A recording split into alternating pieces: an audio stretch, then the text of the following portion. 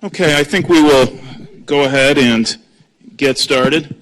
Pay no attention to that thing on the program that says 8:30 a.m. Good morning, everyone, and greetings. My name is Joseph Kearney, as most of you know, and it is a great privilege for me as Dean of Marquette University Law School to welcome you today.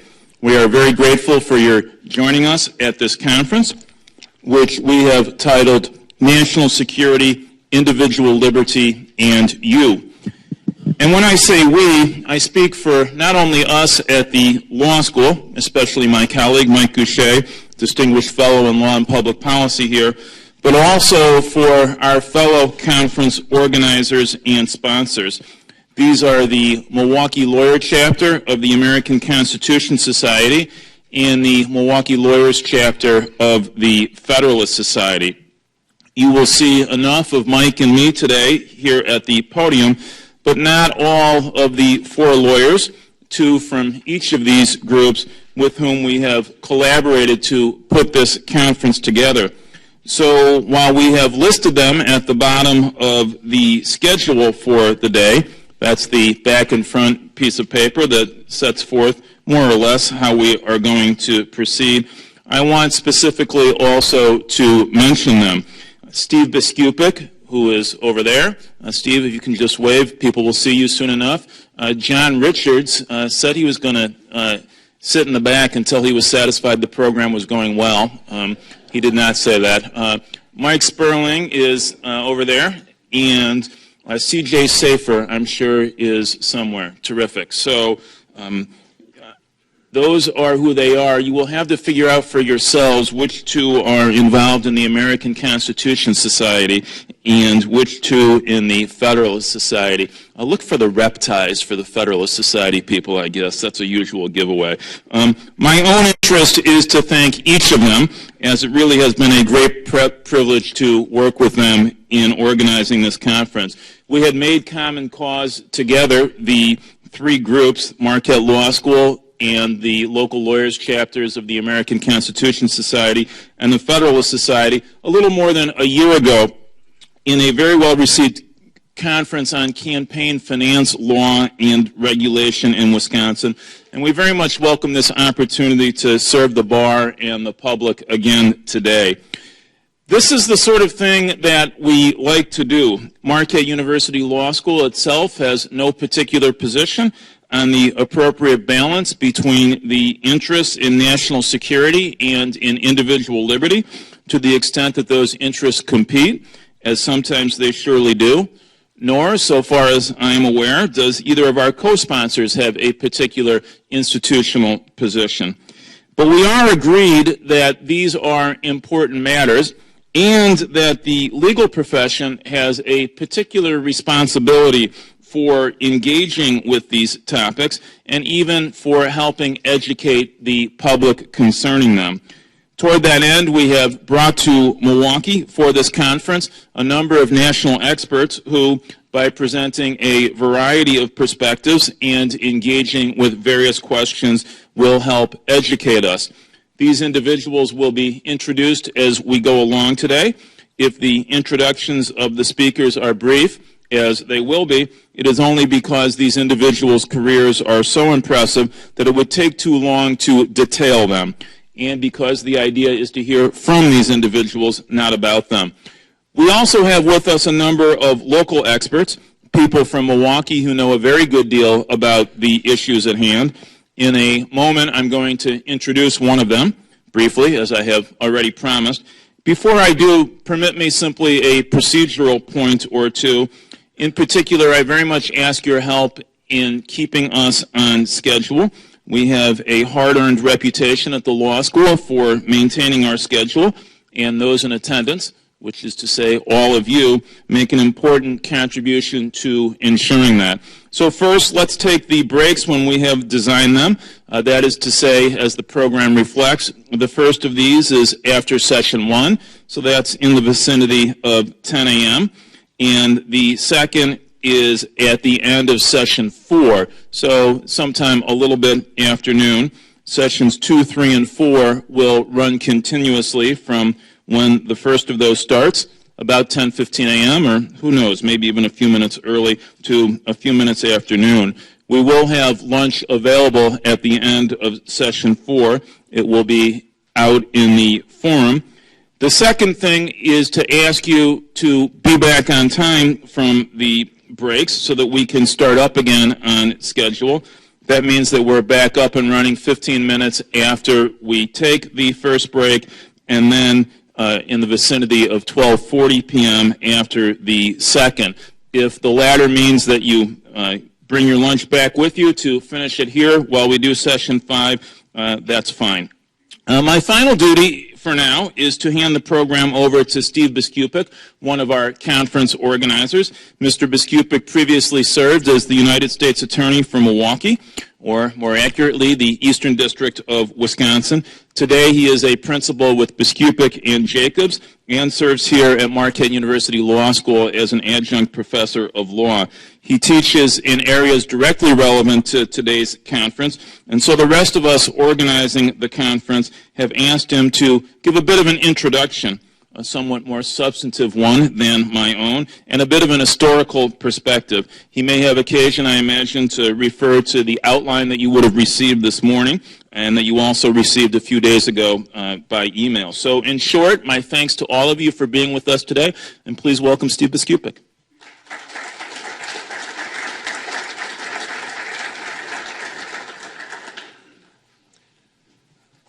I was asked how I got to speak ahead of a former Attorney General, and I said, all you got to do is get yourself on the Planning Committee. But also, we do this to satisfy our 4 CLE credits as well. Our title suggests our theme, National Security, Individual Liberty, and You. We assume, however, everyone's in favor of national security, everyone's in favor of individual liberty as well. And so it sets up, is this a natural clash, or for the lawyers in the group, a balancing national security on one side, individual liberty on the other?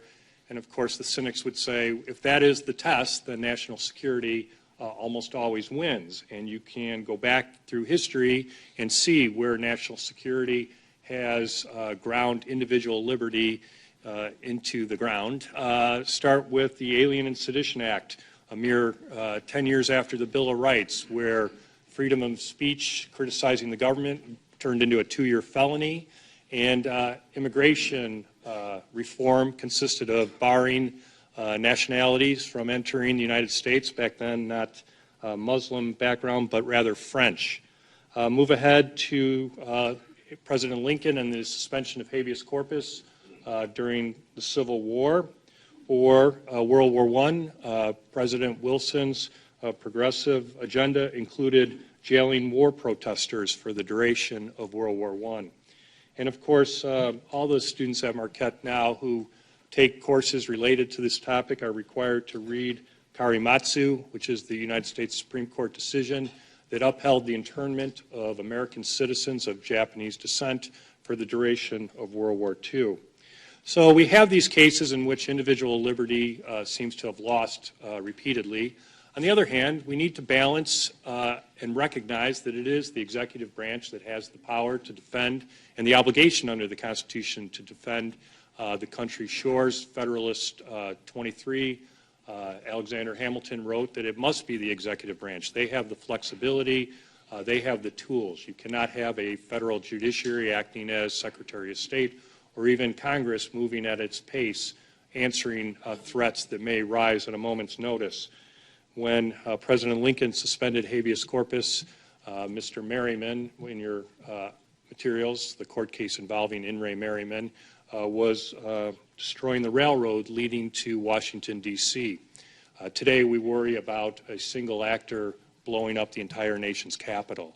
So that is the challenge for our speakers, and in our first panel we're going to deal with an overview with this as our backdrop, looking ahead towards topics like surveillance, torture, drones, what to do with enemy combatants.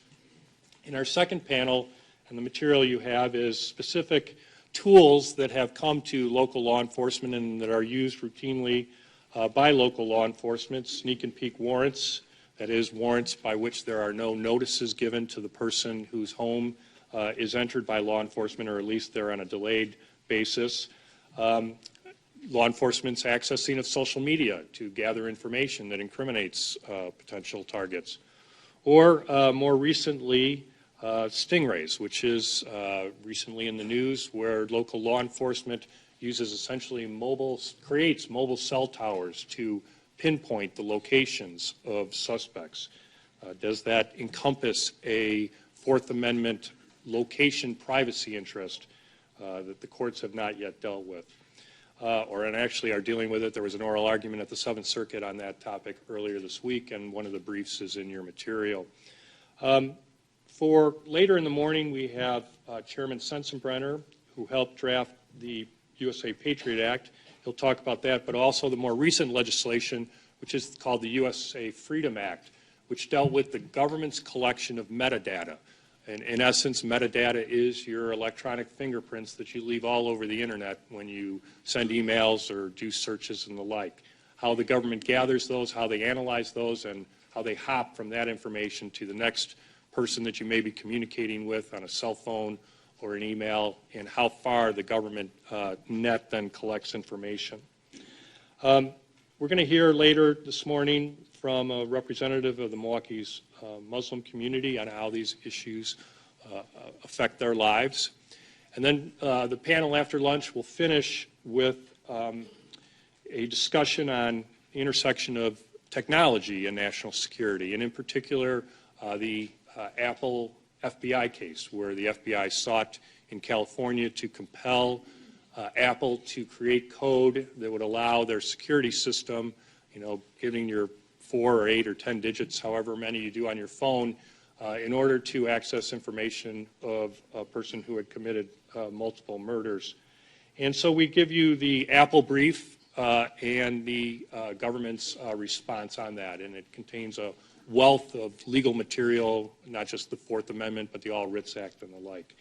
So we go back to our theme of balancing national security and individual liberty, and whether or not balancing is even the right term. We hope you enjoy the conference. Again, we have lots of material that have been circulated to you, but for now I turn it over to Mike Goucher on our first panel, and keep us right on time. Thank you, Steve. Good morning to everyone. It's good to have you with us. A couple of housekeeping items before we go any further. We are live streaming this event, so people are watching it outside of this room at this hour. And also for those who might be interested in tweeting about this event, about what they've heard, we do have a hashtag for that, MU Law Security Conf, C-O-N-F, MU Law Security Conf, all one word. So thank you again to Steve Biskupik for that introduction. And my name is Mike Goucher. I'm a fellow in law and public policy here at Marquette University Law School. And let me just take care of a couple of pieces of business before we begin our first discussion. Our first session today deals with our post-9/11 world and the government's reaction to the terror attack on the homeland. Here's how this first segment will work, and we'll try to do this as we go along today, explain to you exactly how this is going to look to you as the audience. Because of their expertise in these matters, we want to have each of our panelists speak uninterrupted for about 15 or 20 minutes. So we'll have one person speak, I'll introduce the second person will speak. We will hear from both of them, and then after that, we'll invite them up to the stage. I'll be asking them a few questions in response to the remarks that they've given here today, and then we will open it up to the audience. So that means this is your opportunity to ask questions, and we're delighted to take those questions and to hear from you. So we encourage you to be a part of today's discussion. Our first speaker today is Faiza Patel. Ms. Patel serves as co-director of the Brennan Center's Liberty and National Security Program at New York University School of Law. She has written extensively on national security and counterterrorism issues, and she has testified before Congress. She's also been a frequent commentator for major media outlets on national security-related issues. Before joining the Brennan Center, Ms. Patel worked as a senior policy officer at the Organization for the Prohibition of Chemical Weapons in The Hague. Won't you please welcome Faiza Patel.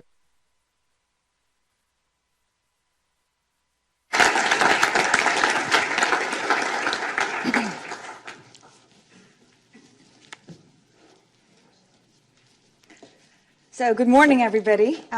Dean Kearney promised that we would start early, and he was right. So It's great to be here today, and thank you very much for having me, and thank you for our hosts here at Marquette Law School for organizing what is truly an important event to discuss an enduring topic. I know it's framed around the post-9/11 balance between national security and individual liberty, but as Steve's remarks showed us, it's a balance that we've been struggling with for centuries, really, and will continue to struggle with. It's an enduring challenge and one that we really need to take very seriously.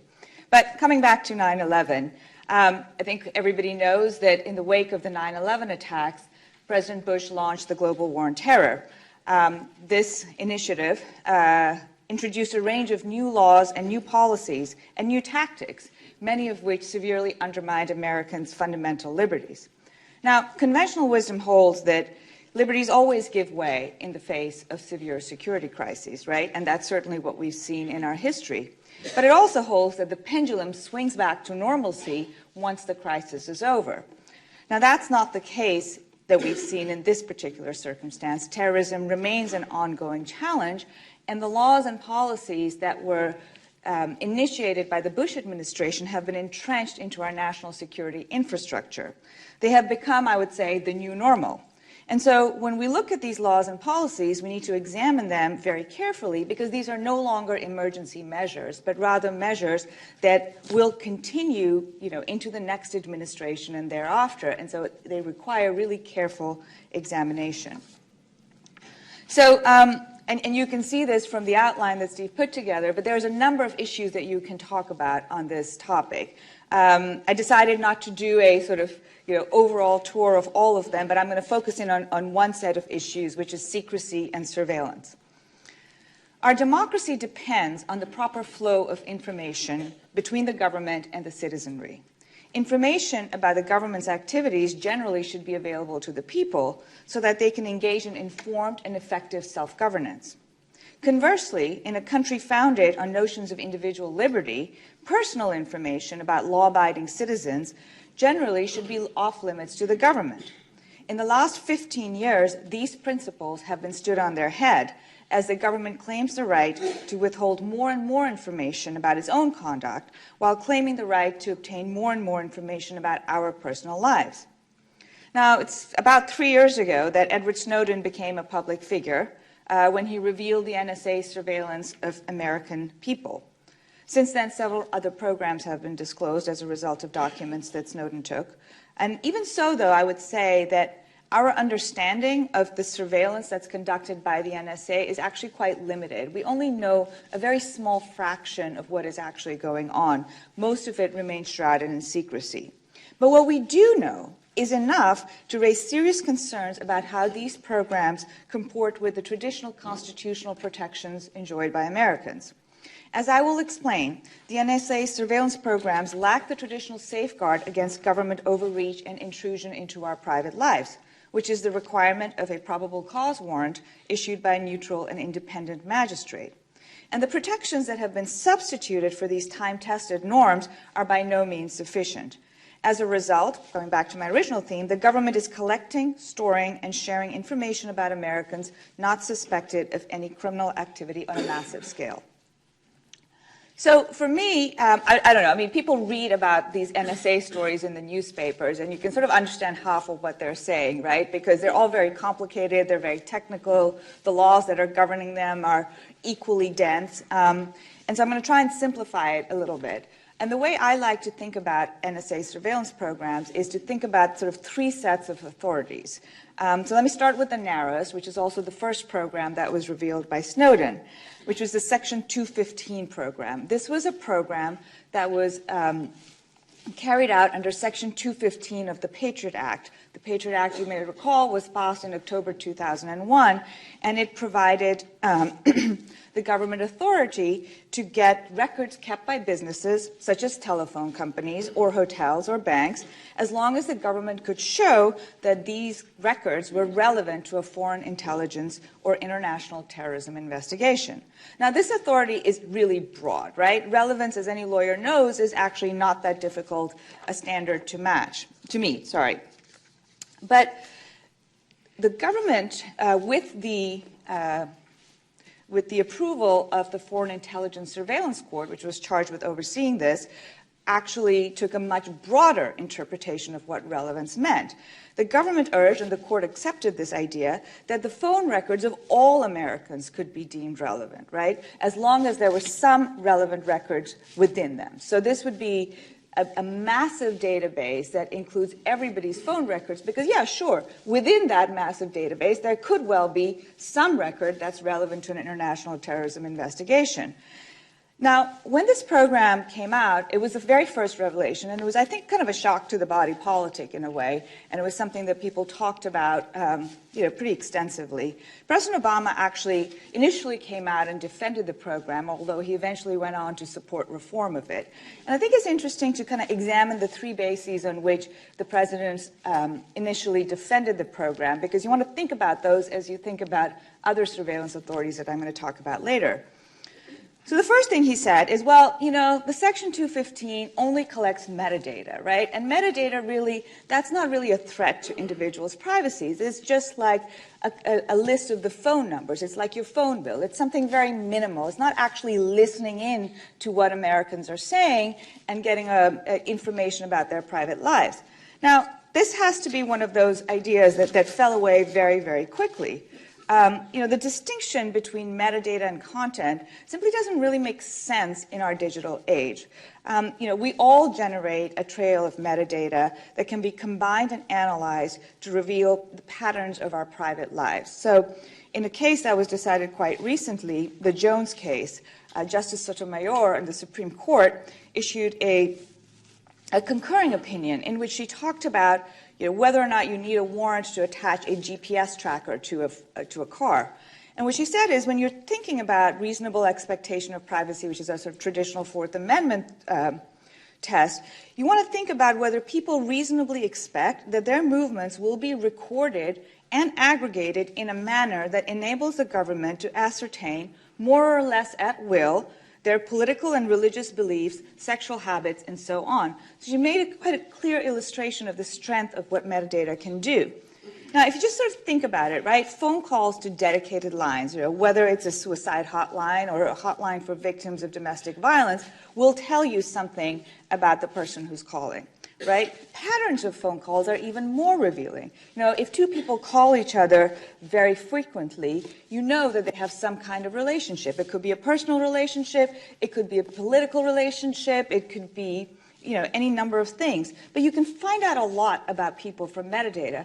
And actually, the General Hayden, the former director of the NSA and the CIA, actually epitomized the power of metadata when he said, "We kill people based on metadata." He was talking about drone attacks. So I think this idea that metadata is somehow less revealing than content was really very quickly demolished. Now, the president's second defense of the Section 215 program was that it had been approved by Congress and was overseen by the judiciary, and in this case, the Foreign Intelligence Surveillance Court. And many in Congress sort of immediately came out and said, well, actually, that's not what we meant when we wrote the Patriot Act, and Representative Sensenbrenner was one of the very early critics of this. Now, as for the FISA court, that's what we call the Foreign Intelligence Surveillance Court. It has an uncanny resemblance to my name. And so the FISA court, its approval of the program sort of didn't actually serve to insulate the program from criticism, but rather it actually highlighted sort of longstanding deficiencies in the court's own procedures. So let me just sort of tell you a little bit about the court, because it's a very specialized thing that very few people really focused on before 2013.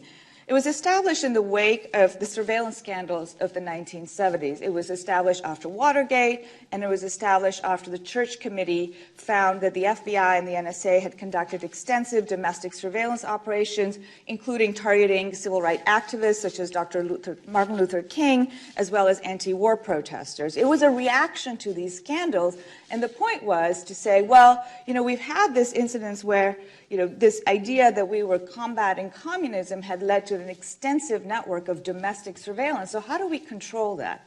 And the way they came up with was to establish this special court which would look at government applications for foreign intelligence surveillance. Now, when they established this court, they were thinking about two cases, right? So one was the Katz case, which I think most lawyers know, which established that you need a warrant in order to wiretap someone's telephone. But the other one, which is probably less well known, was another Supreme Court case called Keith, in which the court held that you did need a warrant for domestic security surveillance, so that it wasn't just for criminal kind of specific criminal cases that you needed a warrant. You also needed it when you were doing sort of more generalized investigation for domestic security. But the court, in a footnote, actually left open the question of whether or not you could have a different rule if the government was seeking intelligence about a foreign power or its agent. So they basically said, if you're trying to go after domestic groups, get a warrant. Foreign power, agent of a foreign power, well, we don't really have an answer to that question at this point. So, so Congress establishes the FISA court. The court's job is to look at applications from the government for certain types of electronic surveillance. And basically, the court is supposed to look at whether or not the government has demonstrated that there's probable cause that a target of a particular surveillance operation is an agent of a foreign power. It's a very, very broad term. It encompasses terrorist organizations, foreign organizations, etc. Anybody who's kind of overseas, who has some kind of nexus to these things. The court operates for several decades. Nobody really knows too much about what the court is doing because it operates completely in secret. It's only ex parte, the proceedings, right? But what we do know is that the number of applications that the court is approving is relatively limited. It's usually in the hundreds, hitting a peak about 2,000. So you get a sense of how many people or organizations the court is affecting in the course of its operations. To the outside observer, when you looked at Section 215, it didn't seem like the court was going to do anything different, right? It looked like it was going to be issuing the same kind of individualized orders that had already been issuing, albeit with a different standard for a different purpose. And the sort of fundamental model that we had of prior judicial approval on a case-by-case basis was sort of remained under Section 215. But what we found out from the Snowden disclosures was that it was no longer a case of case-by-case approval, right? Instead, the court just approved an entire program, and it was the NSA analysts who decided, based on criteria that were set out, whether or not they should actually go ahead and access those records. The court itself no longer had any responsibility in that era, in that field.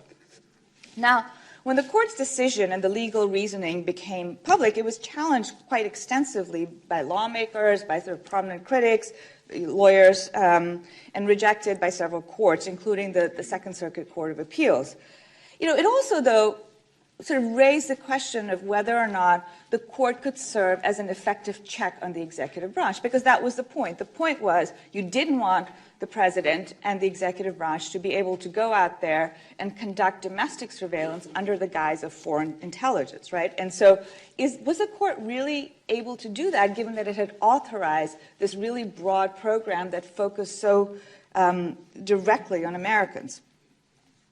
And in fact, after these revelations came forward, one of the things that I found was most interesting was that there was a number of reform proposals introduced in Congress, and I would say at least half of them were about the court as much as they were about the NSA. So it sort of reflects sort of this real kind of questioning about the role that the court played.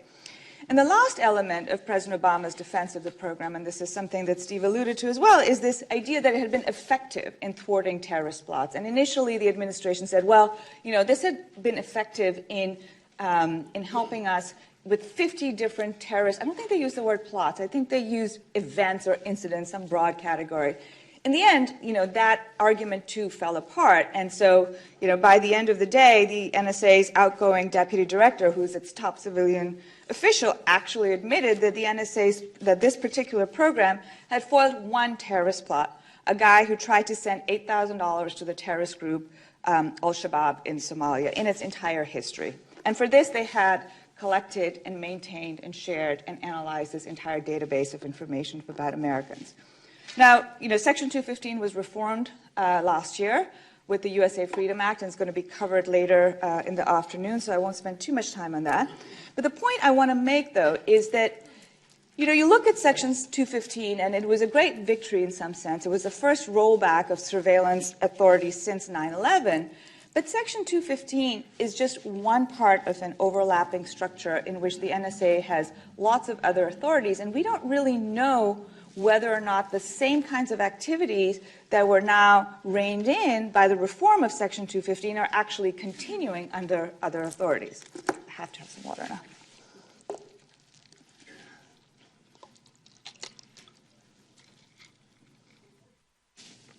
So what are all these other authorities?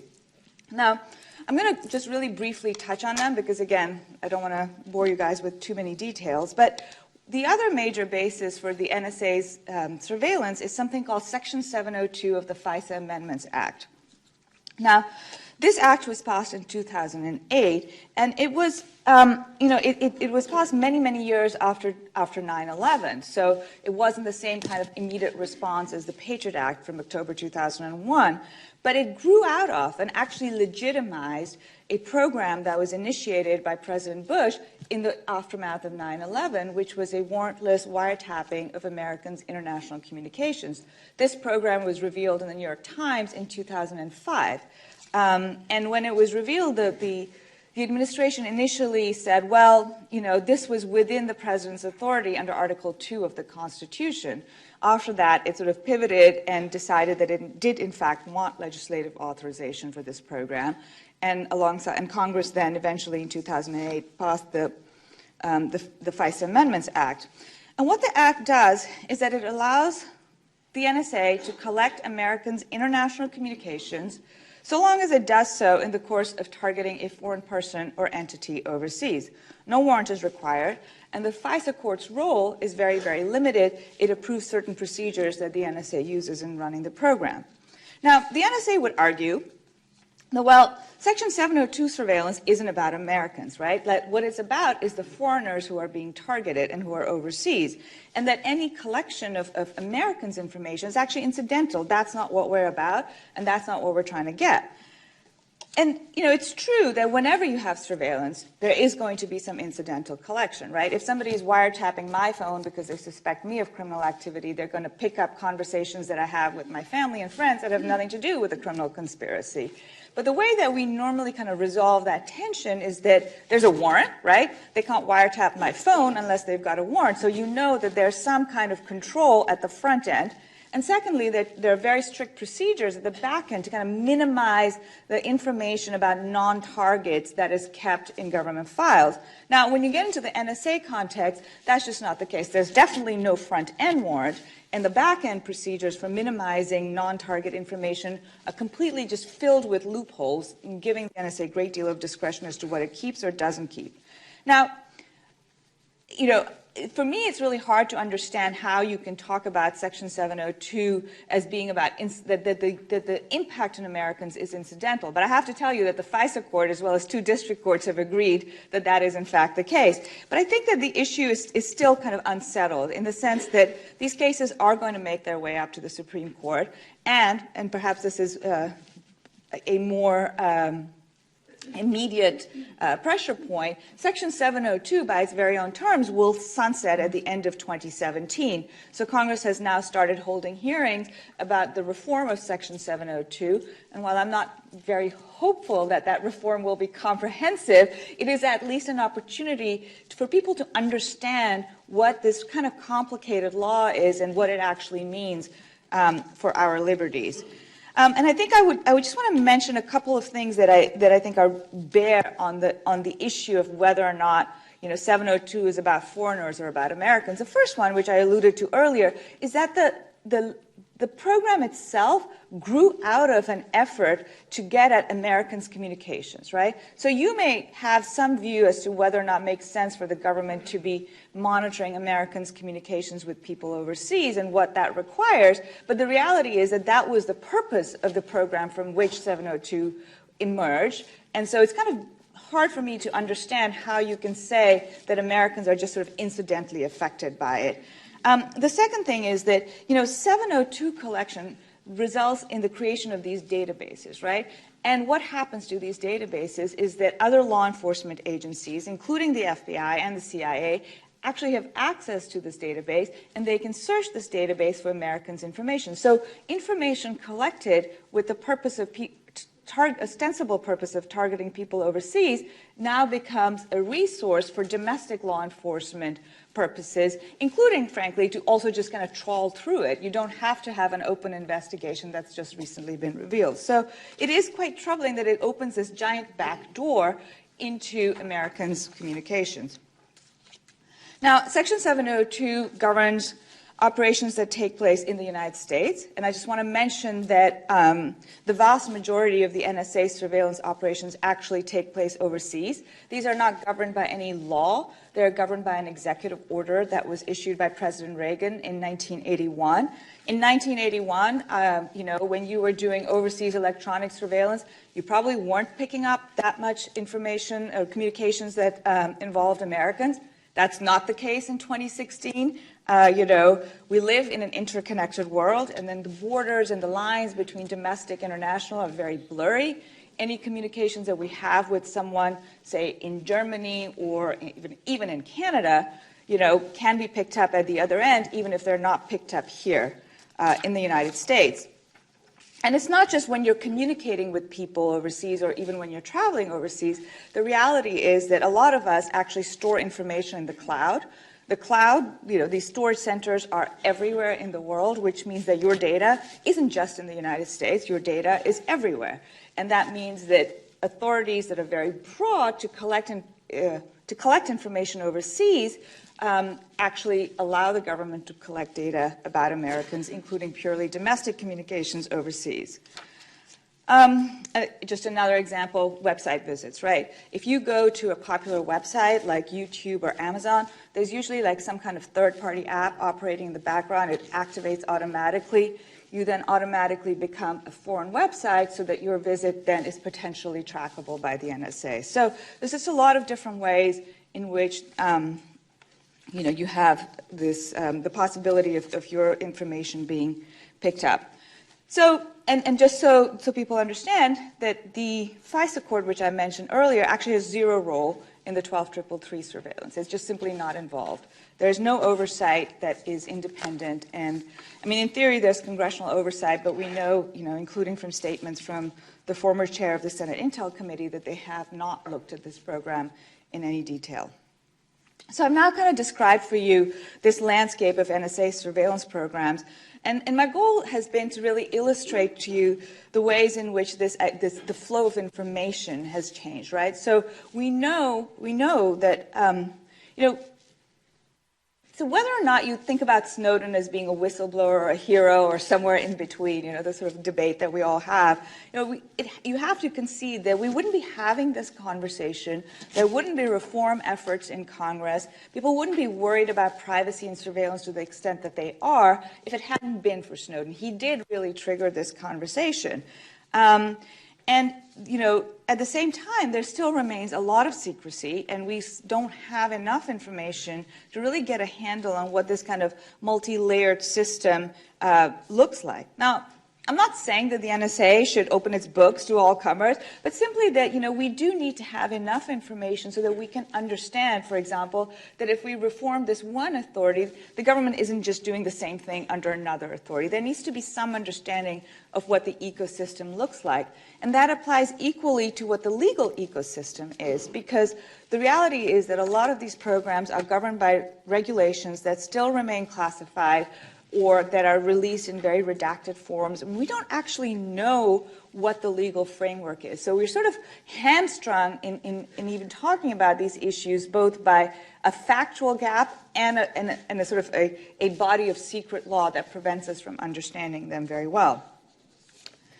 On the other side, I think it is fairly obvious that the government now accumulates and stores masses of information about all of us. Now, when you talk to NSA officials about this, one of the things they say, is that there's no evidence of abuse. We haven't seen any Hoover-type scandals of political manipulation and the sort. And I guess my response would be that, as a society, we need to be concerned not just about whether or not this administration has used the the information at its disposal in a way that is inappropriate. But we do have to look at history. We do have to look at Hoover. And we do have to look at the fact that, in 2001, President Bush, with the acquiescence of the Department of Justice and the NSA, was able to implement for years a warrantless spying system, right? So it's not as if you even have to go back more than a few decades.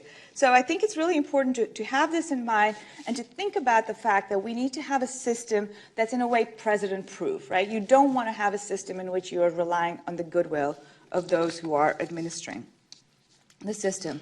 I also want to say that, this idea that, if there's no abuse, there's no harm is a fallacy, right? The idea is that mass surveillance of the type that we are talking about has a chilling effect. And this is a chilling effect that's been documented. So, for example, once information came out about the NSA programs, we saw a significant dip, 5%, in searches for controversial terms associated with the government. Dirty bomb and CIA, I believe, were the terms that they used.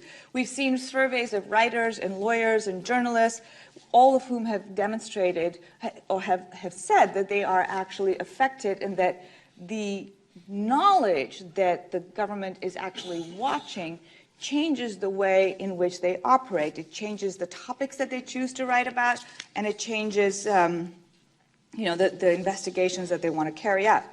So with all of that, I think, let me come to very briefly to sort of the second part of the topic, which is national security. There's no doubt that we live in a dangerous world, right? And it seems to me that the bare minimum that the programs that we're talking about must do is to be effective. But effectiveness is not the only question.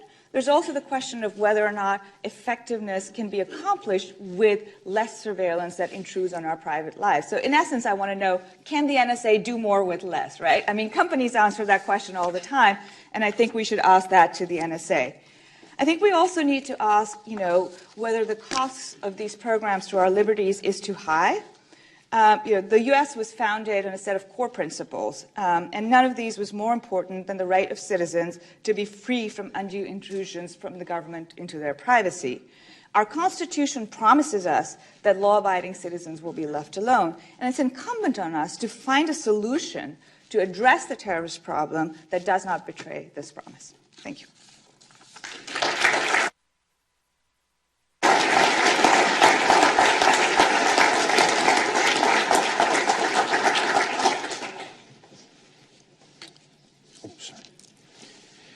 Thank you, Ms. Patel. Our next speaker is Michael Mukasey. Judge Mukasey is of counsel to the law firm of Debevoise and Plimpton.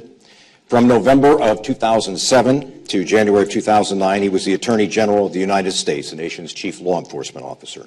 He is also a former judge and chief judge for the U.S. District Court for the Southern District of New York and a former assistant U.S. attorney for the Southern District of New York. Won't you please welcome Judge Michael Mukasey. Judge.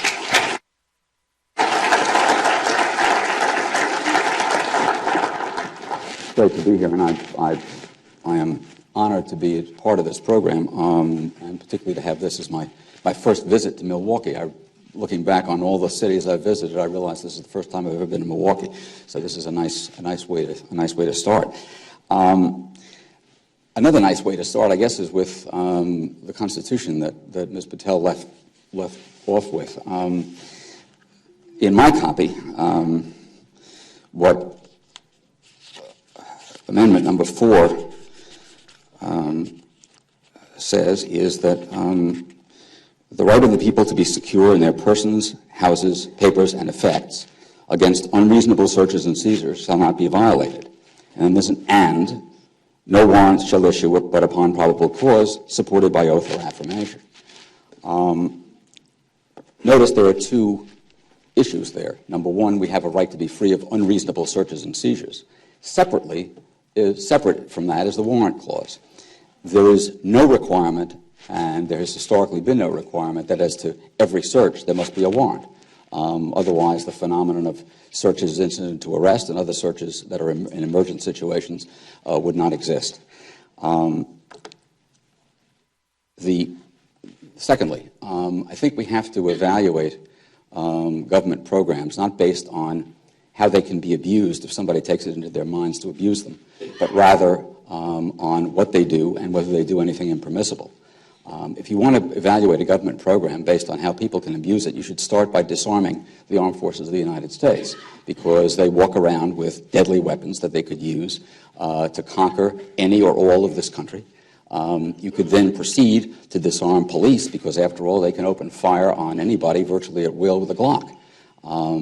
The answer to misuse of authority is to punish people who misuse authority, not to eliminate the authority that's absolutely necessary.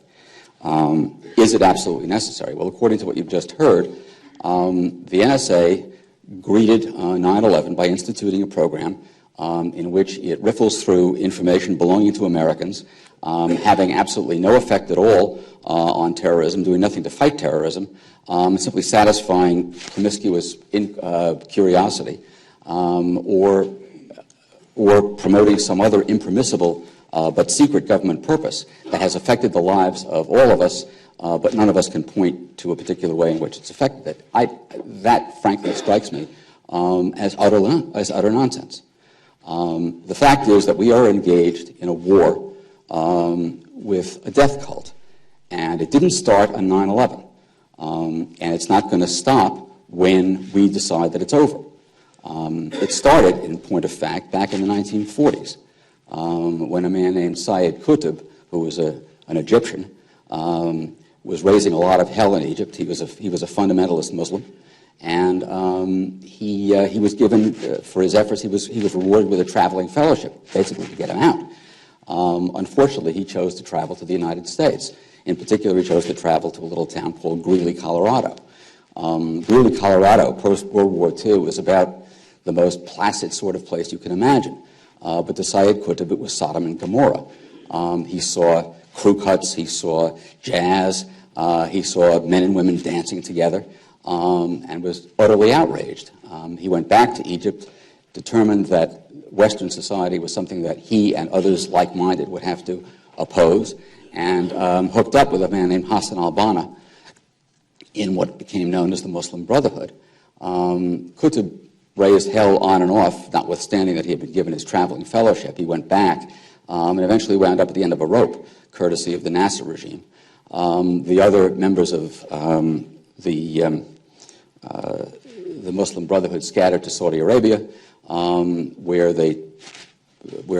Hassan al-Banna taught a spoiled young member of a very wealthy construction family named Osama bin Laden. The war that we came to experience vividly on 9/11 was actually first experienced back in around 1980 when an Israeli politician named Meir Kahane was shot dead in a ballroom in New York by a man named El Sayed Nosair. At the time, it was believed that this was the single act of a single actor, and a lot of material that was seized from Nosair's home wasn't even reviewed by the New York City Police Department, which investigated the case, or by the FBI. The DA in New York so overtried that case that Nosair was convicted not of killing Kahane, which he clearly did, but only of using the weapon that he used to kill Kahane, and was sentenced to 13 years in jail. Fast forward to 1993, what we now know is the first World Trade Center bombing. That was undertaken for the purpose of freeing Kahane from jail, and was a project of the Muslim Brotherhood. Was a project of a man named Omar Abdul Rahman, who I tried after the 93 bombing in connection with the conspiracy to kill Kahane, the conspiracy to stage the 93 bombing, the conspiracy to bomb landmarks in New York, and he and Nosair were convicted of that conspiracy. That was an ongoing and is an ongoing threat to this country. Proceed to 1995, 1996. Osama bin Laden declared war on the United States. Not a lot of people paid attention to that. Our embassies in Kenya and Tanzania were bombed. The USS Cole was bombed, all as part of this campaign. And then finally came 9/11. 9/11 was the end of a very long story that began a long time before, and is going to continue, and has continued in San Bernardino, in Paris, and elsewhere. It's about time for us to get used to that and to figure out how it is we deal with it. In order to deal with it, we need to conduct electronic surveillance.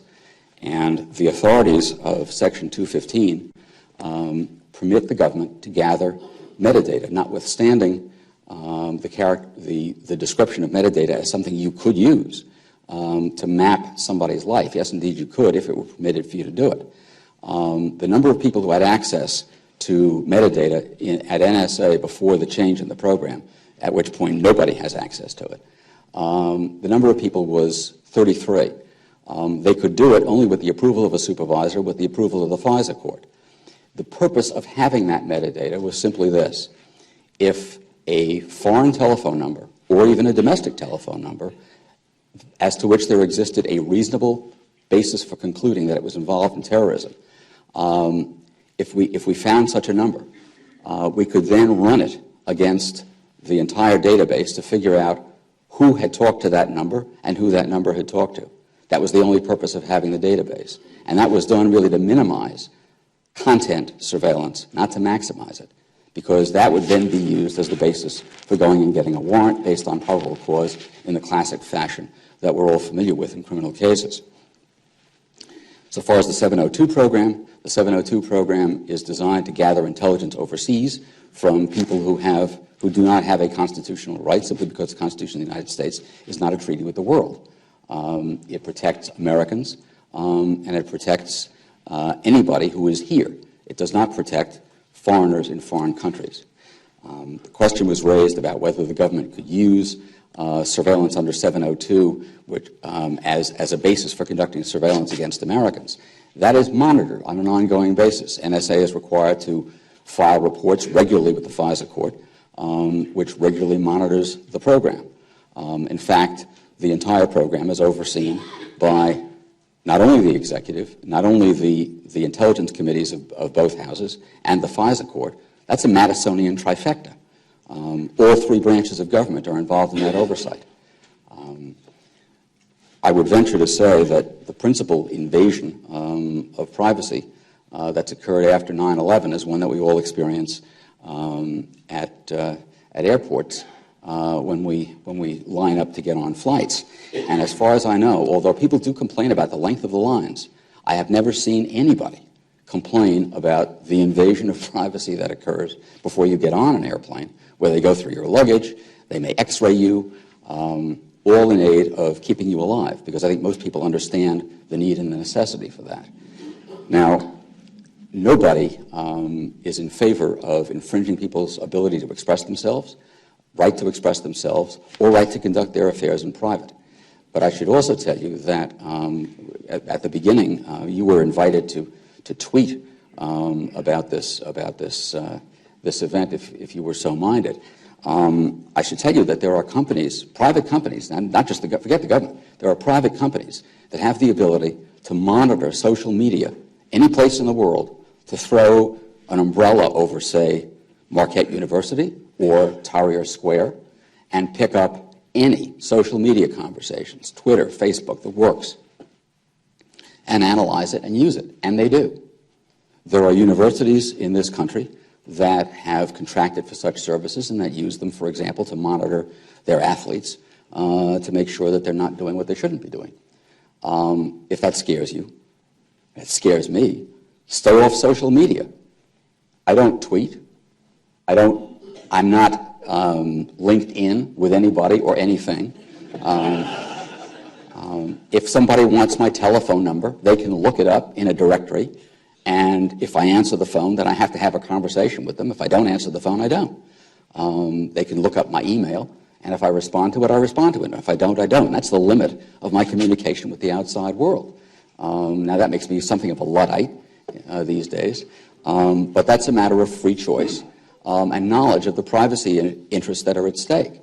And I would venture to say that the big box store where I shop knows a great deal more about me than the United States government, if we're talking about sentient knowledge.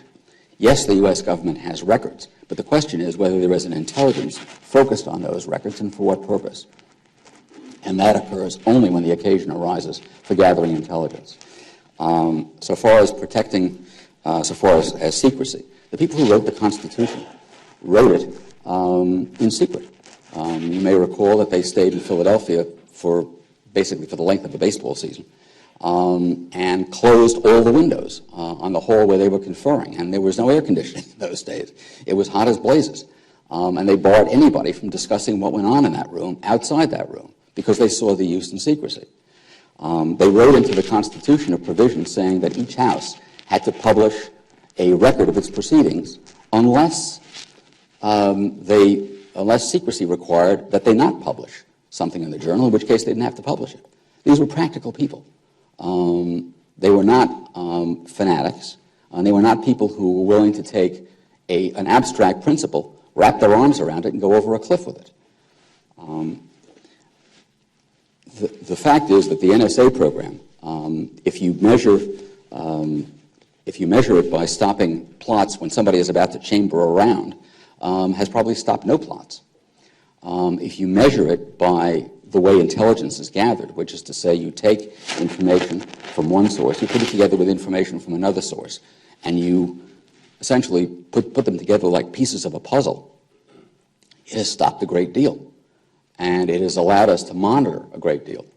And if we cease having the ability to monitor what is going on overseas and some of what is going on in this country, we're going to have more San Bernardinos, more Parises, and less security. Thank you.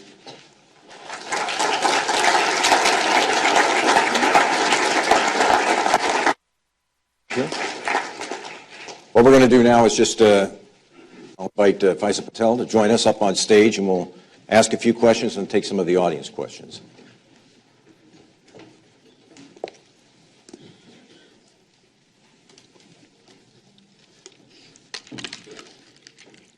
There you go. Well, let me begin with this for each of you. I'll begin with Attorney General Mukasey, Judge Mukasey. During your time in the Bush administration, were there any parts of what we were doing to protect the homeland that gave you pause? And if so, can you elaborate on that? I don't want to look insensitive. So if I say no, then the one thing that gave me some pause were parts of the interrogation program. I looked at the memos and determined what the standards were, and realized that torture is not a figure of speech. It has a legal definition, and that nothing we did met that definition. Now, I was also very much relieved to find that the more extreme examples of what were part of that program, the part that's become symbolic of it, that is waterboarding, was done precisely 3 times on 3 people and produced a wealth of information in each case. It hadn't been done. I started in 2003. I started in 2007. I discovered that it hadn't been done since 2003. So during my confirmation hearings, I was asked, will you take a look at those? It was after the waterboarding was torture, since I didn't know what it was. I couldn't very well say, and that infuriated, among others, Senator Whitehouse, who kept throwing his glasses. I became convinced that he's got a cousin who's an optometrist. Otherwise, he wouldn't have been quite so free and easy with tossing his glasses. But he insisted that I look at the memos and report back, and I did look at the memos, and then found out from the CIA that it hadn't been done since 2003. And since I wasn't there to answer academic questions, I sent them a letter before my first oversight hearing saying, I've discovered that this hasn't happened since 2003, and I'm not going to deal with it because it's at this point a moot issue. It's off the table. But that was the only part that made me uneasy. So not in terms of electronic surveillance, you were okay with what was being done? With what was being done, yes, because I got applications to the FISA court virtually every other day. Somebody would walk into my office with a big, by big I mean about foot and a half of paper, stick it in front of me, and I was expected to review those applications and sign off on them because the Attorney General has to sign off on every application to the FISA court. And not only that, but you sign off on the responses to the pushback that the National Security Division gets from the FISA court, which goes by and large unreported. These warrants and authorizations are not granted willy-nilly. There's back and forth between the court and the government, and occasionally more than once. So they have to, the AG has to sign off on each of those. Mr. Patel, you've been, I think it's safe to say, critical of the way the FISA court has gone about its business, and you've called for changes. What kind of changes are you talking about? What would make it a court that would matter more, in your opinion? So I think there's sort of two lenses to look at the FISA court in terms of making it what I think about as more like a real court. Judge McCasey mentioned that, he as the Attorney General signed off on FISA court applications. But the thing to understand is that there's a limited set of cases in which the FISA court issues an individualized order that targets an entity or a person, right? So the bulk of the programs under Section 702 is an annual authorization. And that's not something, so the court doesn't, look at every single surveillance order under Section 702. Once a year, it reviews certifications by the Attorney General and other high-level officials about the fact that this program is meant to gather foreign intelligence and that it's targeted to that. And then the court reviews the procedures by which, the program will be carried out. And that's a very, very limited role. Doesn't comport with our sort of traditional notions of how a court operates under Article 3 of the Constitution in actually reviewing a particular case or controversy before it.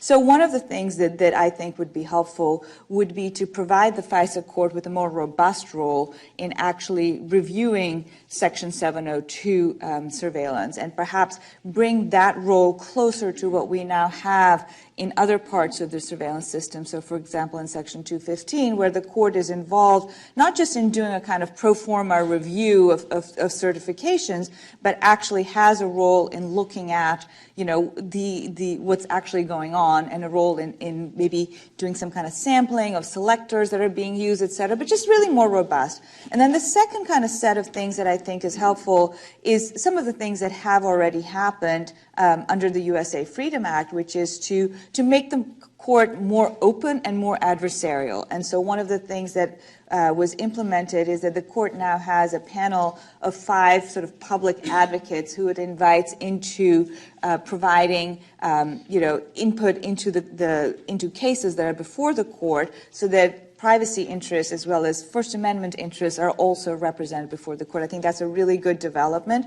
and look forward to seeing how that impacts what the court is doing. And the second piece is to have more transparency about the court's opinions. Until Snowden, I think maybe 3 FISA court opinions had been made public. Since then, we've had a wealth of more opinions come out, and that actually allows the legal community at large to look at what the FISA court is doing, and the public at large to look at it and to see whether it actually, meets the standards that you would like to see a court operate in. Mm-hmm. Sunlight, disinfectant, all that good stuff. Mm-hmm. Judge, anything you care to add to that? Only that I see the FISA court as something of an anomaly, and it was put there to solve a problem that had actually been solved before it was put there, to make sure that the problem didn't recur. It was not put there to monitor foreign intelligence, the gathering of foreign intelligence. That was done up until the FISA court was put in place. Without any oversight whatsoever. It was done during World War II without any oversight whatsoever. It was done during the Cold War without any oversight whatsoever.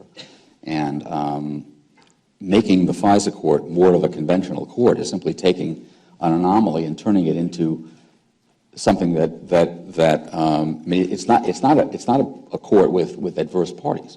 There are no actions in the FISA court. They exercise essentially a review function. And to say, well, now they've got to look more like a court in the sense that there has to be an adversary interest is play acting. I want to pick up on something you mentioned, Ms. Patel, on the USA Freedom Act, and we will have Congressman Sensenbrenner here a little bit later to talk about why that was undertaken. But I want to get a more general view from each of you on what that has or has not accomplished. There is this belief that Congressman Sensenbrenner has this belief that this is helping stop overreach by the NSA, this collection of bulk data. There are some people who voted against the legislation who say that they believe it makes us less safe. Where do you fall in this conversation? I'll begin with you, Judge Mukasey. What do you think of the USA Freedom Act? What has it done? What has it not done? Mixed bag. On the one hand, it makes us safer because it expands the reach of the surveillance into cell phones, whereas it was principally landlines before. And that is obviously a substantial improvement. So far as eliminating the government's gathering of metadata, all it does is put it into the hands of private companies. Does that make you feel more secure? Doesn't make me feel more secure. They're more subject to hacking than the government is. It makes the government essentially scurry around to each of the carriers when it wants to run a number and run it through the database that is maintained by the carrier. The best actually the best advertisement for why the so-called USA Freedom Act was something of a mistake were oddly the letters that were written in support of it. One of them I believe by the Attorney General, who said that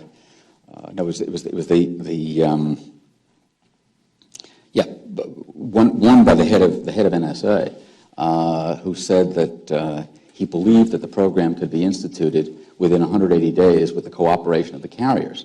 The carriers don't want to store this information, so that this is an assumption that it can be instituted within 6 months with the cooperation of the carriers. They are wildly unenthusiastic about this. There was another letter from the Attorney General and one other officer saying that in the event that there is any serious problem with this program, we'll notify Congress. Now, think about that for a minute. If you were invited by a friend of yours to go up in an airplane that he was designing, and he said he had given the project to somebody who wasn't particularly enthusiastic about designing the airplane, but he's going to get it designed in about 6 months, and he wanted you and your family to go up in it, and said that don't worry, because if there's any serious problem, we'll make an announcement on the public address system. Would you go? I wouldn't. Ms. Patel, you talked about something you did like in the USA Freedom Act, but there are people who feel it did not go far enough. Sure. In fact, I think Senator Baldwin from Wisconsin voted against it because she did not feel it went far enough in stopping collection of data. Yeah, and I agree it's a mixed bag, perhaps for different reasons than Judge Mukasey. But certainly I think that, expansion to cell phones makes sense, right? I mean, if you're going to be, if you want to be looking at metadata, you want to be looking at as much of it as you can. On the other hand, I think, there were, and the USA Freedom Act also had some really good transparency provisions. They weren't as strong as I would have liked. They had an amicus, a public advocate element, which I liked as well. But it introduced a whole new set of terminology, and I think many of us in civil society are a little skeptical about whether or not that terminology, the kind of terms used to constrain what kind of searches the NSA can do, will actually constrain the NSA. And then I think, so that I think remains to be seen. And then the last piece of it is that I think Judge Mukasey, or maybe you alluded to HOPS, somebody alluded to HOPS along here. It used to be that under the Section 215 program, so you had a certain seed, a number, or an email address that was sort of the start of what you were looking for, and the government used to be able to go out 3 hops from there, which would, so if they were looking at my communications, they could look at my friends' communications and my friends' communications and my friends' communications. And I got cut back to 2 hops in USA Freedom. And, the administration already implemented that actually prior to the law being passed. And I think there remains a question as to whether 2 hops is still 1 hop too far. Okay. How's that? Yeah, that's good. That's good. I've got just a couple more questions, and then we'll take audience questions. You mentioned the new norm. The topic, the new norm, came up. Is there any point in the foreseeable future where the new norm does not exist, Judge Mukasey? The foreseeable future? Yeah. No. And if you're talking about, we are living in an interconnected world that is subject to monitoring by not only governments, but by private parties as well. And for the most part, we accept it as unremarkable. You go to London, you're picked up by thousands of cameras. They can, if they want, figure out where you've been and so on. Doesn't bother most Londoners. And they are people who are very concerned with their privacy because it doesn't affect them on a day-to-day basis any more than the abstract possibility of being monitored here affects people on a day-to-day basis.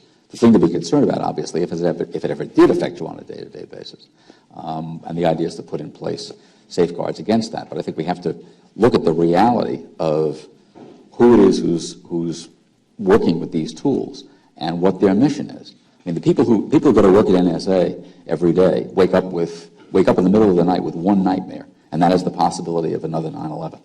That's what they're worried about. The notion that they're going to spend their time using powers or abusing powers for recreational purposes, I think is ridiculous. So I'm actually equally complimentary of most NSA officials that I've met, and I'm not really thinking so much about them sort of recreationally looking up their girlfriends and boyfriends' habits. Well, in fairness, that did happen. They did love it. Once. Yes, that did happen. I mean, that's certainly one area of abuse. I think what concerns me more, to be honest, is that we build this system, right? It has certain safeguards in it, absolutely. It has certain national security value, absolutely. But what worries me is that that is a system that in the hands of the wrong person at the very top is actually able to be used in really, really bad ways. And we don't have to look too far back in history to see instances where, entire systems have been used in ways that were illegal.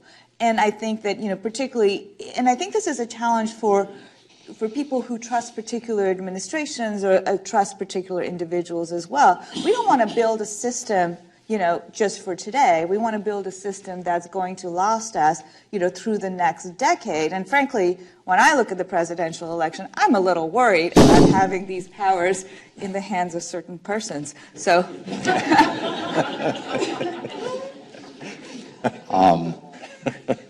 Well, I think. Sorry. I think I couldn't resist saying that. I think my concern in that regard trumps even yours.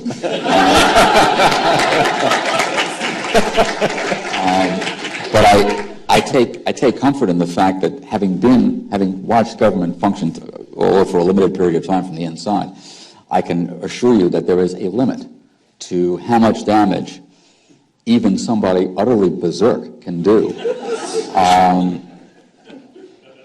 Even in the most powerful office in the land, most particularly if he doesn't really know what he's doing. Because there are other institutions, the government is a huge bureaucracy, thank goodness. Very difficult to steer. It's kind of like a large aircraft carrier. Now, if you know how to steer an aircraft carrier, you can make it do some fancy things. But you need the cooperation of other senior members of the crew. If you don't know what you're doing, and you don't have the cooperation of other senior members of the crew, you can bellow as much as you want from the bridge. Ain't nothing going to happen. Anything you want to add to that? Or?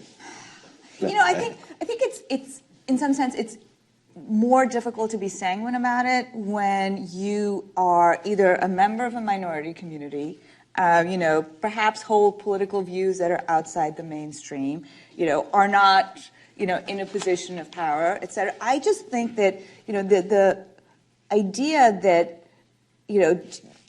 be comforted by the fact that there are good people in government, is really not that easy for people to swallow when they've been at the short end of this. I think, for somebody who's a human rights activist in Burma, or somebody who's working for the Black Lives Matter movement, or for LGBT causes over here, the idea of government surveillance is very, very threatening because people who are in sort of activist roles understand that they are outside the mainstream, and they have seen a history of persecution of political activists. So it's not so easy, I think, to dismiss these concerns when you're looking at it from that perspective. I think 2 of the 3 of those categories don't belong with the first. Well, an activist in Burma is not in the same boat as a Black Lives Matter member in the United States or a human rights activist in the United States. I mean, Burma is not the United States. fair enough.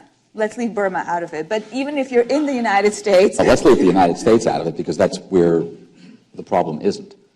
Well, I think it's a lot harder when you're actually in that position, or when you're, part of a community that has traditionally been targeted for surveillance and government action, to sort of take comfort in that, saying, oh, no, we're not doing it, Let me ask one final question. We'll take audience questions. And this is because his name was invoked today. I want to ask you each about Edward Snowden, what he did. Judge, I've seen some of your comments about him in various interviews. What's your thinking about him today? Is he a whistleblower? Is he a criminal? What is he? He's a criminal. And he sought refuge first in China, then in Russia. So interested was he in protecting civil liberties. This is a guy who started out in the military, was basically discharged when he claimed physical disability, notwithstanding that he then developed an enthusiasm for kickboxing. He at one point was a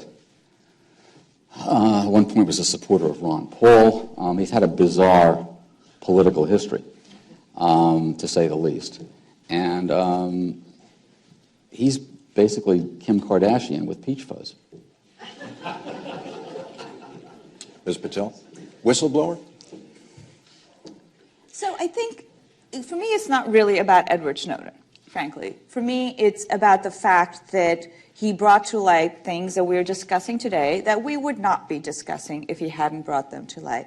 I think that our system for whistleblowing is severely lacking. Whistleblowers in the national security establishment don't have the protections that they do in other parts of the government. That's something that really needs to change. And frankly, if I became, if you think about yourself, right, and you became aware of like some kind of huge pattern of government misconduct, at least is how you perceived it, I mean, would you really set yourself up to be prosecuted in the United States, facing, life in prison under the Espionage Act, which has no defense for a whistleblower? Or would you try and find some other way out of the situation? I think it's really unfair for us to characterize him as having taken refuge in China and in Russia. I think everybody knows very well that he was, flying through Moscow when the United States government revoked his passport, and therefore has been stuck there for the last several years. I doubt he's very comfortable in Putin's Russia. Good.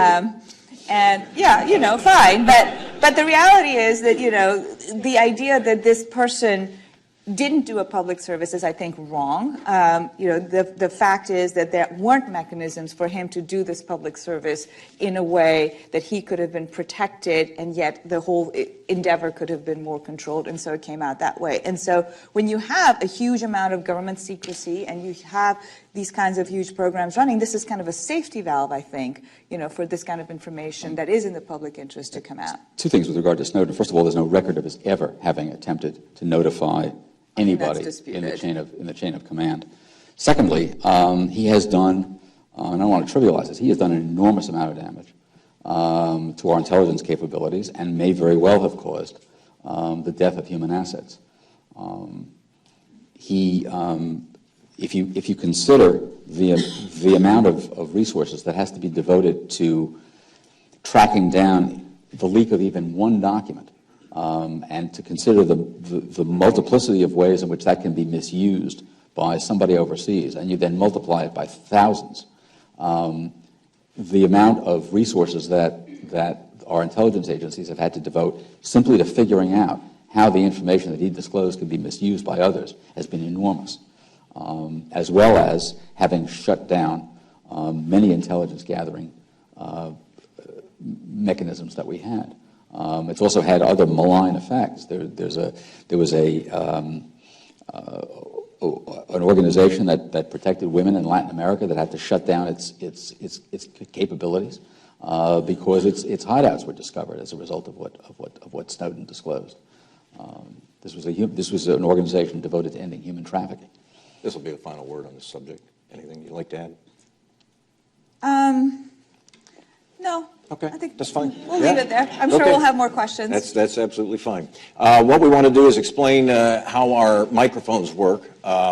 If you're in the seating bowl, you press down on the rim, not on the ball, but on the rim. Keep your finger down on the rim. We'll all be able to hear your questions. If you have a question in the back rows, Ryan, the gentleman in the red shirt with the microphone, will come over and you can speak into the microphone. He'll hold it for you. Speak into it so we can all hear the question. No speeches. Please keep the questions brief, and we'll get to them as many as possible. Please raise your hand if you have a question. We'll go right back here. Thank you. I have a nuts and bolts question about the FISA court. Could you say a little bit, would one of you say a little bit about how it's organized and how its members are selected and how it operates? We don't all practice in this area, and I think it might be interesting for people. Its members are selected by the Chief Justice.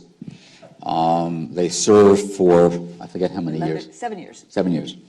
11 members. 11 members on a rotating basis. They sit generally one at a time to review applications. They can sit in panels of 3 when necessary, but they're selected by the Chief Justice. And they're from federal district court judges. Trial court judges are selected. They spend they rotate in and out of the FISA court. There's also, and I didn't mention this, something called the FISA Court of Review, which is made up of 3 judges. And it's a very small number of cases actually go up to the FISA Court of Review as well. At least there's one that's gone up to.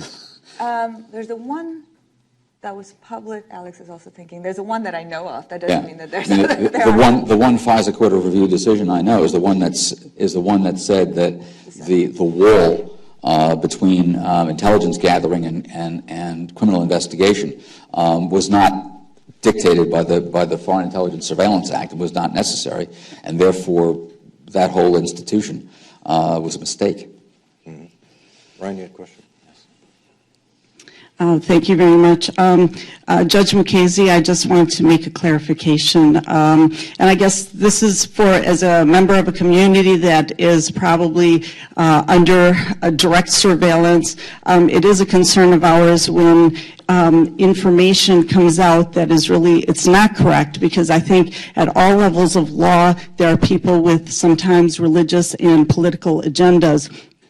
One of the comments that was made was regarding the training of Osama bin Laden and basically talking about the Muslim Brotherhood. The Hassan al-Banna was born in 1906, and he formed the Brotherhood in 1928, and he was killed in 1949.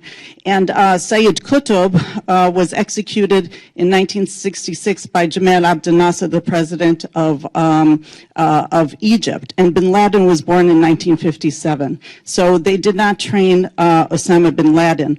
And Sayyid Nasser, who was accused of killing Meir Kahane, one thing that was missing is that Meir Kahane was known to be one of the biggest Jewish terrorists of our time. And the reason that he was in fact acquitted was not because of something wrong with the law, but because as an Orthodox Jew, his family did not want to have an autopsy done, but then he was charged with other things and remains in jail. So I think it is important for us to have the entire information so that when we do need to justify surveillance, it is justified on a basis that is correct. Thank you. Anything? Other questions? Yes, sir. For both panelists, I just have a question here. If Section 702 is intended to respect the privacy rights of Americans at home as opposed to foreigners abroad, but if foreign agencies, both private and public, can drop umbrellas over the United States, big box stores and virtually every company on the web can collect and store meta and location data on Americans on servers abroad, And then if American government can use Section 0702 to access that information, doesn't that essentially render any distinction between American and foreigners somewhat illusory, at least in terms of the seizure and storage of that data? I think and I understand the concern. I understand the concern about private citizens, about private companies gathering the information. But the protection is against government. And you said that the U.S. government can access the information in the hands of private companies under 702. I don't see that. I don't think they can. Well, I mean, they do under PRISM, right? I mean, you know, any assistant U.S. attorney can serve a grand jury subpoena with no protection at all and gather information from private companies. So that. Yeah. I mean, I think that there's sort of 2 points to your question that I see. So one is, you know, this kind of meshing of private surveillance and government surveillance, and there's no question but that, you know, in some sense, government surveillance can piggyback on private surveillance, right? Because there are these large pools of data, whether it's under 702 or some other authority, it does provide, you know, something that the government can latch onto and can get their hands on fairly easily. I think for, you know, a lot of people work on issues relating to consumer privacy and privacy vis-a-vis, you know, private companies. And I mean, I don't particularly work on those issues, but for me, the distinction has always been, well, you know, Google can send me those annoying ads that chase me across the internet trying to sell me another pair of shoes, but the government can arrest me. And I think for me, that's why the NSA surveillance is obviously far more problematic. But I think you also hit on another point, which I think is really important, which is, you know, this distinction between foreigners and Americans and here and there, right? And that's really baked into our legal DNA. The idea that the Constitution basically applies on the territory of the United States, and, you know, that it doesn't actually apply when you're overseas, and that it applies to Americans, and that, you know, the rights of people who aren't Americans are protected under international human rights law, but not under our constitutional things. But I think it becomes really, really difficult to hold on to these really sort of airtight categories when you're talking about data, right? Because data doesn't have a nationality. Your emails, you know, from Milwaukee to New York can go through Canada and become foreign. Your data can be stored in the cloud in Brazil. It becomes foreign. And it just becomes much harder to kind of justify, I think, these very sort of strict notions of territoriality that we have. I mean, and conceitedly, our legal architecture is baked into our legal architecture, but I think that sort of distinction is under strain when we look at data and how data moves around the world. I think your data doesn't become foreign. You being an American citizen doesn't become foreign simply by virtue of either it or you passing through a foreign country. It is just as much entitled to protection as if it were located here. And that's what 702 attempts to do by saying that you can't use 702 to conduct surveillance of an American under the guise of conducting surveillance of a foreigner. And that if you do that, the program is stopped. Well, I mean, I think 702 has a very narrow prohibition on what it calls reverse targeting, which is you cannot, you know, target a known U.S. person under Section 702. At the same time, it does allow targeting of foreigners overseas very broadly, and there is a large amount of U.S. person information that gets collected incidentally. All of that information is then stored in a Section 702 database, and the FBI and the CIA and other agencies can go into that database and look for American persons' information. And they can do that not just when they suspect a particular American of having committed a crime or an act of terrorism, but actually kind of trawl through those databases. That trolling they can't do. That's what just came out. I mean, that was the most recent thing that was... No, they can go in with an articulable basis after the FISA court approving going in. They can't simply troll. That in particular is not allowed, because if they could do that, then they could do the electronic portrait that we were talking about before, and that is. So I think we have a different understanding of the program. Let me take another couple questions. Please raise your hand. Let me go there, and then we'll go there. So yes. I have a question regarding the duty of cell phone carriers to retain data? Do they have a duty, and for how long? And how does the smaller carriers, the subcarriers, the carriers that have like these dump phones, track phones, how is their data collected, stored? So there's no duties. I mean, this was one of the big controversies in USA Freedom, that one of the proposals was to impose a duty on the carriers to maintain the information for a certain period of time, and that was not included in the final legislation. I mean, I think the other point you're making is that if you have several carriers that the information is divided over, how does the government get it? Is that maybe you can speak to that? I mean, I think it's a practical question. I think what they're trying to put in place is a system whereby the private companies, either individually or collectively, have hubs that you can get access to, not get access. I don't mean automatically. I mean with the authorization of the FISA court, in order to search for a number. My understanding was, and Alex, you probably know the answer to this, wasn't the idea that the carriers were supposed to kind of systemize like what they were doing in a way that would make it easier for the government to be able to get the information? They're supposed to make for example, their storage systems uniform, right? So that you don't have to use different algorithms in order to get into different companies' systems. But there's no requirement that companies store information for any particular period of time, and it's easy to see a company advertising and saying, "Hey, use us as your carrier because guess what? We wipe it clean every night." I'd use them. Yes. My question. No, you hear me? My question is about Edward Snowden, and thank you for bringing it up. I see him as personifying the nexus between issues involving individual privacy and national security. And as a whistleblower, which is how I would choose to characterize him, what is your individual position on whether or not you believe he has a right to a fair trial in this country? And by fair, my understanding is that if he came back now under the current circumstances, and I may be wrong, it's just what I'm reading, that he doesn't believe he would get a fair trial. He might be tried under the Espionage Act. But by fair, what I'm referring to is the rights under our criminal, whether federal or state criminal laws, that would allow a person to have a defense and to be proved guilty by evidence beyond a reasonable doubt. What are your individual positions on whether or not he should be entitled to that right to come back to this country and be tried fairly? I think we probably both agree that he's entitled to a fair trial. Right. I think, and I don't see that the fact that he would be tried under the Espionage Act means that he's not going to get a fair trial. I mean, and I guess I would say that I think that, the Espionage Act was meant for espionage and not for a whistleblower, and it doesn't actually allow for any kind of whistleblower defense, and I think that's actually a major flaw with the Espionage Act. This is going to be the final question. Anybody quick? Yes, CJ. Oh, I'm sorry. Can both of you comment briefly about the growing use of drones abroad and whether that poses as a national security issue at home anytime in the future?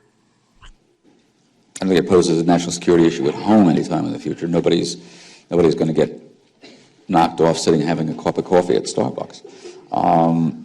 As I understand it, drones are used only after a process has determined that somebody is actively involved in activity that undermines the national security of this country, and there is no way to capture them.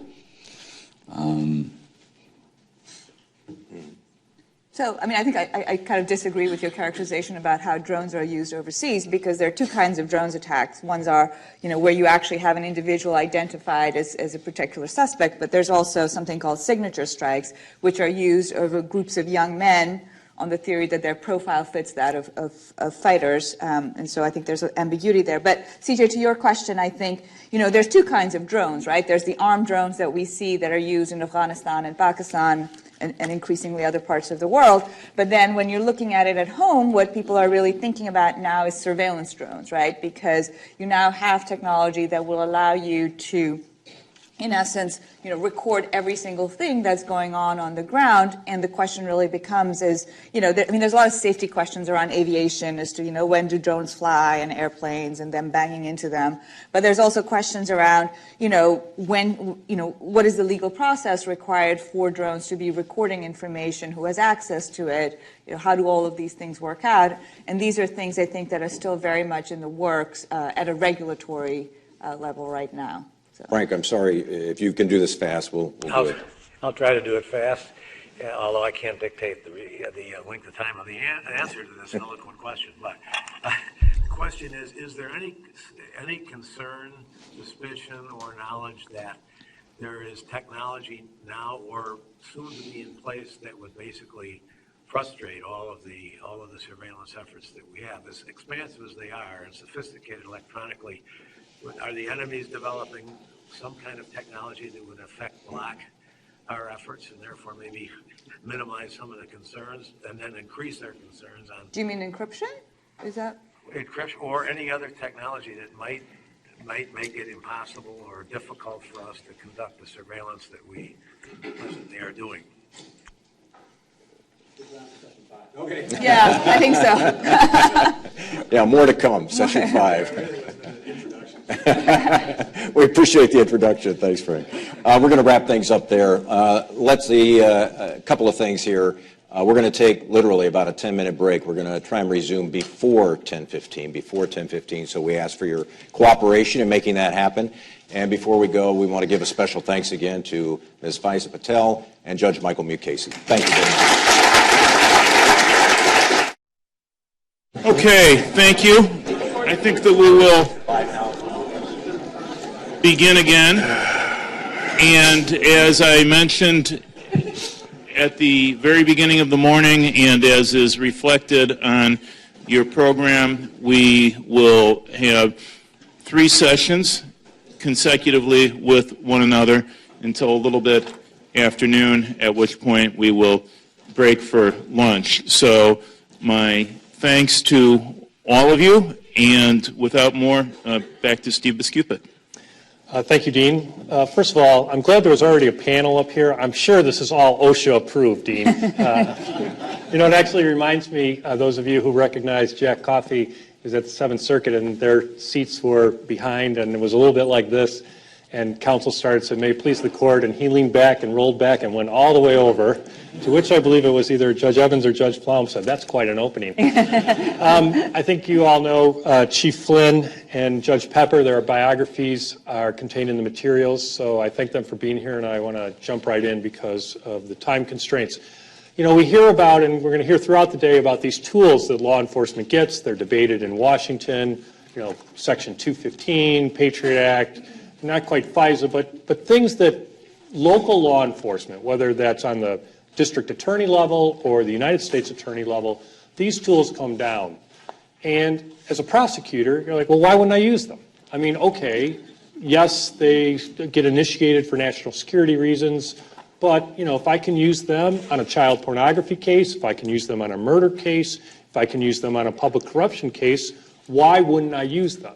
I mean, that is what faces, whether it's an FBI agent, whether it's a Milwaukee police officer, whether it is a federal or state prosecutor. You have these tools, you get to use them. And like the judge said, anyone can abuse the tools. But most of the time, our point of this panel is those tools are mainly used on a local level. The Patriot Act is, several hundred pages of single-space type that granted a lot of powers. Some of those powers simply expanded existing electronic surveillance tools. Some new ones were created. So what we're going to do is focus on some specific tools. Sneak and peek warrants, which was law enforcement can go in and search a premises, and normally under the Constitution you're supposed to leave a copy of the warrant at the place you search, along with an inventory of what you took, what you take, and the law says, well, we can delay that. We can delay that 30 days, we can delay that 90 days, sometimes longer. Monitoring of social media. What are the privacy interests in Facebook? How often does law enforcement use evidence gathered from Facebook or Twitter or the like to make a criminal case? And most recently, as I mentioned in the introduction, stingrays, which are law enforcement essentially creating its own mobile cell tower to not just, locate an area that your cell phone is being used, but to pinpoint with a lot of specificity where you are. And so what we want to do in this panel is take these tools, or a discussion of these tools, how they're used on a local level, and how people in Milwaukee and southeastern Wisconsin and beyond should be concerned or at least knowledgeable about how they're being used. So let me turn first to Judge Pepper and say, if these are useful tools, why under the Fourth Amendment shouldn't they be used in every possible investigation? I think, Steve, you started out with the point that many of these sorts of tools begin, they're developed or they start their lives in terms of national security or in terms of the military use, and then they filter their way down to local law enforcement. I don't think that's any big news or any shock. I mean, firearms started out being things that the military used and things that hunters used and eventually became things that law enforcement could use. So the fact that they start out as a national security device or a military device, I'm not sure necessarily changes how one might evaluate them. Why shouldn't law enforcement use them? I'm not sure that the answer isn't they should, but they should within limits. And obviously the limits that apply are the limits that are placed on the use of any kind of search, any kind of device that can search a private area, and that whole statement needs to be unpacked, obviously, but any kind of search that can search a private area is subject to the requirements of the Constitution. So Faiza Patel mentioned earlier that the Constitution tells us, and we all know, that if somebody's going to come and search my house, there's a procedure in place. They have to go and they have to get a warrant. A judge has to look it over. A judge has to conclude that there is cause there to believe that some sort of criminal activity may have been happening and that there's evidence in that place. And that same requirement is going to apply anytime there is a search. Now, where things become a little bit messier, and the devices that you're talking about are these devices searching? And if they're searching, what are they searching? Are they searching any area that is private, anything that we would expect or have a reasonable expectation, as the language goes, of privacy in? So should they be used? I'm guessing that the answer in a lot of cases is yes, but within the confines of the constitutional requirements under the Fourth Amendment. Chief, do these tools make us safer on a day-to-day basis? Well, forgive me, but I feel a need to expand the conversation before I get down to the tools, because local law enforcement's role in homeland security has been misapprehended and misunderstood since September 11th, 2001. I was the police chief in Arlington, Virginia that day. Pentagon is in Arlington, Virginia. We were the accountable police agency for policing that event and coordinating the regional response to that event. Our fire department was the incident commander of that event. And you have to understand that although terrorists may think globally, when they act locally. And in the United States, that values the smallest unit of government and the least government and the most diffused government conceivable or possible, that means the smallest unit of government is responsible for the response initially to a terrorist act. Obviously, the investigation becomes federal, but the response coordination is local. Why is this important? And it'll have to do with the tools we use too, Mike. As horrific as that day was, the only way I was able to get my head around it was to focus on the blocking and tackling of police work. Because despite the fact that it was a terrorist attack on the nation's defense capability, it was basically for the police, crowd control, evacuation, traffic control, sniper suppression, and some pretty gruesome evidence collection. That all arises from the core mission of the police. For the fire department, as horrific as it was a building collapse, a plane crash, and a fire. Now, the reason that's important is because the debate that took place about the connections between federal and local got skewed almost immediately in terms of what their respective roles were. What was compelling to me was that Hani Hanjour, who was the lead terrorist in that particular attack, had days before paid a speeding ticket in Arlington for a ticket my officers had written. All right? Now, maybe you don't get into heaven if you haven't, fixed your speeding tickets. I don't know. But the point was, we had had an interaction with this individual. And the fact of the matter is that as we got to speak to our colleagues in Great Britain and in Israel, what we learned from them, local police to local police, was most of the successful terrorist cell prosecutions had arisen from criminal investigations. All right? The IRA funded itself through extortion and drug dealing. And that's how people got into the IRA, through criminal investigations. The PLO was heavily involved in smuggling and cigarette selling. Okay? Later on in Massachusetts, we would track a non-tax cigarette ring all the way back to Syria that was selling cigarettes in Massachusetts. And the reason this is important is because all of the focus initially, and for some time afterwards, was on the federal responsibilities. And local government was treated as an afterthought. In 2003, I was hired by Governor Romney to be the Secretary of Public Safety in Massachusetts. And my responsibility encompassed our homeland security responsibilities, all of our grants, plus prisons, state police, National Guard, Sex Offender Registry Board, you name it. It's a $1 billion, 10,000-person operation. Not long after the beginning of 2003, when the federal money started to get released, we were under enormous pressure under the terms of that law to get the money out the door as fast as possible. Understand, all of the money was equipment. It was all response money. All right? We were given 90 days to get the money out the door, after which we would be permitted to spend the planning money. Pause for laughter. Okay?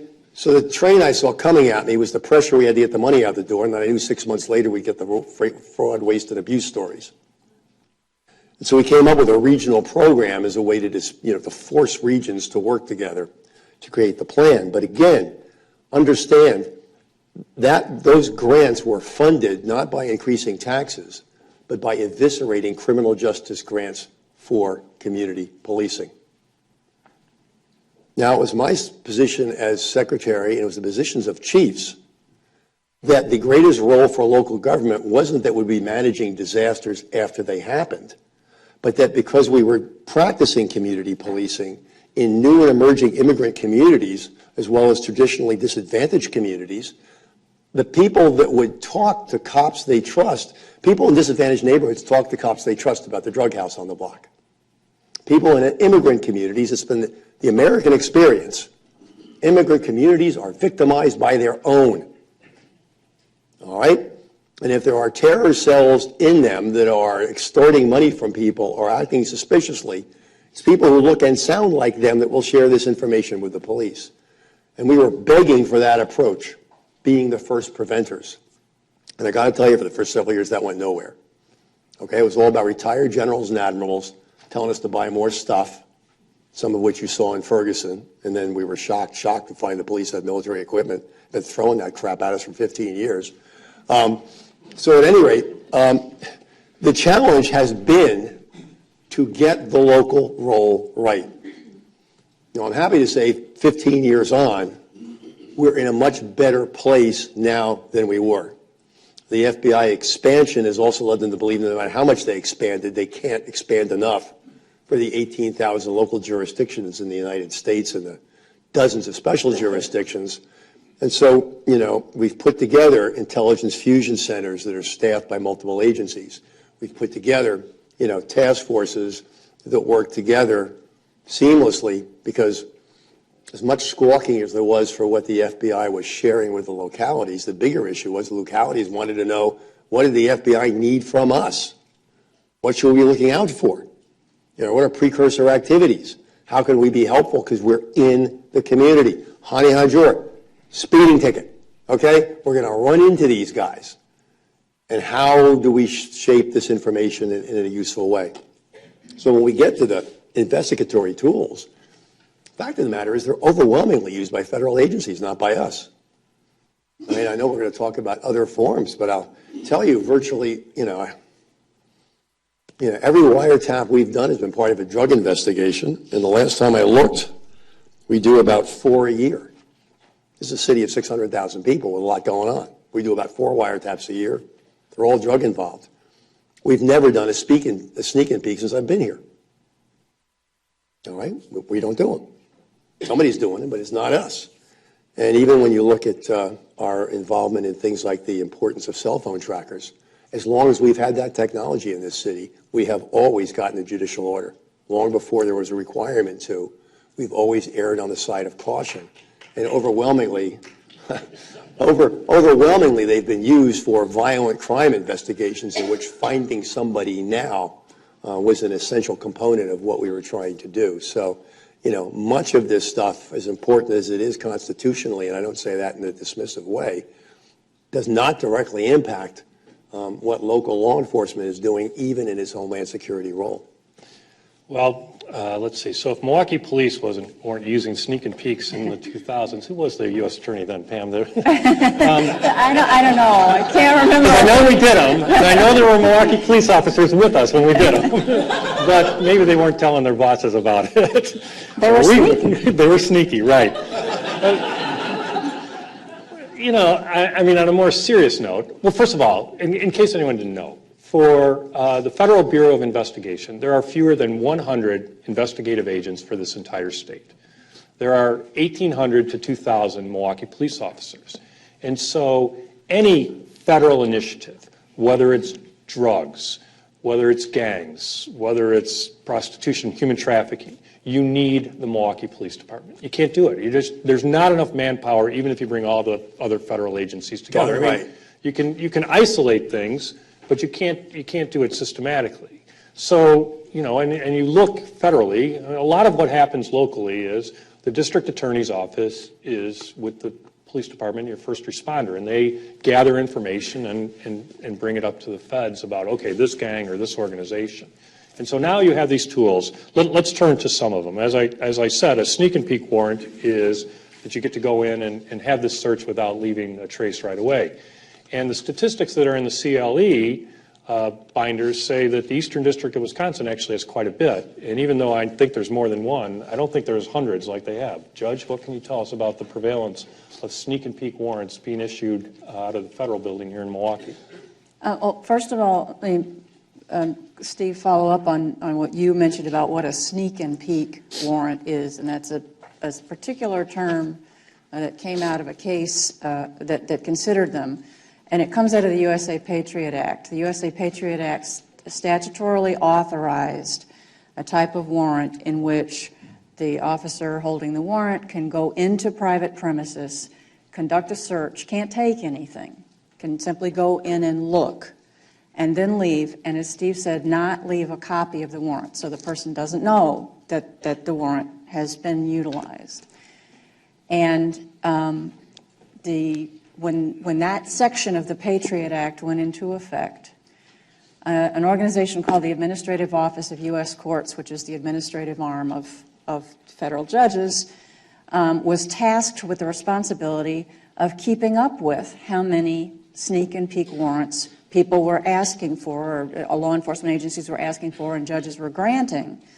And so every time a judge gives a sneak and peek warrant or authorizes a sneak and peek warrant, that judge has to report that to the Administrative Office of U.S. Courts. I think the report that Steve, you're referring to comes from data that's generated by the Administrative Office of U.S. Courts. And this is the world where, not to sound wonky and statistical, but wonky and statistical stuff is important because the Administrative Office requires judges to report not just what I described to you, a warrant where the officer can go in, search, and leave. But the Administrative Office also requires judges to report other kinds of orders like the ones Chief Flynn was talking about. If a law enforcement agency goes to a judge or a magistrate judge and says, you know, we would like to have a cell site data order, which basically says we're asking Verizon to tell us how many pings this cell phone got out of this particular cell tower. That's not a sneak and peek warrant, but judges are required to report that in the same report that we report sneak and peek warrants. So this bit of brouhaha has come up in last couple of years saying, wow, sneak and peek warrants have gone through the roof, and all of a sudden sneak and peek warrants are being issued all over the place, and there must be officers going into every fifth house in every neighborhood and looking. From my experience and my communications with my colleagues here in Milwaukee, none of us recall having granted a sneak and peek warrant, the kind where you go into the house and look and leave. A number of us recall having granted cell site data warrants or things of that nature and having reported them. But when you look at that data and you look at that report contains not only sneak and peeks, but it contains these other sorts of orders. So, yeah, there are definitely orders going out with regard to collecting cell site data and things of that nature. But I think the notion that there are lots of sneak and peek warrants going out, at least in the last year or so, if they are, they don't seem to be going out from the federal judges in this district. And just for those who don't have the CLE materials, the executive office reported that in 2012 there were 102 sneak and peeks in eastern Wisconsin, and in 2013 114.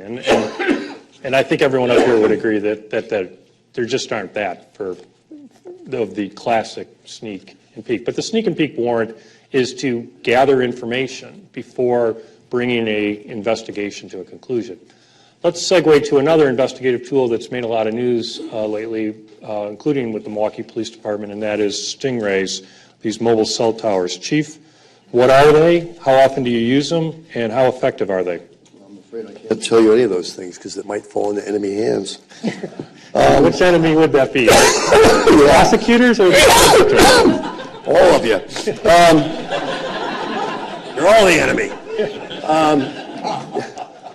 The technology first became available in the 90s, and there have been iterations since then, but essentially it allows us to, do what people can do who activate the Find My Phone app on their cell phone, which is locate the signal coming from a cell phone that's been turned on.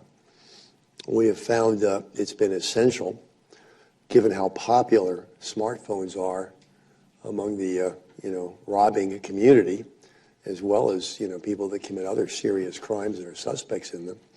A lot of domestic homicides, somebody takes the cell phone when they leave the premises. Finding that person in a timely manner is essential. Now, if it's a straight-up robbery and the person has a Find My Phone app, we don't need a search warrant. They just turn their Find My Phone app and we help them find their phone. But if they don't have that app, or we're looking for a suspect,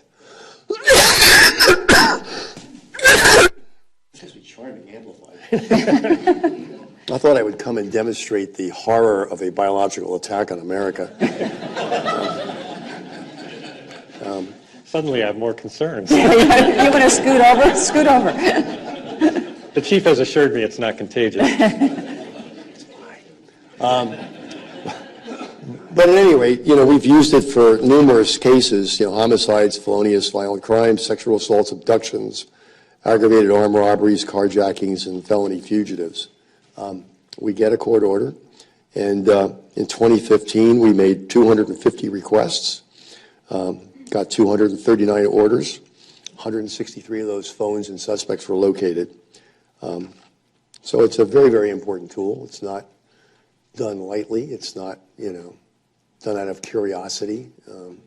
As I said earlier, this rises out of the core mission of our work, which is doing criminal investigations for serious matters.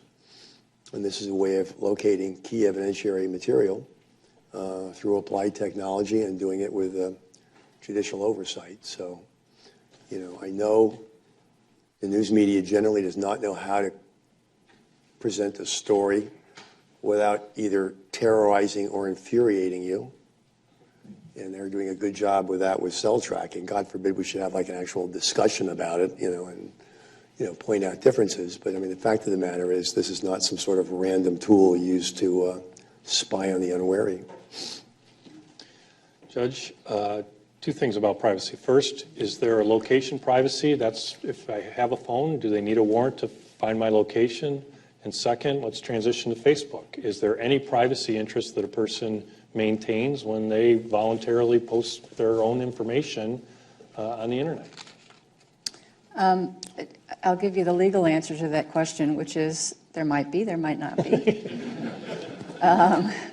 As Judge Mukasey pointed out earlier today, that what the constitutional protections give us is a protection from things that we reasonably expect to keep private. And one can imagine that in the days when the founders were locked up in that secret room writing the Constitution, they were thinking about physical spaces. They were thinking about the four walls of their home and making sure that what happened within the four walls of that home was private, or other enclosed physical spaces where things you should expect that things would be private. I don't know, I wasn't there, but I find it hard to imagine that any of them had an H.G. Wellian sense of the fact that someday there would be devices that you could carry around in your pocket that would emit an electronic signal that would, if the technology were there, let everybody know where you are at any given point in your life. And yet those things now do exist. And so when one starts asking whether or not I have a reasonable expectation, those are the phrases that judges have to look at, and prosecutors and defense attorneys. Do I have a reasonable expectation to think that when I carry around my I shouldn't use the brand name, I suppose, my smartphone, that nobody will have any way of knowing where I am, and that the government won't have any way of knowing where I am? Do I have a reasonable expectation that if I stick up where I went to the grocery store on Saturday and what I bought and what was on sale and what I had for dinner last night on my Facebook page, why any of you would care, I don't know, but some people apparently do, that I have a reasonable expectation of privacy? And the reason I said maybe there is and maybe there isn't an expectation of privacy there is because that's exactly what courts are struggling with. There are cases working their way through every level of the federal system, and I assume the state system right now as well, where courts are struggling hard to try to figure out what that reasonable expectation of privacy is in a world where we're no longer talking about the four walls of my house or the inside of my car or some other place where I can tell whether you've been there or not, and I can see you in there rooting around in my stuff. I have no way of knowing whether or not the chief is following the ping on my cell phone. You're so boring. I know. I know there's a magic tool, but I can't afford it. So. Chief, does the Milwaukee Police Department systematically monitor Facebook or other social media sites? We monitor open sources. If we're going to create an identity in order to get into less open sources, we get an order to do that. But if we're just going to open source, yeah, we routinely do, because a lot of our criminals really like to brag. I mean, we've got hundreds of pictures of people flashing money, flashing guns. We've arrested people for felon in possession of a firearm based on Facebook postings. All right? And we're able to ascertain it's a real gun, not a toy gun. A big motivator for our immature offenders is being on Facebook, having a presence on social media, impressing their peer group, having standing, having status based on how bold they are. And so, yeah, a lot of basically evidentiary photographs and incriminating statements get made on open source media. So it's an important tool. It's not our only tool, certainly, but we have found it's been very important, particularly in terms of our gangs and crews, because it's there that the bragging rights are important. The other issue is we've had a number of homicides and non-fatal shootings that have risen out of Facebook fights. Somebody says something, somebody responds, somebody dares somebody, somebody posts their location, you want to meet, we'll take care of this right now. I mean, that's a common tool. I think there was an article in the New York Times over the weekend about Chicago when they were talking about that aspect of their high rates of homicides and non-fatal shootings. exact same thing is happening here as well. So it's an objective issue all by itself, and so it's important that we're dialed into that world for intelligence gathering as well as for evidentiary purposes.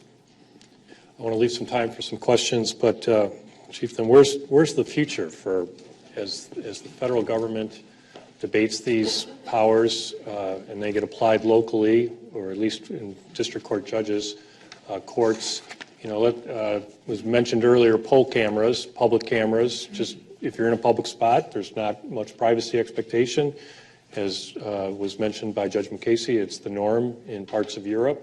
Is that what we're going to see in Milwaukee? Is that the future for your department? I mean, how expensive is it to record everything? Well, the irony is right now that when you think about the surveillance state, we don't have a surveillance state. We've got a surveillance society. I mean, how many times do you turn on your cell phone, they want to activate your location? You know, why is that? It's not me. Okay? Who wants to find out what you buy? Who wants to find out where you shop? Who wants to sell you something? I mean, how many times do you read the privacy notification in your credit card bill? And what happens with your information and who has access to it? It's not me. All right? I mean, cameras, I think we operate something like 48 cameras in 96 square miles. They're not cheap, and we put them where we think they're most useful. There's hundreds and hundreds, over 1,000 private cameras out there monitoring your activity, and first thing we look for in a holdup is the cameras that are in the various stores. So that evidence is very, very important to us. Challenge for government, and I wish, put the NSA over here because they've got all the toys in the world. The rest of us, give me a break. Local and state government, by the time we buy new technology, it's obsolete. And we're stuck with a 10-year contract. And then by the time we're replacing it, it's not being serviced anymore. I mean, you have no idea the disadvantages we're out making anything work. I mean, the time I've spent as chief here, half of it's been spent trying to make broken stuff work. All right? Or stuff that we bought in the low bidder one, and guess what? It doesn't meet the specifications after all, and then we're in a big fight. Meanwhile, anything that I have that doesn't work becomes a political issue. I didn't buy the damn thing. So our bidding laws pretty much guarantee we'll be at a permanent disadvantage against sophisticated cyber adversaries. All right? I mean, forget about it. I mean, we've lost that arms race. We've got to depend on some components of the federal government to keep us anywhere near in the game with sophisticated international gangs, cyber crime, and terrorism. I mean, they're just beating our brains out. And, now it's become a big issue about privacy, and Apple has wrapped itself in the mantle of nobility. They're going to, protect America by protecting terrorists. I mean, I don't know. I mean, the balance of communal rights and personal privacy, I know, is an ongoing struggle for the entire system, and it has for 200 years. The challenge is the discussion lags so far behind the technological developments. And I don't know how we speed that up. I really don't. I don't have the answer. All I know is it's urgent, because there's a lot of bad things being facilitated by information technology, not just terrorism, foreign and domestic, but a wide array of other threats out there that are serious and concerning.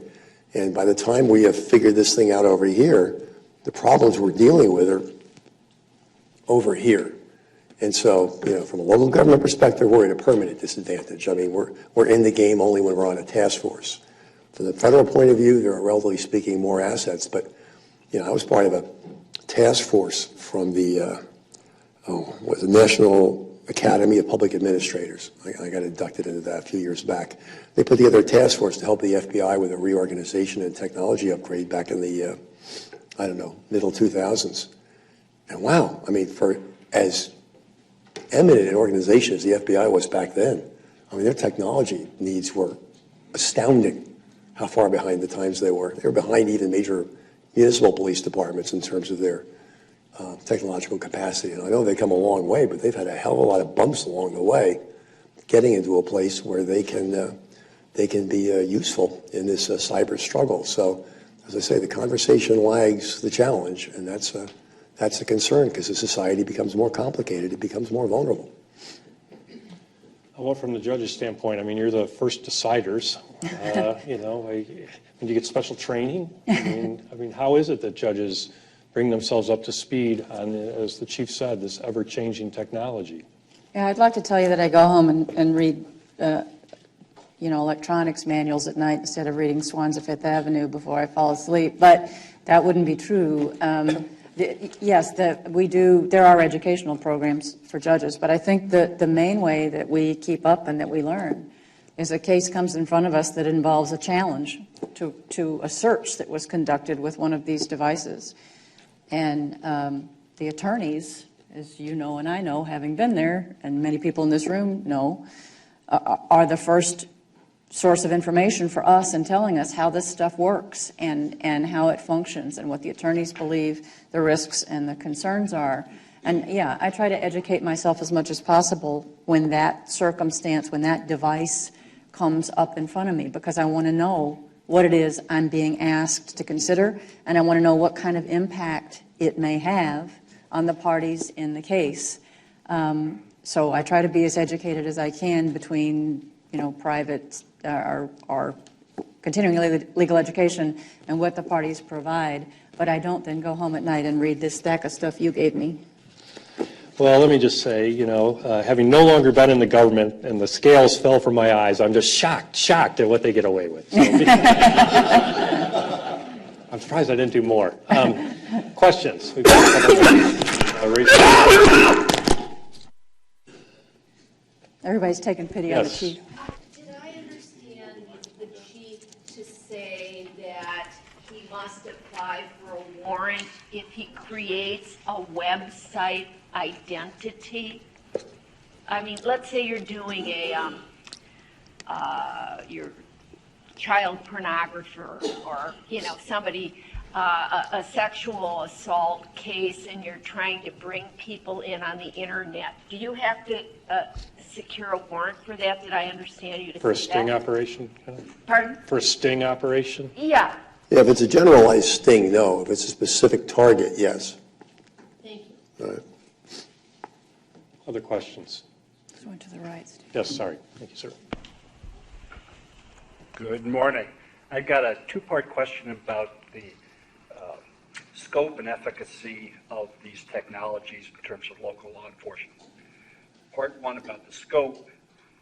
In Milwaukee, after a number of officer-involved killings in the past several years, there's been many protests and demonstrations.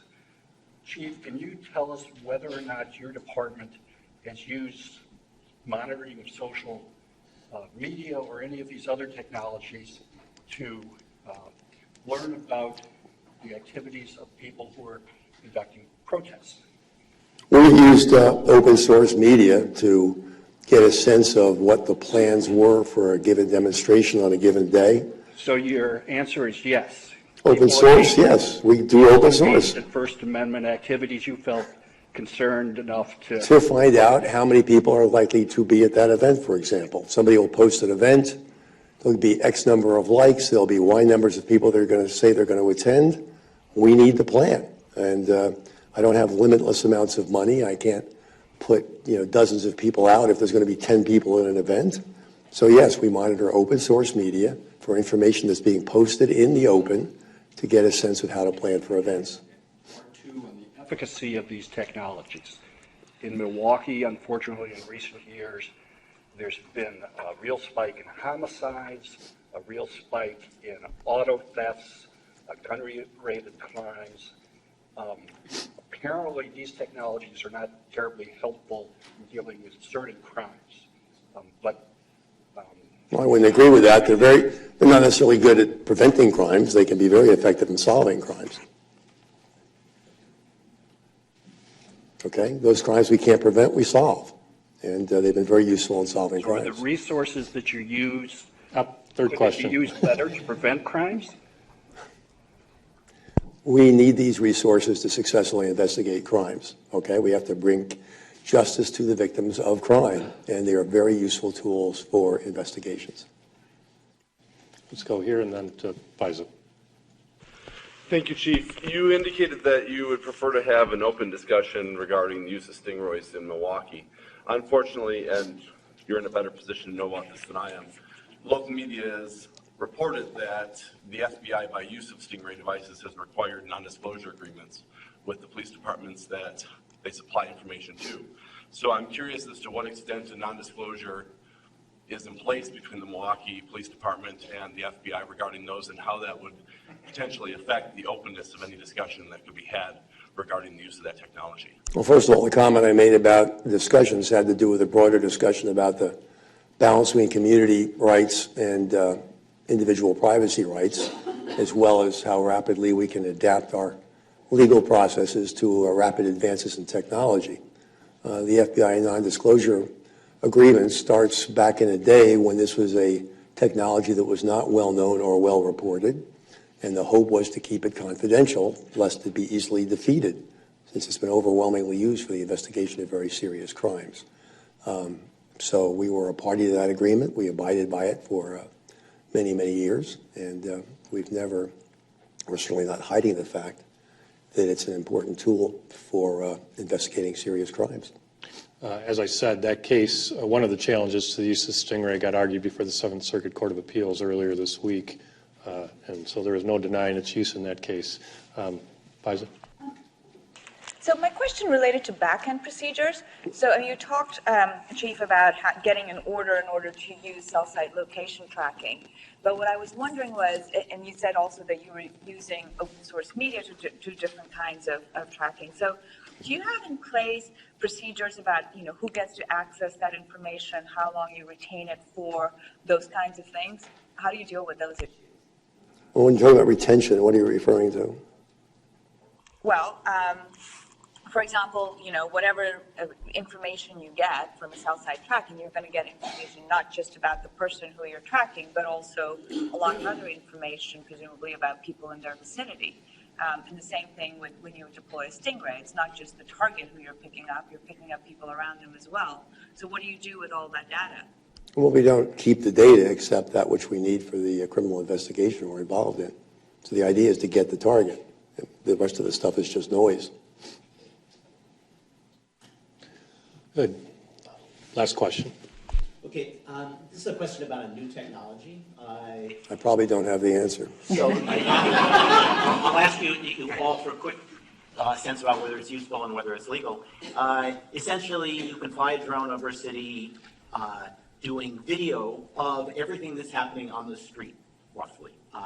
And then when you discover a crime has occurred in a particular house, you can run the tape back and see the suspect pulling out of the driveway and driving home, and then go to the home to arrest them. My question is, it's obviously useful. Is there a legal restriction on doing that? Well, I would start with the case law we cited on the equivalent of a pole camera. You put a camera up in a public spot and it can run 24 hours and there's no privacy interest. Whether you put the pole, 10,000 feet up in a drone or 30,000 feet, I'm not sure the privacy interest would change unless you, as the judge mentioned, you get this overwhelming expectation of privacy, which must be both subjective and objective under the law. That is, you expect the privacy and society is willing to recognize your legitimate privacy. It may come a time where people just are, as a society, we say enough and laws are passed to trim back law enforcement. But as of right now, I'd certainly say fair game. And there are iterations of that already. I mean, law enforcement has used a flyover technique in drug investigations where people were growing interesting things in their backyards and surrounding them with their white picket fence. And there have been cases where the Supreme Court has passed on the constitutionality of flying over. And does it matter if you're flying over at a certain height or if you're flying over lower? And the court has struggled with that. And again, the expectation of privacy there. So that's one of those situations, I think, where if it landed in front of somebody like me or somebody in front of Judge Casey, we would look at those prior laws, we would look at those other issues and try to decide where it fell on the spectrum. Chief, last word. Yeah, that's. To defer. It'll be for our panel 3 years from now. Sign up now. Christine will take your reservations. So please join me in thanking Judge Pepper and Chief Flynn for. All right, we're going to continue now. If I can have your attention, we'll resume. Our next guest is Wisconsin Congressman Jim Sensenbrenner, who represents the state's 5th Congressional District. During his nearly 40 years in Congress, Representative Sensenbrenner has been a prominent voice on national security and individual liberty issues.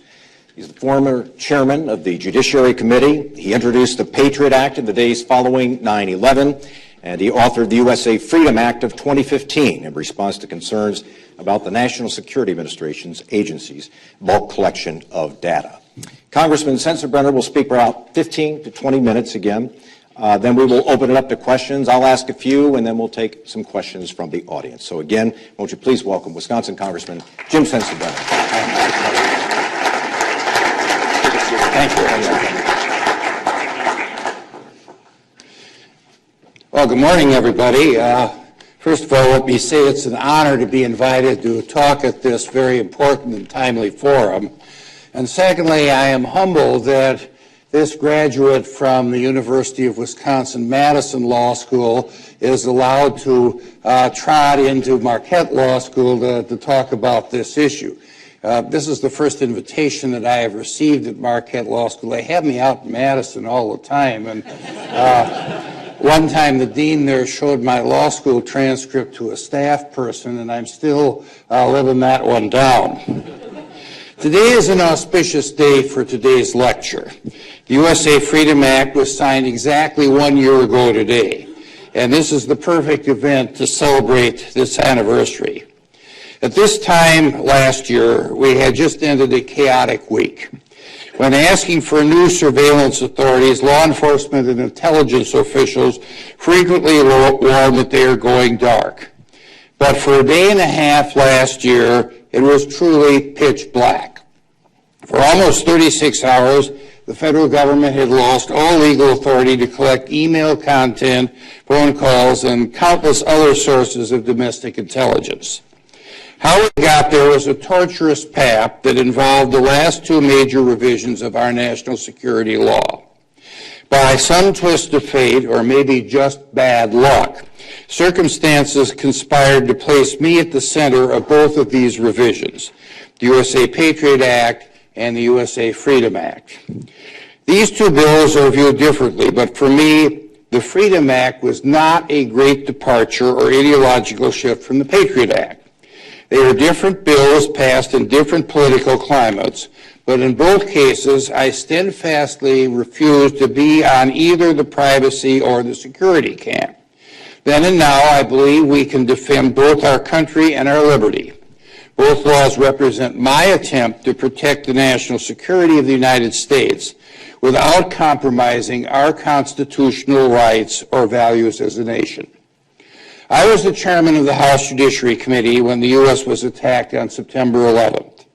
5 days later, the Justice Department delivered a new legislative proposal. I knew that we had to overhaul our national security laws, but the Justice Department's proposal just went too far. I told then Speaker Dennis Hastert that as drafted, I would not only vote against the bill, I would speak against it. Despite intense pressure for reform, Speaker Hastert agreed to give me a month to rework the bill. In that time, the committee negotiated almost nonstop with the Bush White House, the FBI, and the intelligence community. The final draft included 17 provisions. To prevent abuse, I insisted on sunsetting all of them so that they would expire if Congress did not renew them. At first, the administration refused to accept the sunsets. I had to personally plead with President Bush before the administration relented. I can say that beating the president of your own party is neither difficult or is difficult and not very pleasant. As fate would have it, these sunsets 14 years later that proved critical path to the passage of the USA Freedom Act. With the administration's approval, the negotiated Patriot Act passed the Judiciary Committee unanimously. I think it was quite a feat when Bob Barr on the right and Maxine Waters on the left all voted for the same bill on this subject. The first leaked Snowden document was an order from the Foreign Intelligence Surveillance Court, or FIS, directing Verizon to produce all call detail records, primarily who called whom and how long they talked, on every call to or from every American. The FIS granted the order under Section 215 of the Patriot Act. Section 215 allowed the FBI to obtain tangible things when, among other requirements, there were reasonable grounds to believe that they were, quote, relevant to an authorized investigation. The production of all records did not square with Section 215's requirement that the records be relevant to an authorized investigation. Relevance is not a high legal standard, but in crafting Section 215, we had contemplated targeted authority to obtain specific data. If everything is relevant, what are the practical constraints of Section 215? Both the Bush and Obama administrations had convinced the FISC that Congress intended to allow the government to collect anything it wanted. The basic pitch was, we need everything so we can determine what we need. The government's interpretation was so broad that it conflated relevance with utility. The records were relevant because the government believed it needed them. This absurd standard actually created a perverse incentive for the government to over-collect records, because the larger the volume of records collected, the more likely the collection would contain relevant material. In practice, this is exactly what the government did. And worse, it happened in secret. The administration misconstrued a congressional statute and then relied on a hand-picked court of friendly federal judges operating both ex parte and in secret to ratify it. Faced with this problem, I set out to draft legislation that both ended bulk collection and reformed the process that led to this misinterpretation of the law. The result was the USA Freedom Act. I began work on the bill right after the first Snowden leak. Later that year, Representative Justin Amash of Michigan introduced an amendment to the annual defense appropriation bill that would have stripped the NSA of funding for its implementation of Section 215. Despite heavy lobbying against the amendment from the leadership of both parties in the White House, the amendment was barely defeated on a 217 to 205 vote. The narrow political defeat was a clear signal of a strong desire for reform in the House of Representatives. That signal was augmented when I introduced the USA Freedom Act that fall. The bill attracted 152 co-sponsors, as well as support from technology companies and privacy groups. Importantly, 12 of the bill's co-sponsors had voted against the Amash Amendment, more than enough to have reversed that outcome. Senator Patrick Leahy of Vermont introduced an identical companion bill in the Senate. From the beginning, the surveillance debate exposed unusual allegiance that were more about grassroots versus leadership than traditional partisanship. The White House and leadership from both parties opposed the bill, but it was supported by some of the most liberal and some of the most conservative members of Congress.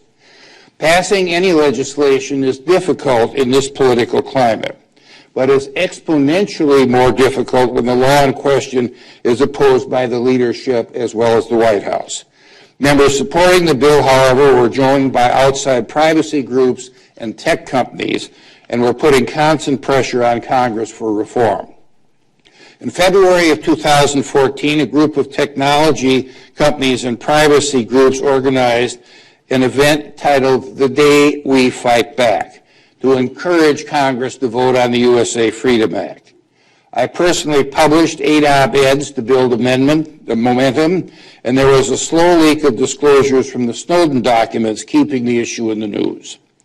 Adding to the pressure for reform were sunsets from the original Patriot Act. Section 215, as well as 2 other surveillance authorities, were set to sunset on June 1st, 2015. Increasingly, reform appeared to be the only way to save these authorities, and the USA Freedom Act appeared to be the only vehicle for reform. The movement came when Chairman Mike Rogers of the House Intelligence Committee announced that he would move his own reform bill. The bill is carefully structured not only to maintain the status quo for the current surveillance program, but also to avoid triggering jurisdiction to the Judiciary Committee. With oversight of the judiciary and federal law enforcement, the Judiciary Committee was historically the primary committee of jurisdiction for surveillance authorities. The intelligence bill, therefore, was not only a dramatic substantive departure from USA Freedom, but also a significant jurisdictional shift. While nuanced, the issue of committee jurisdiction is significant. Different committees have drastically different perspectives. The Judiciary Committee is composed primarily of lawyers. Our perspectives are shaped by our legal backgrounds as well as by our focus on overseeing federal law enforcement. Judiciary Committee members are typically well-versed in the Constitution and constitutional rights and view the government's interaction with the public through the prism of criminal law and its history of regard for individual rights.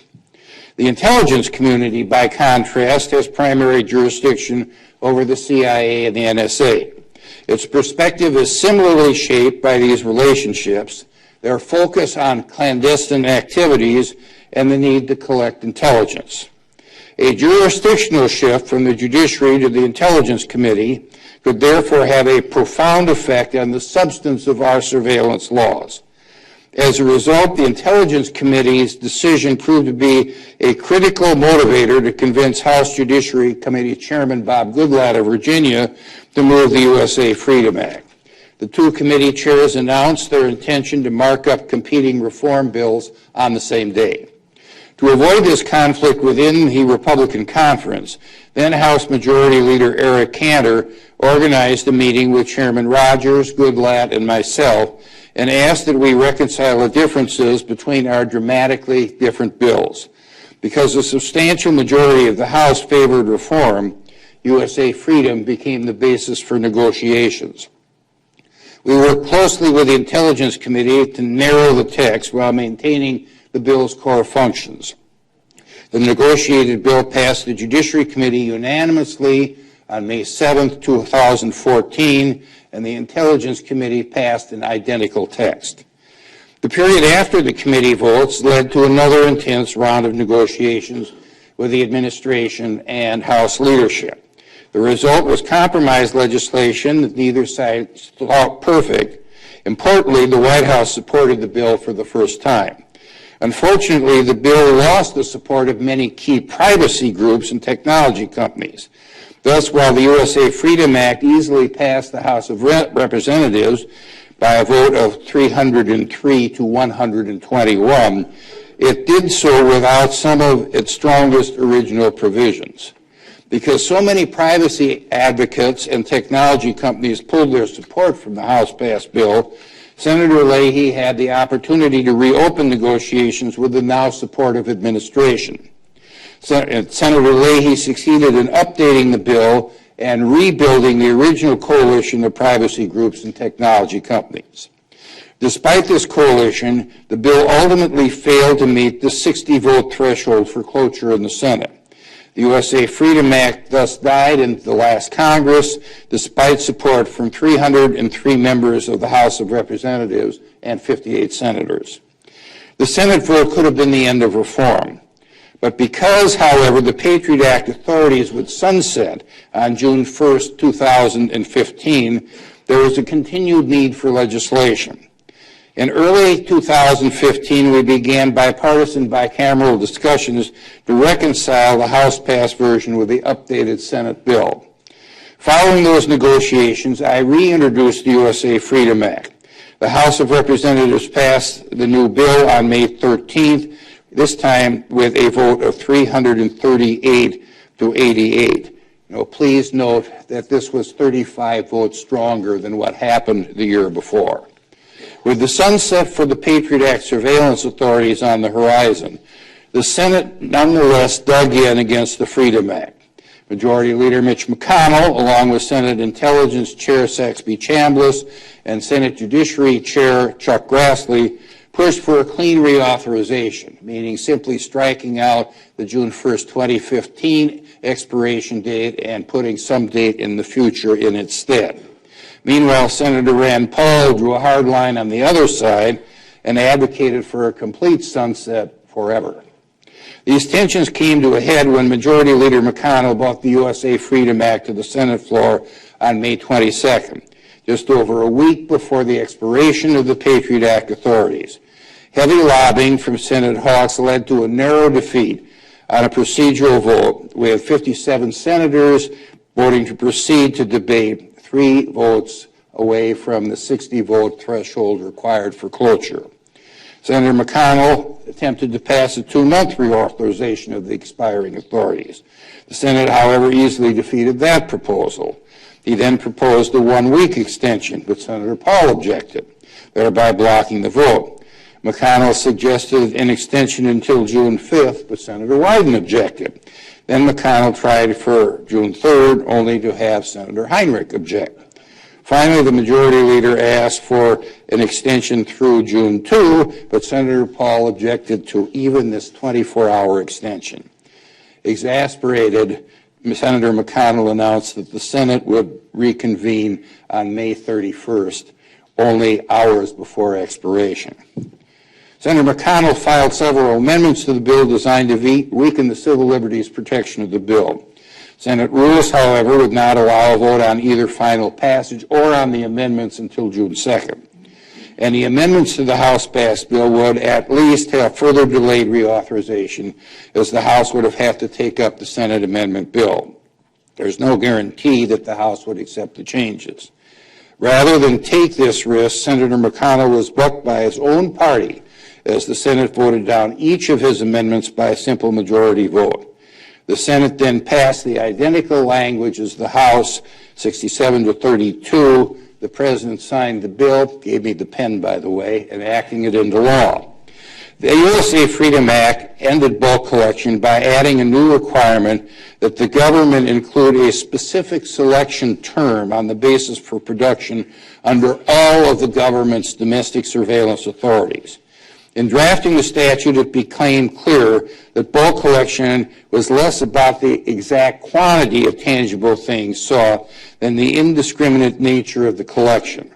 USA Freedom builds on this understanding and defines a specific selection term that specifically identifies a person, account, or personal advice, and is, quote, used to limit to the greatest extent practicable the scope of tangible things sought. In other words, the request cannot be for all records of phone calls in the 414 area code. It must be narrower than that, as I have described. Thus, the law does not put a cap on the total number of records, but instead limits their collection to the greatest extent possible. This standard requires a fact-specific determination by the FISC. We extended this limitation to all domestic surveillance statutes to end bulk collection of America's data across all surveillance statutes. Finally, we introduced significant new transparency and declassification standards, as well as an amicus panel of privacy advocates to operate within the FISC. A year later, I am very pleased with how this law works in practice. Now, just as we are naive to ignore the very real threats to our national security, we would be equally naive to ignore the very real encroachments the government has made on civil liberties at perilous times in our history. Under the government's definition of relevance, it can indiscriminately collect and store data when it believes the data sets are potentially valuable. Once the FISC accepts this construct, the line becomes the administration's line to draw. Limits on government power matter, and maybe more importantly, how those limits are drawn matters. If the government is to conduct bulk collection, it should be a democratic choice made by elected officials who are accountable to voters.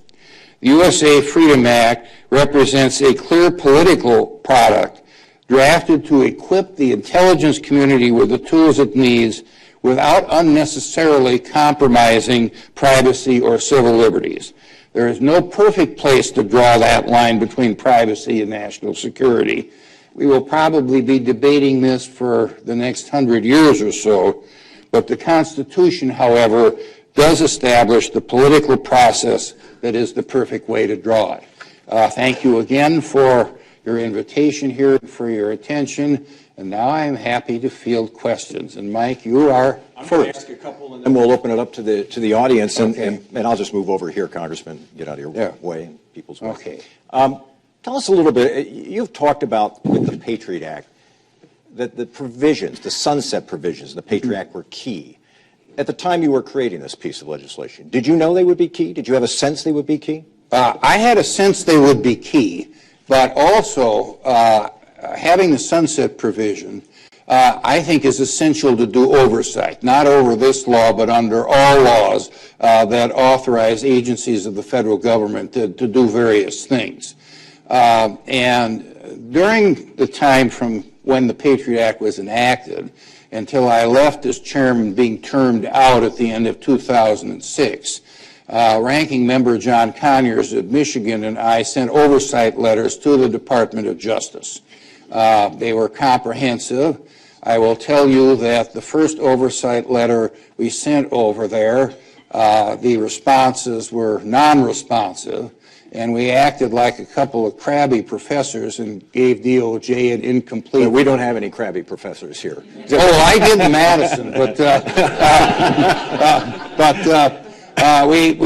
we gave them an incomplete and told them, you know, to answer the questions because they were legitimate questions that should be asked. And Mr. Conyers and I, in a completely bipartisan manner, put the non-classified answers to those questions up on the Internet. You know, unfortunately, when I left as chairman, my successors, you know, really did not have that type of vigorous oversight. And oversight is one of the constitutional functions that Congress was empowered by the framers to act as a check on the executive branch, but also to make sure that the taxpayers' money was being well spent and that the executive branch was complying with the law and with the Constitution. You know, I have always been accused of, you know, being an oversight hawk, and I'll plead guilty to that because a lot of the frustration with government today, I think, would be solved if congressional committees did more oversight and let the public know what the result was. Did you have concerns, Congressman, before the Snowden revelations? You introduced this legislation, the USA Freedom Act, immediately after a number of these things became public.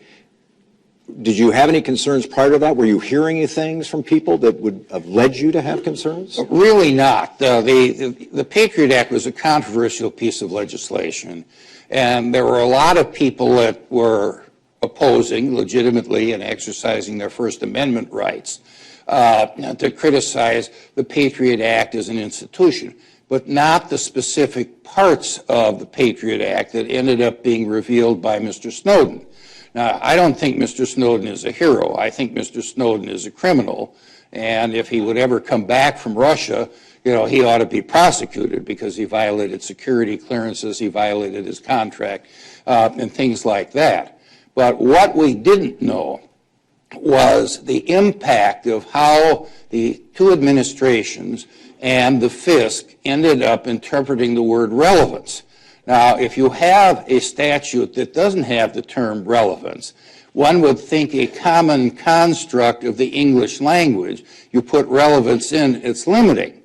Well, what the administration convinced the FISC to do is to say that it was expansive. You know, and that is we ought to grab everything because something relevant might be in there. You know, in my opinion, that puts the English language on its head on that. And nobody, it wasn't Senator Leahy or myself or any of the people who were working on the 2006 reauthorization of the expiring provisions of the Patriot Act, had a clue that this is what was in the works. And when that came out, you know, I looked at it and, you know, I said this was not what was intended when Congress passed the Patriot Act in 2001 following 9/11. And I can tell you that if this was intended to be that way, the Patriot Act never would have passed, period. You have said that you did not want the perfect to be the enemy of the good in crafting this USA Freedom Act legislation. And you described, I think, in great detail the process that occurred, not a simple process. What would the perfect have looked like in your mind in terms of a USA Freedom Act? What would that have looked like to you? Well, you know, I have always said that there has to be a balance on this. You know, certainly we can't go all the way one way and have no surveillance authority by the government. Surveillance authority, I think, is essential, you know, to be able to determine who is up to no good. And you have to remember that when you're talking about terrorism, you know, less than 100% isn't good enough. Because all you need to do is have one thing slip through the cracks, and there is a tragedy that occurs.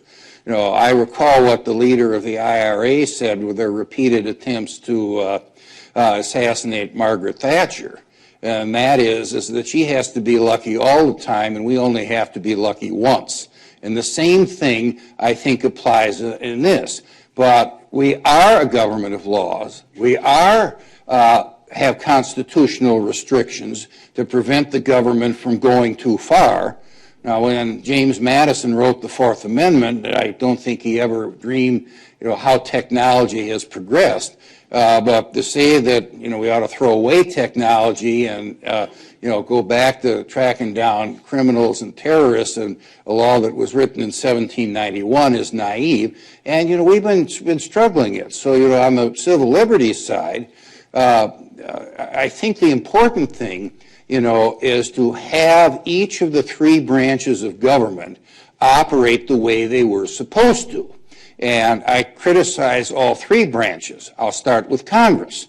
You know, Congress, particularly the Intelligence Committee, which meets in secret, did not do oversight and at least put the caution light on when there was this reinterpretation of what could be taken under a FISC order after the insertion of relevance in the statute.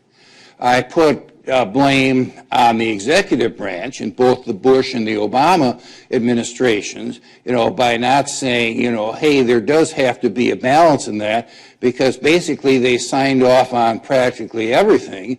And I put blame on the FISC in order that, you know, it really more or less rubber stamped what the administration was asking in this respect. Now, the Freedom Act does open up the FISC, you know, in that if there is a change in policy, and redefining relevant is definitely a big one of those, there is an amicus curia procedure with lawyers who are experienced in privacy law that has standing to argue before the FISC and also to get appeal to the FISC Court or Board of Review, which is more of the judges that are on the FISC. And I think that's a step in the right direction.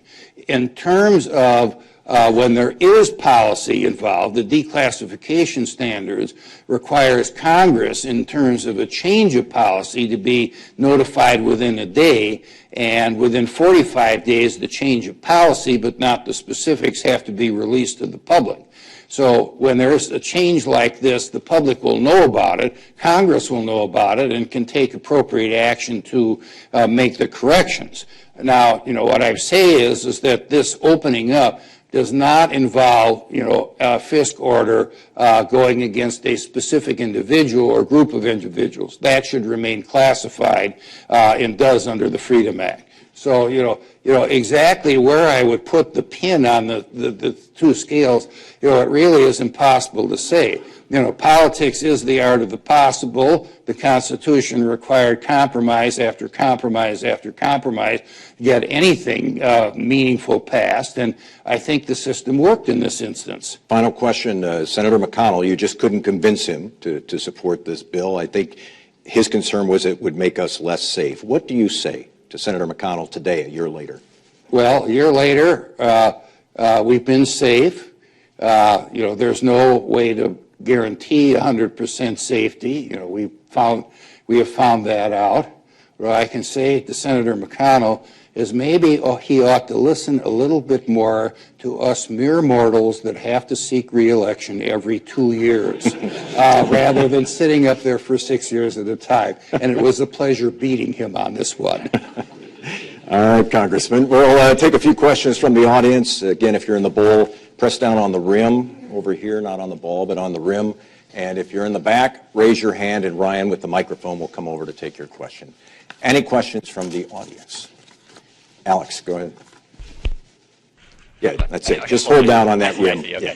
Congressman, a quick question. Some have expressed concern that some of the authority that the USA Freedom Act withdrew from the NSA, that they can exercise through other authorities using surveillance conducted abroad. And this was in particular expressed by a State Department official who left the State Department. Well, do you have that same concern? And if you do, is there oversight from Congress that you think could address well, the answer to your question, Alex, is I do have concern, because there is another leg on this stool called Section 702 of the Intelligence Act, which basically authorizes programs such as the PRISM program that operates abroad.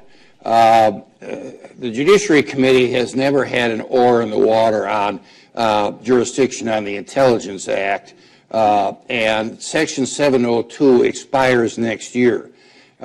Whether or not that is extended, and if it is extended under what terms and what limitations, it's really premature to say.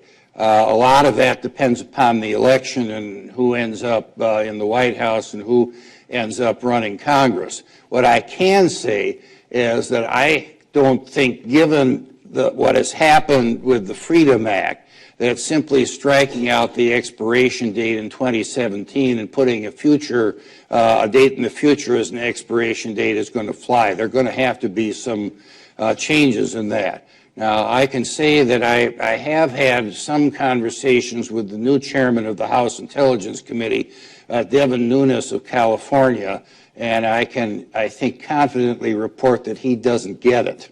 So there will be some education that's necessary. But the same thing happened with Mr. Rogers of Michigan, his predecessor. It took a while for him to get it, but better late than never. Stuart. So I was reminded as you were speaking that you once said that you approached conference committee with the Senate as though you were a watchdog and your counterparts from the Senate were wearing milk-bone underwear. I think that was on a Child Abuse Act. Beat him on that, too. Here's my question, and I come to this from a very different perspective than you. But my memory is that there were at least 2 reauthorizations of Section 215, during which the administration, at considerable risk to the program, briefed dozens, if not more than 100 members of Congress on exactly what they were doing and exactly how they were interpreting relevance under Section 215. You didn't take those briefings, and then you professed to be shocked when you discovered...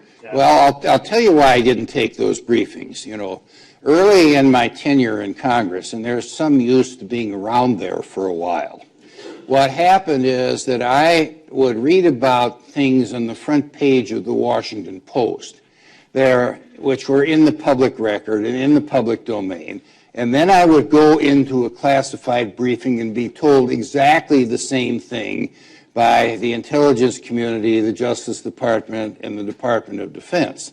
Now, under the way the law works, because I was in the classified briefing, I couldn't talk about that, which everybody knew if they read the article in the Washington Post.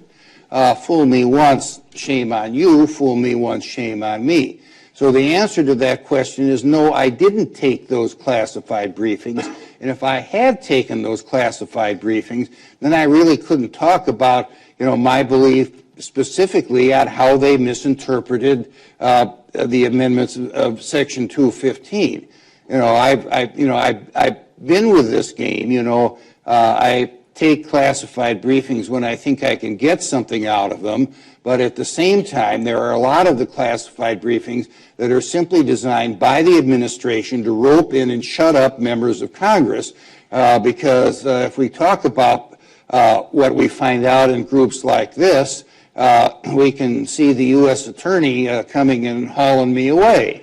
And, that frustrates, my ability that represent adequately what I think is good in the national interest and good for the interest of the people of the 5th District of Wisconsin. So nothing in those briefings would have prevented you, as it didn't prevent Senator Wyden, from saying, I am unhappy with the interpretation of this, and I'd like to suggest amendments to the bill. You could have done that 10 years earlier if you disagreed with it. Well, you just didn't take the... Well, the answer to that question is, I just look at, getting information out of the Justice Department when Mr. Conyers and I sent those oversight letters on a bipartisan basis was like pulling teeth, and I didn't run to be a dentist. Other questions from the audience? Please raise your hand if you have one. Anybody have a question? Gee, I'm getting off easy. I know. I know. I figured, Anybody? Is there somebody back here? Yes. There we go. I'm sorry. Oh, thank you. It's probably speculative, but I recall at the time of the first Snowden news that members of the Senate and others had said, he had other options, which, he could have come to them, was the point that I think Senator Feinstein made. And I'm just wondering from your perspective, and I'm inclined to agree with you completely on your view of him, but I can also see where he thought the information might not have gotten out. So knowing more about how that might have worked, what would have been a better way, obviously, than what he chose to do with the newspapers?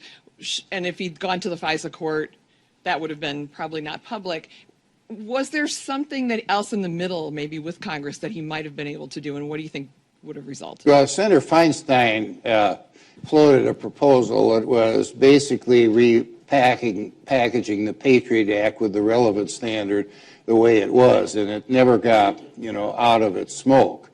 I can say that, with the Snowden revelations and the fact that the whole of the NSA came within 12 votes of being completely defunded in the Defense Department appropriation bill, that was the shock that woke a lot of people up. The President, Speaker Boehner, at the time, they were very strongly opposed to doing anything but extending the expiring provisions of the Patriot Act unamended. Senator McConnell never did get it, and he ended up, I think, losing almost half of his colleagues when the Patriot Act did pass. So, the answer is that you had a combination of many people in the public being shocked at what was being done, number one. And that put pressure on Congress, but you had a lot of members of Congress that were shocked by the fact that this actually was true. And it goes back to the point that I made to President Bush and said earlier today, that had the interpretation of the relevant standard been in the original Patriot Act that was the FISA court signed off on, the Patriot Act never would have passed, and I would have voted against it. I also can tell you that that first draft of the Patriot Act, which I got when I was sitting at my lake cottage the Sunday after 9/11, I didn't know anything about that. And I came home from Mass and I turned on the TV, and I hate watching Sunday morning talk shows. They just make me angry, and I don't like to yell at the TV set unless the Packers do something particularly bad. But Attorney General Ashcroft was there saying that he had this bill and he wanted it passed in 5 days. And I called up my general counsel on the committee and said, have you seen it? And the answer was no.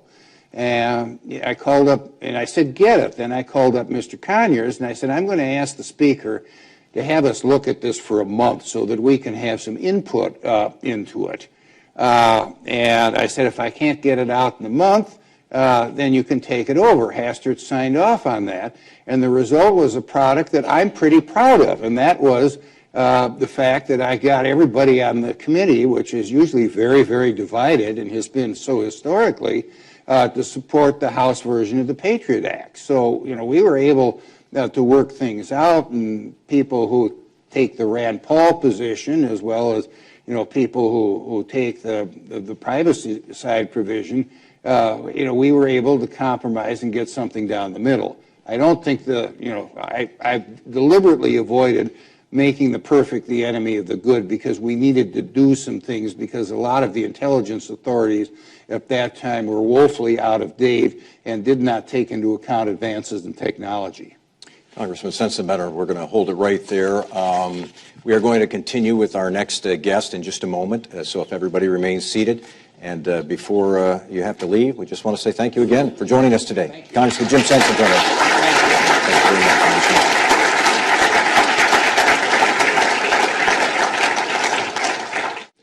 Okay, I think we'll get underway here. Our next guest is Janan Najib. Ms. Najib is a founding member and current president of the Milwaukee Muslim Women's Coalition. She is a microbiologist by trade.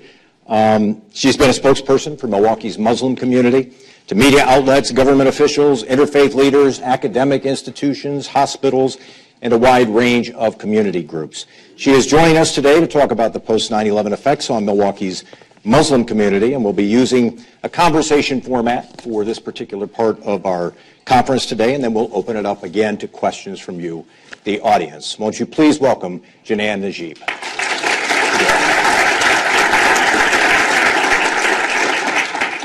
So the title of this conference is National Security, Individual Liberty, and You. So let's talk about the you part of this, and in particular the Muslim community after 9/11. Has your individual liberty been affected? Has it not? Well, absolutely. I think as a community, after 9/11, what we found is that a community that has overwhelmingly been law-abiding, it's also a community that is, I think, in particular, one of the more educated and affluent communities in the country, is suddenly become suspect. And so suddenly, as a community, we found individuals that were being stopped just because of their immigrant status. We found individuals that wanted to maybe pursue certain jobs. Maybe they were chemists in the chemistry industry or chemical industry or other areas. Suddenly, that was a big problem. They were under investigation. We found that individuals that had particular names, and I can give you anecdotes. My husband's a physician, and he has a colleague that's a physician from Pakistan. Well, his name happened to be the same name as supposedly some terrorist in Afghanistan. And so for a period of months, he was unable to withdraw anything from his bank account. And so here's this well-established physician that could not pay his mortgage, could not pay his car payments because of this mistaken identity. And so obviously we're dealing with a system that is trying to prevent a problem, which is important, but is really not being done effectively. The other thing that as a community I think that we're very concerned about is this big hysteria, I want to say, about the potential of Muslim terrorism. Yet at the same time, and so, this is being presented in the political sphere, this is being presented in the media, yet what is not really being highlighted is that since 9/11, there's really, and any terrorist act is horrific, but since 9/11, there's only been a little bit over 100 terrorist acts, and the majority have actually been committed by white supremacists and Christian militias, and that's not highlighted. In the past, in 2015, there have been about 360 instances of mass shootings. This did not involve Muslims. This is not highlighted. We've had since in the last decade over 250,000 people that have been killed by random gun violence, and yet the concentration is about the potential of Muslim terrorism. And so this is a problem for us. And I think the lack of accurate information about Muslims, I think also driven by politicians that have sometimes political agendas, religious agendas. This is also an issue. The other big issue that we have as a community, and we've seen very widespread, are those that end up on these particular surveillance or watch lists in particular. There's no way of knowing how they got on that list. They can't confront it. Is it a disgruntled employee? Is it an ex-spouse? Is it because they refuse to be a government informant? You know, in a country like ours, there should be a system that would allow us to confront those that say that we need to be on that kind of list. So I wanted to follow up on something you said earlier about wanting sort of this process of you want the process to work better. You want a better understanding of your community from law enforcement. In fact, perhaps you want a closer relationship with law enforcement. Would that be accurate? I think that's very accurate. Oftentimes, you know, we will see law enforcement when something happens internationally or possibly nationally.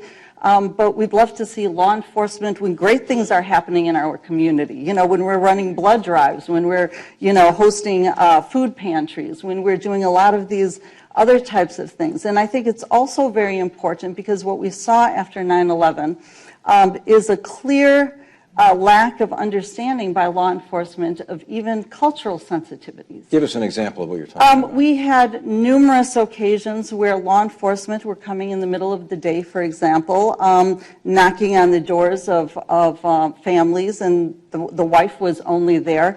And people know that particularly in conservative Muslim families, she's not going to allow men in, for example, into her house, even if they're law enforcement. It creates a problem. It's just something that it would be the same if it was female law enforcement and the only person there was a male. And so even having some basic sensibilities about what is appropriate and how you conduct yourself within particular communities, and not just the Muslim community. This would be, you know, across the board. I think that's something that's very important. I want to ask you about, I guess it's the obvious question, and that is that in our efforts to make sure that we're all safe, everyone in this room, everyone in your community, that there will be moments where perhaps someone will do something in the effort to stop terrorism, someone will do something that might be considered offensive, someone will do something that might rub a person the wrong way. What do you say to people who make that argument that there are going to be moments where perhaps this is not comfortable for everyone because we're in a global war and we're fighting an enemy who will and can do anything? I think you're going to find the Muslim community because it's a double-edged sword for us. If anything happens to our country, this affects us tremendously because we're Americans first, but we just are Americans that happen to be Muslim. And so to be then targeted again by our own countrymen and by policies that we feel are just not effective. We don't feel that this is the way that you really counteract that. I think that by working with the community, and all really studies have shown that when there are instances or potential instances within the Muslim community, it's often the Muslim community that comes forward and has been very helpful to law enforcement. And we're also oftentimes looking in the wrong areas. We have this assumption, I think, that Muslim terrorists are these law-abiding, mosque-attending, family individuals. What we've seen is that many times these are individuals that are really not active members of a community. They're not active members of a mosque. They have, and it's not because they're Muslim, it's because they have a political agenda. And I think that if we are going to be successful in this, we are going to be successful by actively involving the Muslim community, and also by making sure that the same people that we want to work on the side of law enforcement don't feel alienated in the process. Describe for me the various time periods here. Obviously, after 9/11, there was a lot of fear in this country, and I'm sure you would argue that some of that fear was placed upon your community. But now we have this organization known as ISIS, and it's a new configuration of terror. How has that affected your community? Did it ever completely die down? Has the community ever been looked at the same way it was prior to 9/11?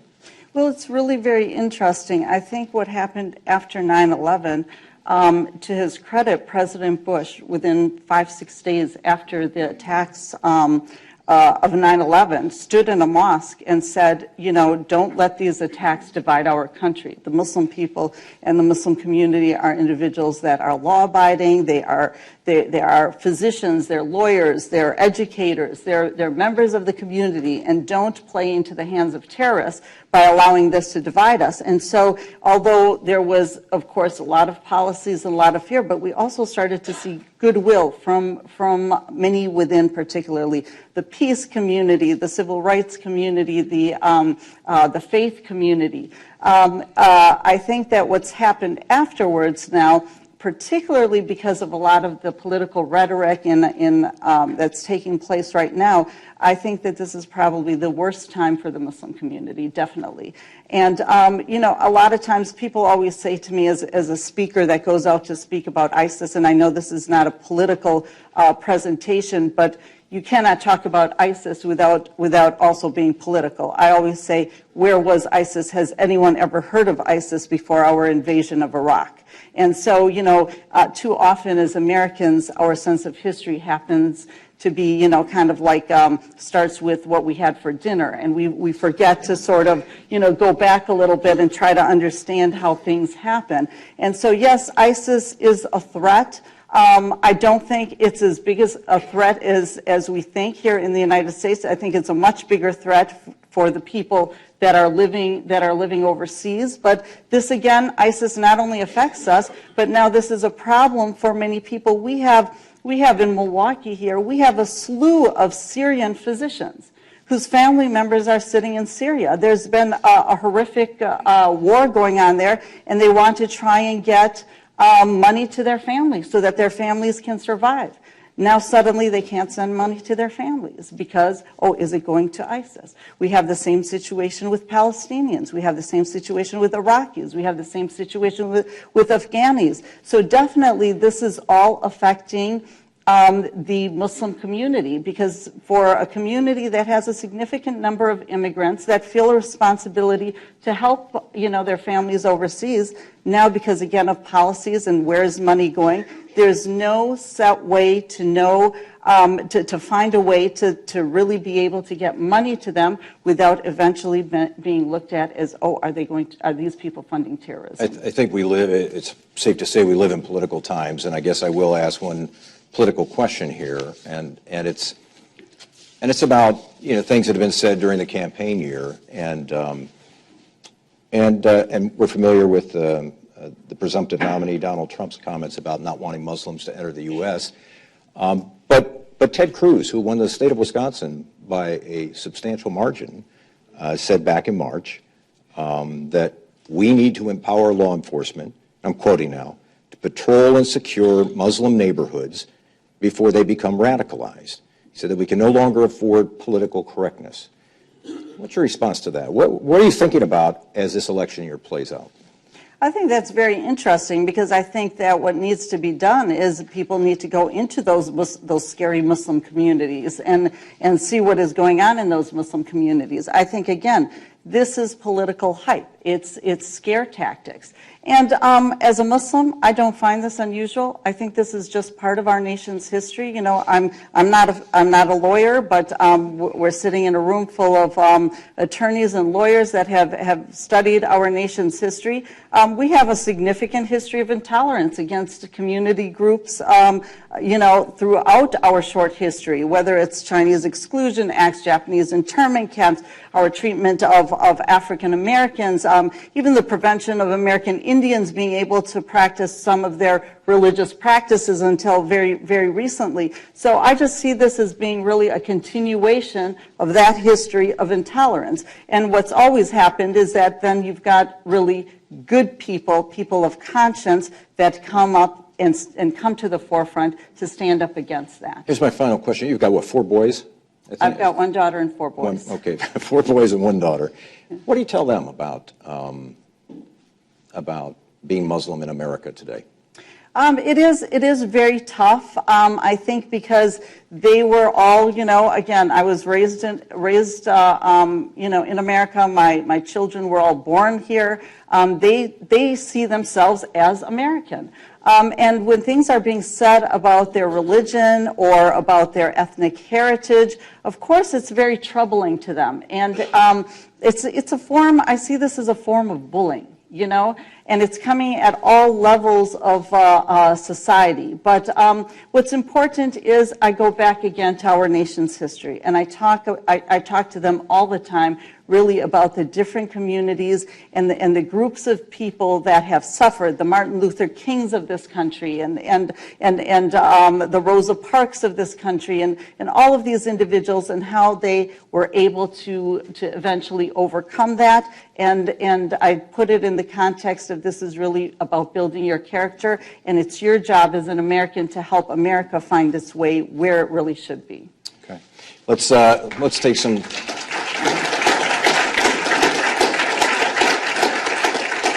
We have a few minutes for questions. Please, again, press down on the room and raise your hand if you're in the back. Yes, Mr. Baker, go ahead.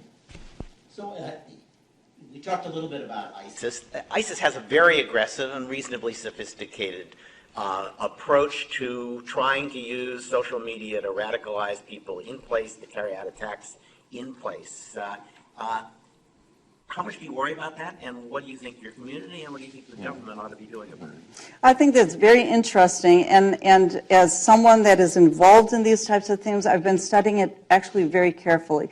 And what we know about those individuals that are being radicalized from the United States, overwhelmingly they are individuals that feel alienated, that feel that they are not part of anything. And what many of the researchers have found, they said they are no different than those that are brought into gang cultures, that are brought into certain white supremacist groups, these types of things. They're finding a place. I think that as a community, what we're doing in my organization, what we do often is educate them. And I think the biggest or the most important thing is to help those kids that are constantly feel that they're being pounded upon because of their religion, because of their ethnic heritage, to have answers, to be able to respond, just knowing that no, ISIS has nothing to do with Islam. This is the power vacuum that was created due to our invasion. So don't feel that you have to respond for what's happening overseas any more than anyone here, that is a white American had to respond and apologize for Timothy McVeigh or any of these other terrorist acts that have taken place in our country. So I think that giving them really a sense of ownership and feeling that they need to be part of this solution, and this is a solution that has nothing to do with them, but they're helping America because they are American. But this is not because this is their problem. They don't need to own this problem any more than any white Americans need to own a lot of the problems that we're seeing in our society. Excuse me? And the government? The government is problematic. I think the government policies are often problematic. And again, we're talking about, individual liberties and securities, and we are asked basically to kind of sit back and trust that the government knows what they're doing, that the people that are making these policies don't have their own political agendas, that the people making these policies don't have their own religious agendas, and that's just not true. We know that many of these policies are also being driven by people with their own agendas, and as a community, we're still a very small community. We really don't have people in positions of power, but I think that what has been very helpful is that we are aligning ourselves with those groups and organizations that have more experience than we do, particularly in issues of civil rights and civil liberties, and knowing what government overreach really is. Let me take other questions. Yes, sir. Two questions. First, on the subject you were just talking about, do you think it's more alienation or rebellion of the youth with regard to wanting to basically, and you have that with any young versus old kind of a thing. I get the feeling it's more alienation. Second question is, you talk about religious intolerance. It's among the Muslim community itself, internationally, when you got the Shiite versus the Sunni. I would imagine, and this is just a personal question for you, I'm guessing that your organization, there is no such conflict, that you have both sects and you get along very well, which I would imagine most Muslims internationally get along. It's just the redneck crazies. Brown neck crazy, I don't know, whatever. Anyhow, let me answer your last question about Sunnis and Shias. Sunnis and Shias really don't have a problem. My husband is Sunni, his colleague is Shia. Within our mosques here in the United States, Sunnis and Shias worship together. In Syria, they intermarried. In Iraq, they intermarried. It's a political divisive tool of divide and conquer. Saddam Hussein had empowered the Sunnis against the Shia. When we overthrew Saddam and put in the Maliki government, he was Shia, and so we empowered the Shia against the Sunnis. It's that old age game of divide and conquer. The difference between Sunnis and Shias is so far back and has to do with who's going to become the ruler after the death of the prophet. The Sunnis and Shias are still not fighting that battle. That is not an issue at all. It's a policy of divide and conquer. And you mentioned about the kids. I think it's alienation. I don't think it's rebellion. There's different ways to rebel against your families or your parents. I think overwhelmingly, when you do see that, it's feeling alienated. It's a kind of bullying. If you keep getting bullied, what I always find interesting is that in this country, when a student, a white, student, goes in and shoots up a school, the first thing we do, we want to analyze. So what prompted that? What led to that? Well, he was bullied. Well, he was alienated. Well, he had this issue, or he had mental issues, or whatever the case is. But yet, when we have a similar situation with another part of the population, Muslims are also Americans, but if we have that, suddenly it becomes an Islamic issue. Well, we also need to analyze that. Is it a bullying issue? What is leading to this alienation? So I think that at all levels, we need to find a way, whether it's Muslim kids, whether it's kids of other backgrounds. I recently did a presentation at a school for kids regarding specifically these types of issues.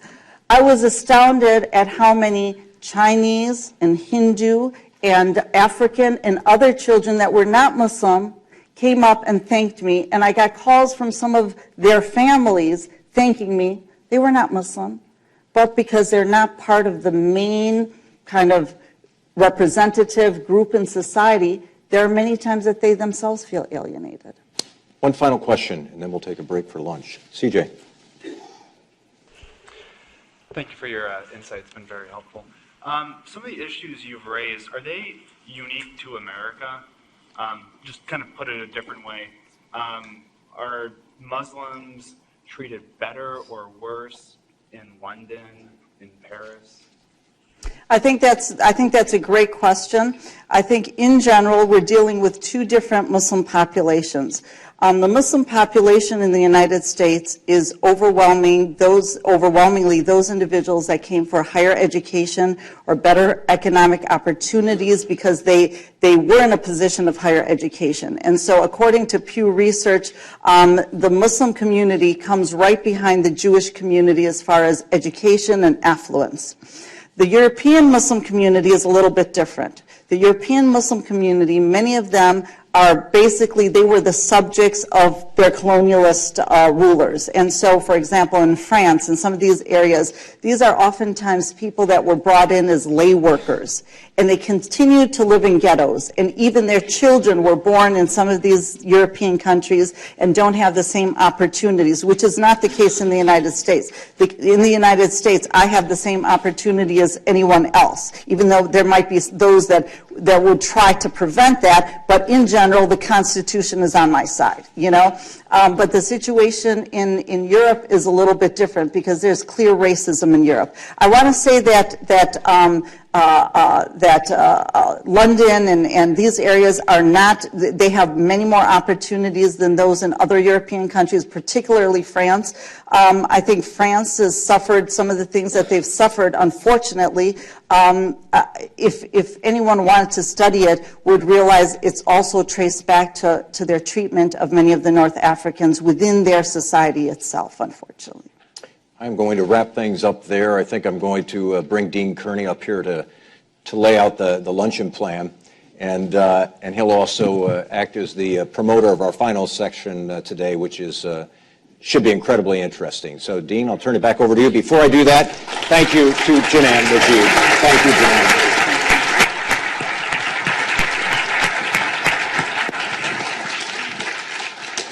So, thank you. This has been an extraordinary morning in my estimation, and I'm very grateful to all of our participants. We also do have, as Mike has said, and as the schedule for the day reflects, a really most fascinating final session focused on technology. It will begin with the Apple FBI dispute, perhaps, but it will build out from there.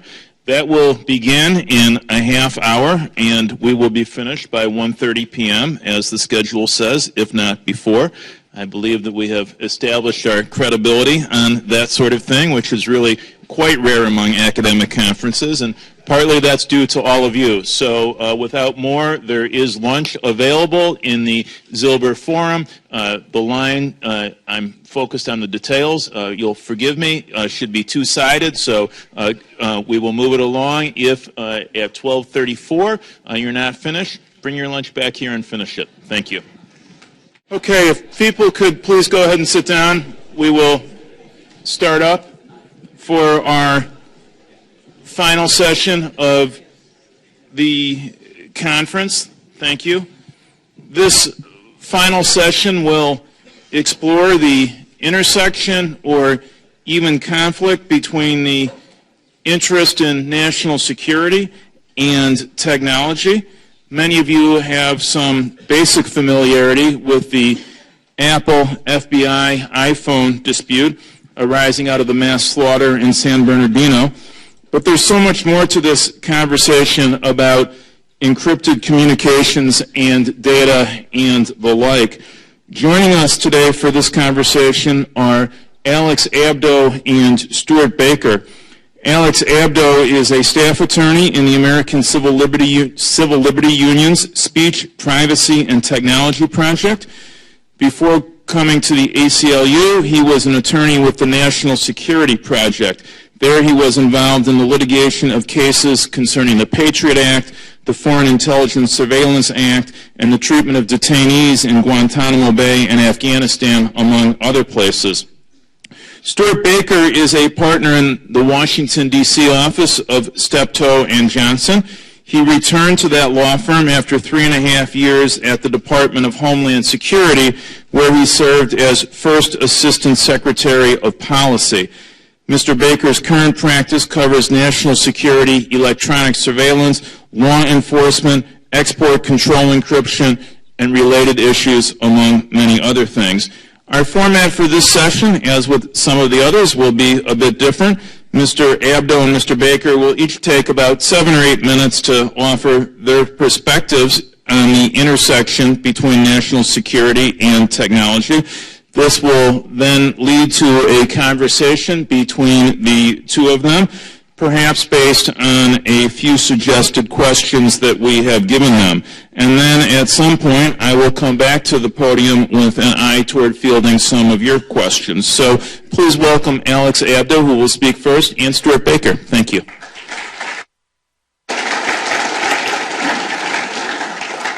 Thank you all. It's really a delight to be here, and I'm happy everyone stuck around. Thank you so much, Dean Kearney, for the invitation and for the organization and the punctuality.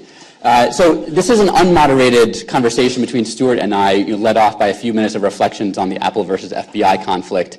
If any of you know me and Stuart, you will know that this will probably not be a discussion as much as it will be a heated discussion, maybe, or a fun exchange. The big risk is unmoderated. Right. But this should be fun. Stuart and I have talked before and enjoy each other's debates, so don't feel awkward for us. We will hash it out up here. So the impetus for this session was the conflict over the last year between Apple and the FBI over whether the FBI could force Apple as a legal matter to write a new version of its operating system that would facilitate the government's efforts at decrypting data on one of the phones owned by the San Bernardino shooter. And the specifics of that case are themselves nuanced and very interesting and raise kind of complicated questions about a very old statute called the All Writs Act and several constitutional provisions.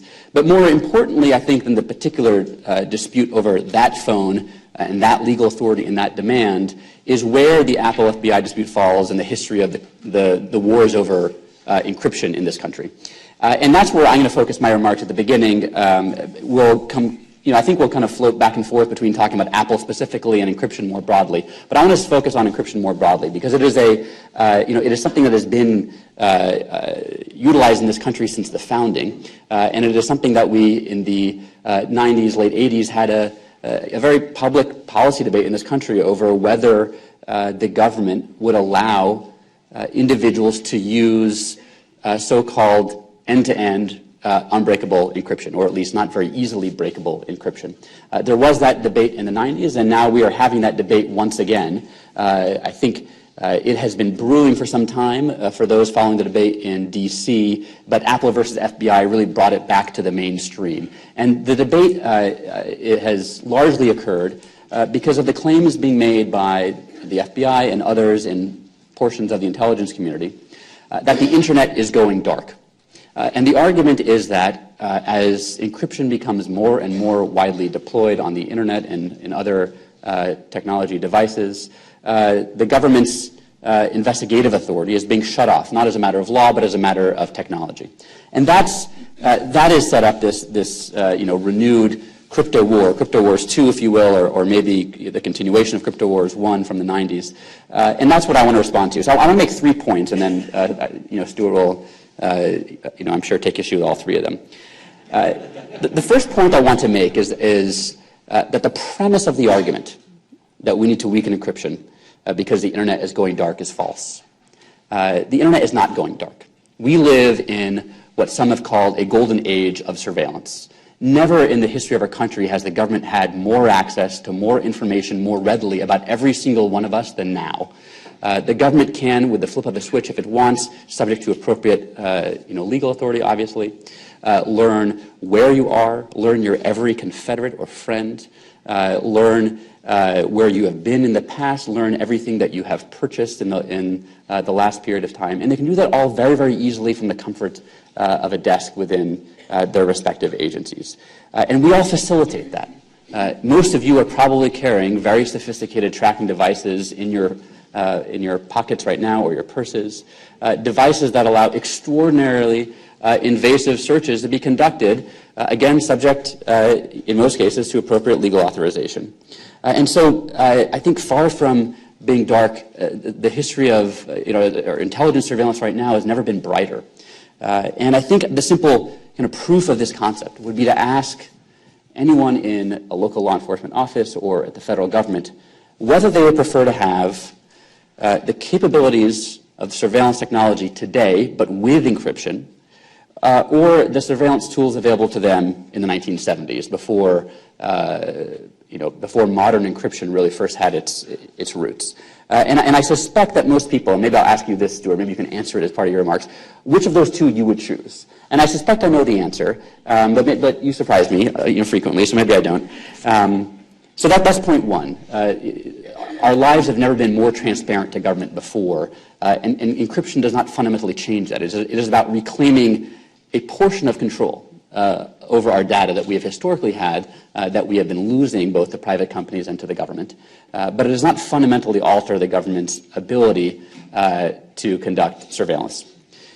Point number 2, which is more strictly speaking a policy argument than a legal one, is that the solution that has been proposed to this perceived problem of the Internet going dark is to either prohibit companies from offering end-to-end encryption or to require them to install backdoors in the encryption products that they offer so that the government can always have access to what is being encrypted. And that sort of solution, this kind of backdoor solution, would be disastrous for cybersecurity. If you follow the rhetoric in D.C. these days, and in particular if you follow any intelligence assessment offered by national security officials on the Hill, what you will hear is that the number one threat to our nation right now is not terrorism, but cybersecurity. And the prediction is that it will only become more of a threat in the future because our systems are often fundamentally insecure, and because we as a country have so much to lose when it comes to our digital assets. Our entire economy is founded on the notion that you can place trust in transactions that you conduct online. Our information is now more often stored digitally than physically, and this has been borne out. If you have a strange habit like me of following which companies have been hacked over the last several years, it's really a who's who, and these are only the ones we know about because most companies don't actually publicly report this information. So just a quick list that I assembled looking back over the news of the last year of some of the major companies that have been hacked. AT&T, Yahoo, Target, eBay, the U.S. Investigation Service, Home Depot, Gmail, Apple's iCloud, JP Morgan, even Goodwill. This is a very short list of major companies that have been hacked, and the list is only growing every year. And again, these are only the ones that we know about. And it turns out that encryption is the backbone of security online. You cannot build a secure system online that does not have as part of a component of its protection encryption. There are ways of coming up with compromise systems that don't use particularly strong encryption, but fundamentally, if you talk to cybersecurity researchers, they will all tell you to a T that encryption and strong encryption, unbreakable encryption, is essential to preserving those digital assets. And so it's not surprising that you will also hear virtually every former national security official, save Stuart Baker, saying that strong encryption is essential and that they would not support efforts by the government to build backdoors into our encryption. You'll hear Michael Hayden say it. He's not someone who I typically agree with. You'll hear Michael Chertoff say it, Mike McConnell, Dave Petraeus, Jim Woolsey, Richard Clark. These are among the stable of former national security officials who all say we as a country are safer with strong and unbreakable end-to-end encryption. The final point I'll make is that even if you disagree with me on these first 2 points, even if you think that the internet is going dark and that is posing real problems for the government, and I don't think anybody denies that there are instances in which encryption will make investigations more difficult. But even if you think it's an existential crisis and not something less than that, and even if you disagree with me on the second point, that you're willing to sacrifice the security benefits of encryption for the investigative benefits of backdoors, backdoors are not actually a solution to the problem of serious, sophisticated criminals and terrorists. And the reason why that's the case is because sophisticated criminals and terrorists do not need to rely on intermediaries like Apple to provide their encryption. There are hundreds of encryption products available open source and free on the internet that cannot be restricted in a meaningful way by any laws passed by the United States or even by any serious kind of concerted effort of nations to eliminate the availability of these tools out there. The cat is out of the bag. And if terrorists and sophisticated criminals want to use these tools, they will use them, and we have seen them use these tools. And the NSA still finds a way, because there's nobody better in the business at getting on your device than the NSA when they really want to and have a need to. But forcing backdoor does not actually solve any problems for the NSA. It has only the effect of making all of us less secure, while making it marginally easier for the government to go after not the sophisticated people, but the unsophisticated criminals. So the real balance is not, do we get the terrorists or do we have digital security? It's, do we make the kind of dumb criminals marginally less secure so that we can go after them while also making all of us less secure? So I'll leave it there, and I'll have more to say, but Stuart? Thanks, Alex. I do disagree with most of what you said.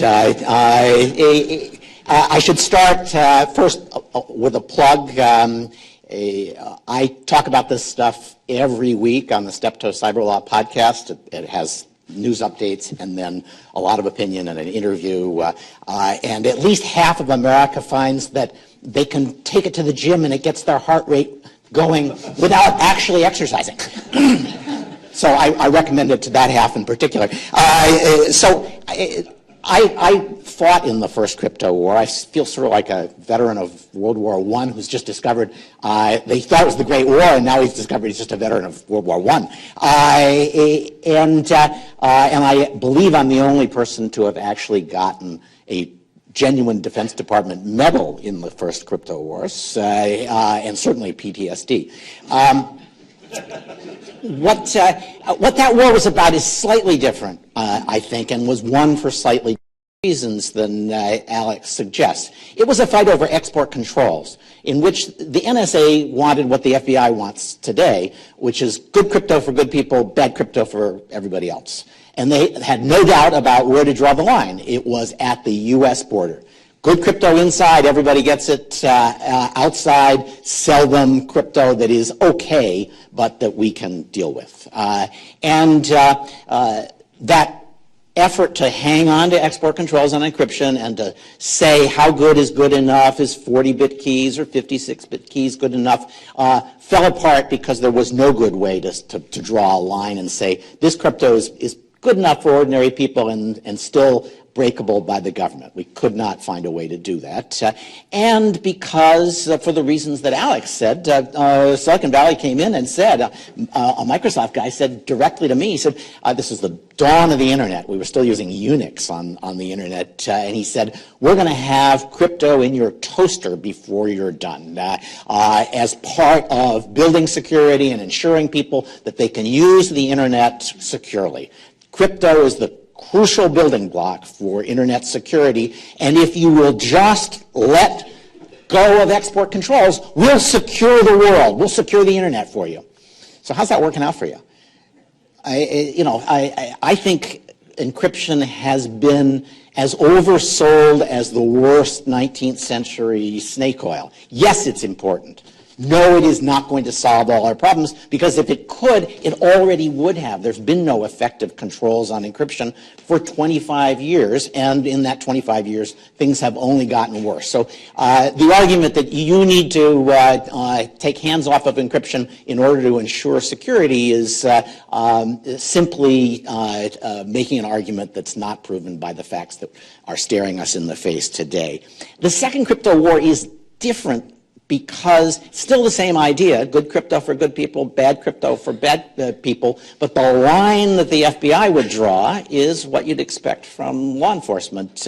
It's probable cause to believe that a crime is being committed, and that's, once you've got probable cause to believe a crime is being committed, you don't want the people that you're investigating to have good crypto. Everybody else should have good crypto. That's the line the FBI would like to draw, they want to draw it because they really are in a crisis. Encryption will take away at least all of the content of modern communications from the FBI. There's never been a time when the FBI couldn't get the contents of a communication, the contents of a safe, the contents of a desk drawer, if it had a warrant. And now it's facing the prospect that it won't be able to get any of that. Now, Alex says, but it's the golden age of surveillance, and he says, well, which would you rather have? You know, today's tools with encryption or yesterday's tools to deal with current crime. And the problem with that, Alex, is it's not just the golden age of surveillance, it's the golden age of terrorism. Modern terrorists, the guys who shot up Mumbai and killed 150 people, were engaged in communications with a network operating center that was watching TV in real time and saying, don't go out the front door, go out the back door, kill people there, because there's no cops yet. They were getting encrypted communications that enabled them to be far more effective at killing large numbers of people. So we're never going back to that world as a matter of what the adversary is doing. And the idea that we should say, but you have to choose between giving up an important tool that you used to have or living with today's terrorism and yesterday's tools, I think is the wrong choice. Jim Comey talks about a case where a woman in Louisiana found shot dead. Her iPhone, on which she kept an enormously detailed diary, is lying next to her locked.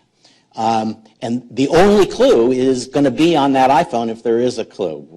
And I think it's cold comfort to her parents and to the investigators to say, oh, but it's on average the golden age of surveillance, so you should just put up with it. The fact is that a responsible industry could make it possible to get access to those communications to that phone as well. Now, there is a reasonable debate about the question of whether government should require and how they could require industry to act in a socially responsible way in this regard. There's a compromise, or would have been a compromise, it seems to me. I've been cautious about saying I love the idea of regulation in this area. But you could certainly have said that it's a reasonable compromise to say if industry builds crypto that they can't read, then they're not going to be obliged to change it so that it can be read. But if they can find a way to get law enforcement in, they have an obligation as a member of society to help law enforcement enforce the laws that we all depend on. And that would have been a reasonable compromise right up to the time that Apple decided to apply its famous reality distortion field to this debate and say, no, we can get you in. We choose not to. It's inconsistent with our plan to market ourselves as the privacy guys and Google as the privacy enemy. And we have to take a stand that says we will never cooperate with law enforcement. Notwithstanding, oh, we used to, yeah, but now we've got a new marketing plan, and our plan is never to cooperate with law enforcement even where we can. And so it seems to me that the Apple debate is a subset and perhaps a distortion of a more interesting and more appropriate debate about encryption. And I'll just close with a couple of things that I think are particularly troubling about Apple, and maybe about some of the things that Alex said. Apple appropriated the argument that said, if we do this, we are weakening encryption in a way that will make everybody in the world less secure. You know, you'll never be able to bank online again if this happens. And what they were saying is, you're asking us to let you, the FBI, into this iPhone, and we would be weakening our encryption if we did that. But the fact is, they already had a way in. They had a way in that they built, which was to use their own signing key, their own secret key, which they had to protect very aggressively, that lets them into your phone. Everybody here lets them in every time you take an update. You know, that stupid U2 album they downloaded on you? That's why they built a backdoor into your phone, so they could give you U2 albums.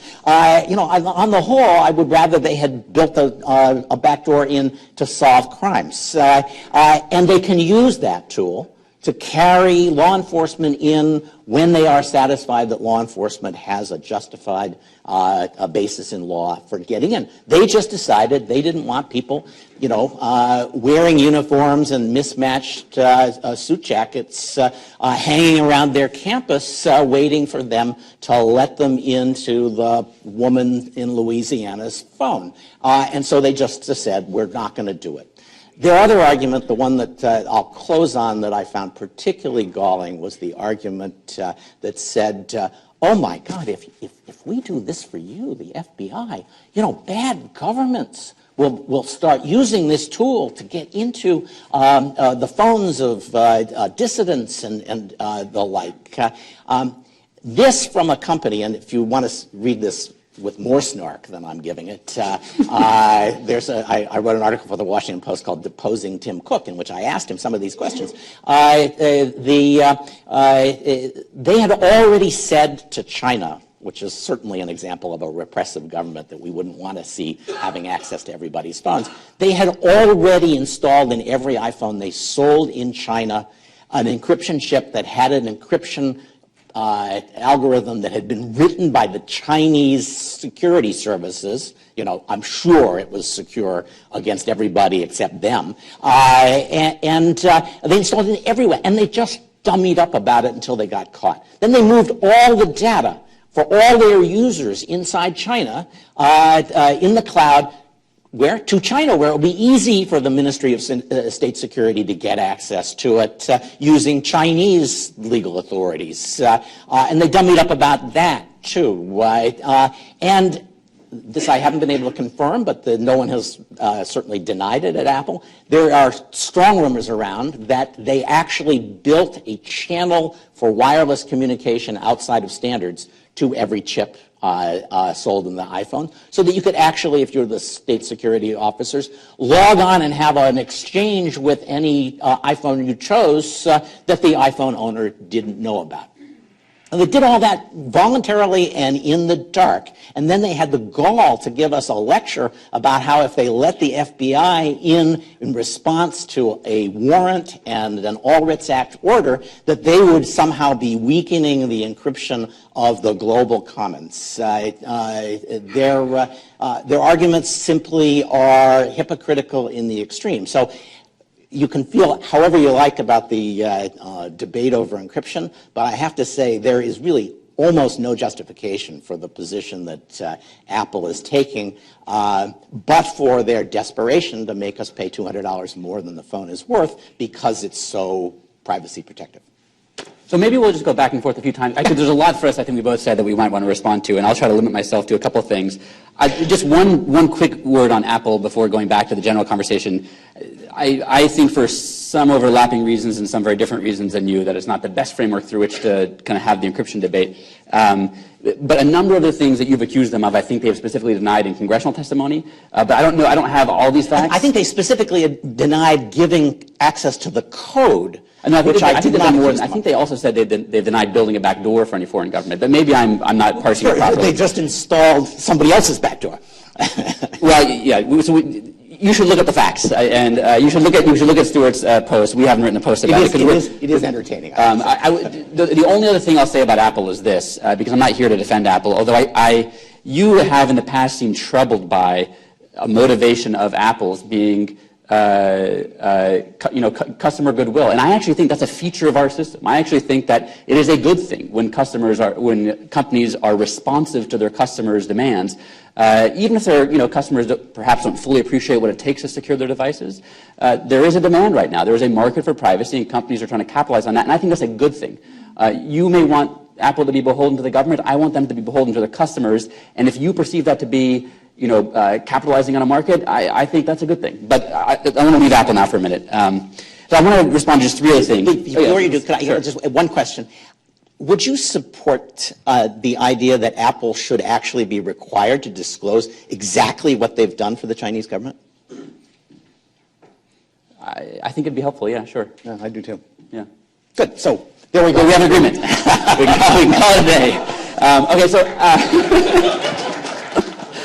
so I want to pick up three other points that you made, and I'll try to be quick on these, and you can have at them. So the first is that you made this point that a responsible industry would work with government to come up with a solution to this problem. And there is this strand of, I think, I would call techno-idealism in political circles, that Silicon Valley can solve this problem, that it is purely a political one and not a technology one. And I think that's wrong. Virtually every technologist who has spoken publicly about this question has said, we cannot design a system that is secure for the good guys and insecure for the bad guys. And a group of technologists recently from MIT put together a paper on this. It's called Keys Under Doormats, I believe. You can't just have a key that's available for the government under the doormat, because the problem is once you leave that key or build a back door, someone else is going to find it. And this relates to the second point I wanted to make, which is that you said, maybe the final point on that is, everyone who is proposing otherwise, I think to a T, is a politician or a lawyer, not a technologist. I don't think I've seen a single technologist come up on the other side and say, here's a solution. Here's how we can do it. Related to that is a second point that you made, which is that it is the golden age of terrorism. And I don't think that's right. I think what it is, again, if you listen to some of the, if you listen to James Clapper's The DNI, I think it is the golden age of the hacker. We are now at the beginning of what looks like the Wild West of the Internet, where every other day there is a major hack of a major company, and the records of millions of Americans are breached by a hacker and used in ways that are very difficult to patrol. And again, we are only seeing at best the tip of the iceberg, because most companies do not disclose and have no legal obligation to disclose when their customers' records are hacked. And so maybe you represent some of these companies, and you could shed some light on what percentage of them actually disclose the breaches. I suspect it's a very small percent actually disclose the breaches. But the ones that we know about are very, very troubling. Even some of the government hacks have been extraordinary. The Office of Personnel Management, which has extremely sensitive records on millions of government servants, including me in a former life as a judicial law clerk, were hacked. And some of that, I think my information was not among the more sensitive, the ones who actually filled out the, I forget what the form is called, the particular form that has, your past drug use, your past relation, SF-86, an extremely sensitive form. That information was hacked. And this is not to say that encryption is a silver bullet, because it isn't. Stuart's right about that point. Encryption is not a silver bullet, but it is the cornerstone of any secure system. And that is what every technologist will tell you, is that you cannot build a secure system without having it at its core a strong encryption. So one final point, and then I'll turn it back to you. You made the point that there's never been a time in our nation's history where the government has not had access to information with a warrant. And I think that's wrong for two reasons. One is that encryption has actually been around since the very beginning of our nation's founding. I think very famously, Thomas Jefferson, when he was in France, communicated with James Madison about the First Amendment, no less, using a hand cipher.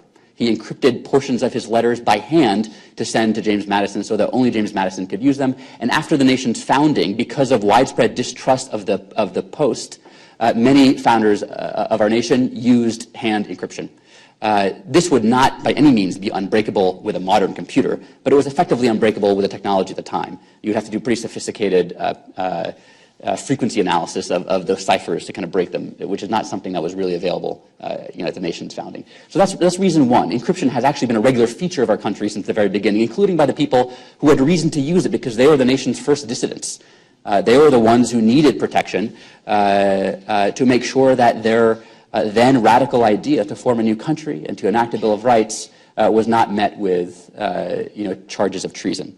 The second reason why I don't think it's true that there's never been this time is because for most of our nation's history, up until really probably the 90s, most communications and most data were ephemeral. They were not set out somewhere codified. When you called someone, that conversation went away. If you had something written down and you decided to destroy it, that was the end of it.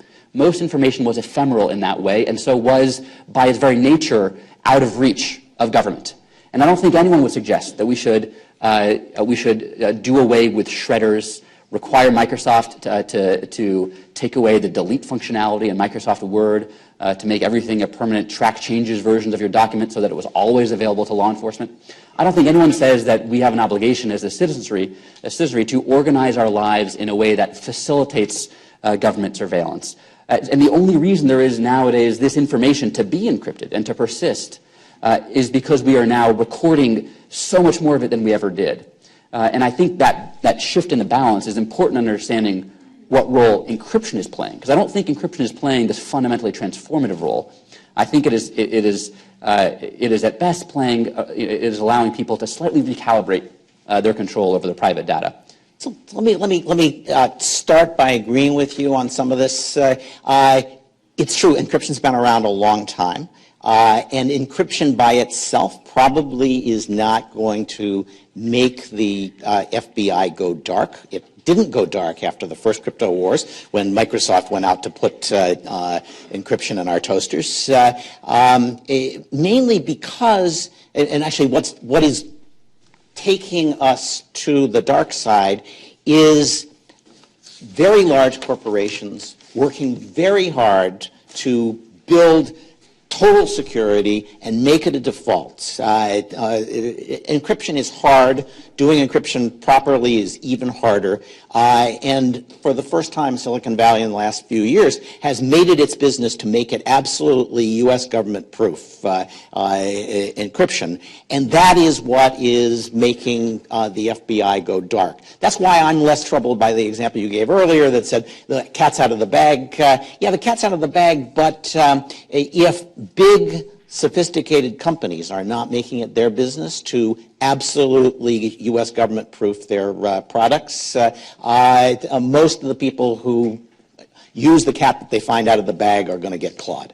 And so that's the first thing. The second thing is, it's true, I do represent a lot of these companies that have had breaches, and they actually do what they're required by laws in 54 jurisdictions in the United States to disclose, and they do. The reason you haven't noticed is because the press doesn't even bother to cover it anymore. Where do we go for those disclosures? The best place to go is, have I been pwned? Put in your email address. So it's not a disclosure that we had 3 million records breach. It's a portal that allows a user to know whether their records were breached. Yes. Okay. Exactly. Yeah. I suspect that former one would be terrible for PR reasons for them. Yeah, but what happens is you don't pay any attention anymore to the disclosures. That's what's really going on. We're not focused on the disclosures at any rate. And the last thing, I really do want to get to this because I think this is one of the most annoying arguments that Silicon Valley makes. I once described their style of political argument as coming into a meeting with a government official, sitting down and saying, we're smart, we're rich, you're not, we win.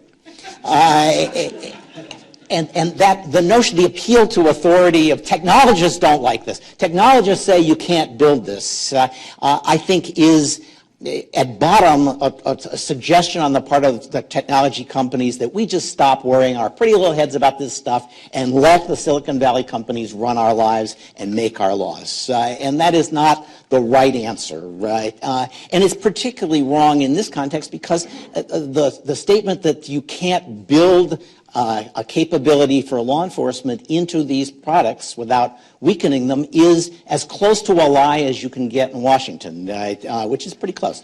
It is, as I said earlier, Apple built a backdoor into its product so that it could deliver YouTube albums and advertisements and updated products to you by saying, yes, take this piece of code and run it. You can trust me, I'm Apple. And it could just as easily have said to law enforcement, you tell us which phone, we'll tell them to take a piece of code and run it that will give you access. And it would have provided no more access, no bigger a hole than Apple had already built in for its own business purposes. So yes, yes, there's a weakness there, there's a kind of weakness, and the technologists who believe that that any weakness must be fatal will be appalled by that. But most people who build security for these systems recognize that you always have to manage risks.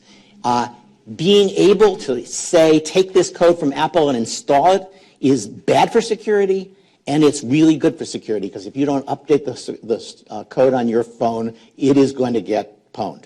And so the people who are worried about security have to balance the risks and the rewards. The problem here is that Apple is keeping all the rewards and not considering any of the risks to the rest of the world that arise out of these changes in the technology.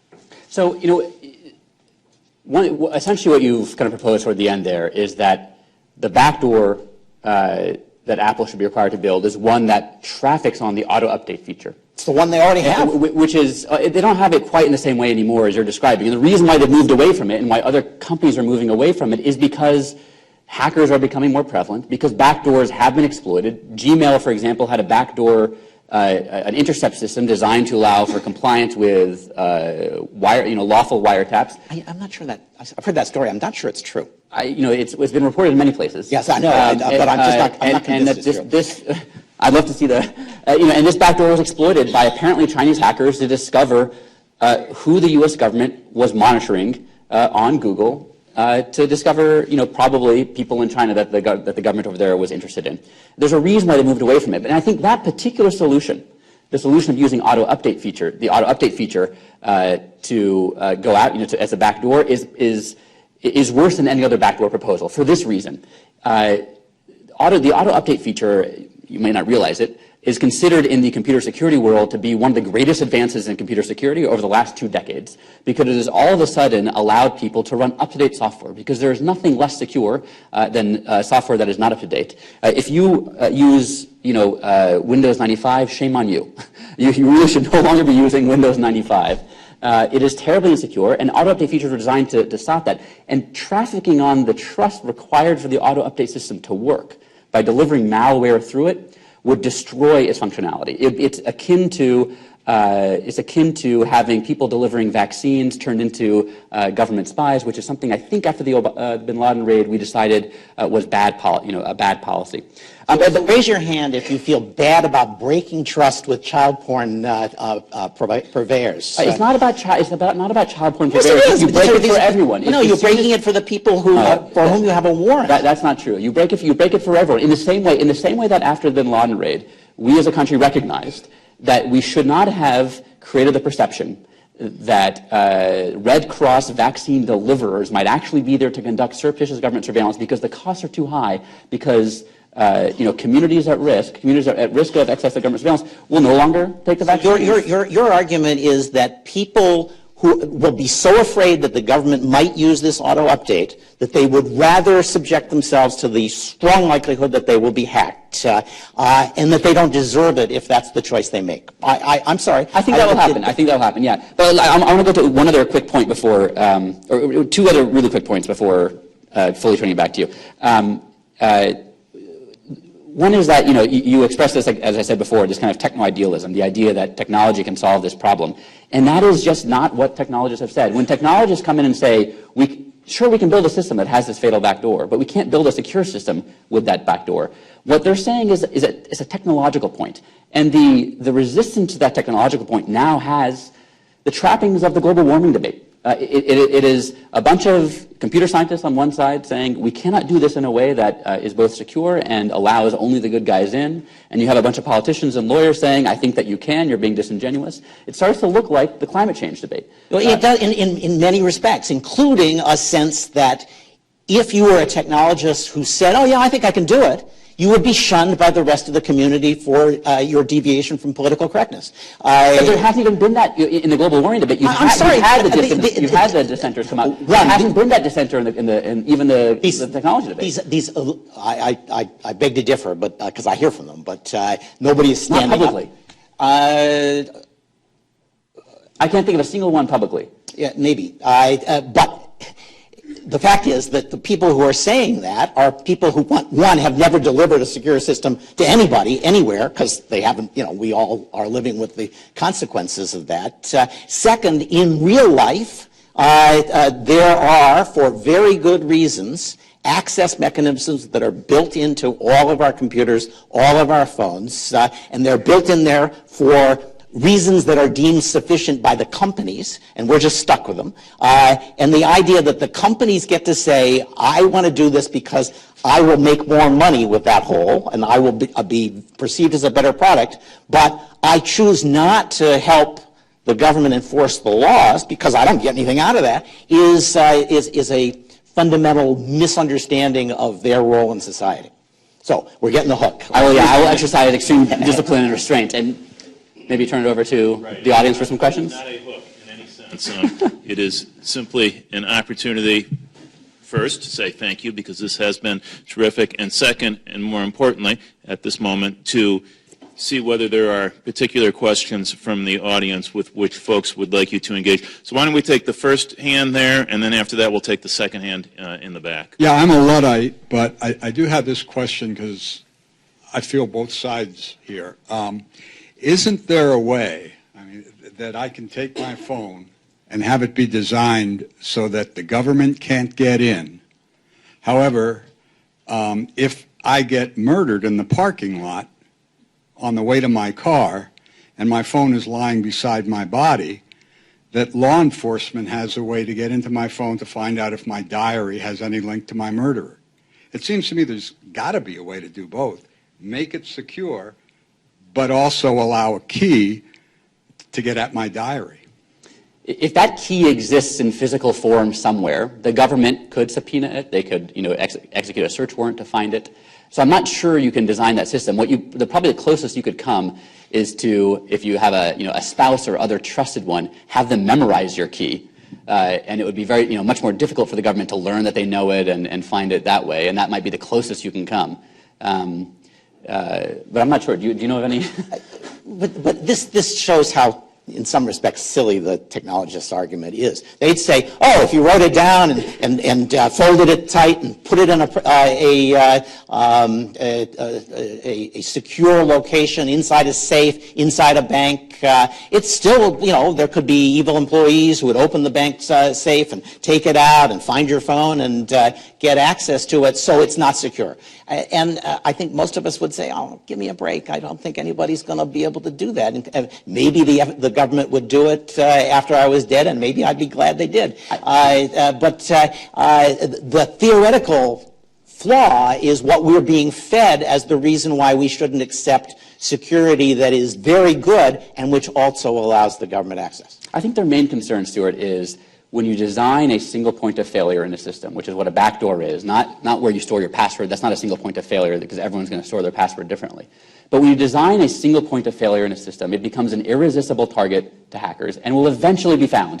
And that is the lesson of computer security. Sure, this is what we're always told, but we keep building these systems because there are very good reasons to build these systems with an access key like Apple's, like Microsoft's. They protect those keys very aggressively. There's never been, as far as I know, a compromise of those keys. Yes, there's a risk, but they believe that on balance, that risk is less than the risk of not having it.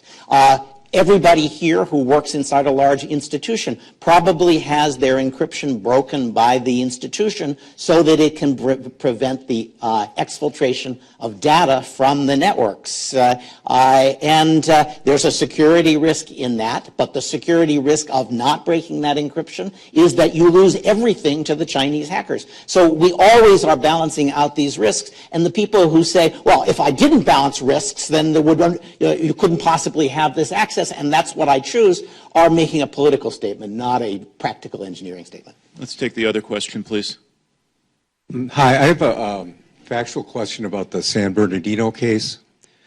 I was under the impression that there was a window of opportunity when law enforcement could have utilized the data in that telephone, and they bungled it. Is that true? That's what Director Comey said in testimony to Congress. He said that had they connected the phone to a known network and performed a backup of the phone, allowed the phone to perform its natural backup, that data then would have been on Apple servers and Apple could have accessed it. But that instead of doing that, they reset, or they turned off the phone or reset it or something, and that shut that window of opportunity. Yeah, they wouldn't have gotten everything, but the stuff that backed up would have probably backed up. I think, to say you didn't know the particular security measures in the particular generation of iPhone that you had in your hand and you took an emergency action to try to get the data that might have worked on a different phone but didn't work on this and therefore you're an idiot, I think is more of the techno-supremacy that says, I'm smart, I'm rich, you're not, I win. Yes, it was a mistake, but it's the kind of mistake I think the other side of the coin as a citizen, I'm not prepared to surrender my civil liberties to a bunch of Keystone cops.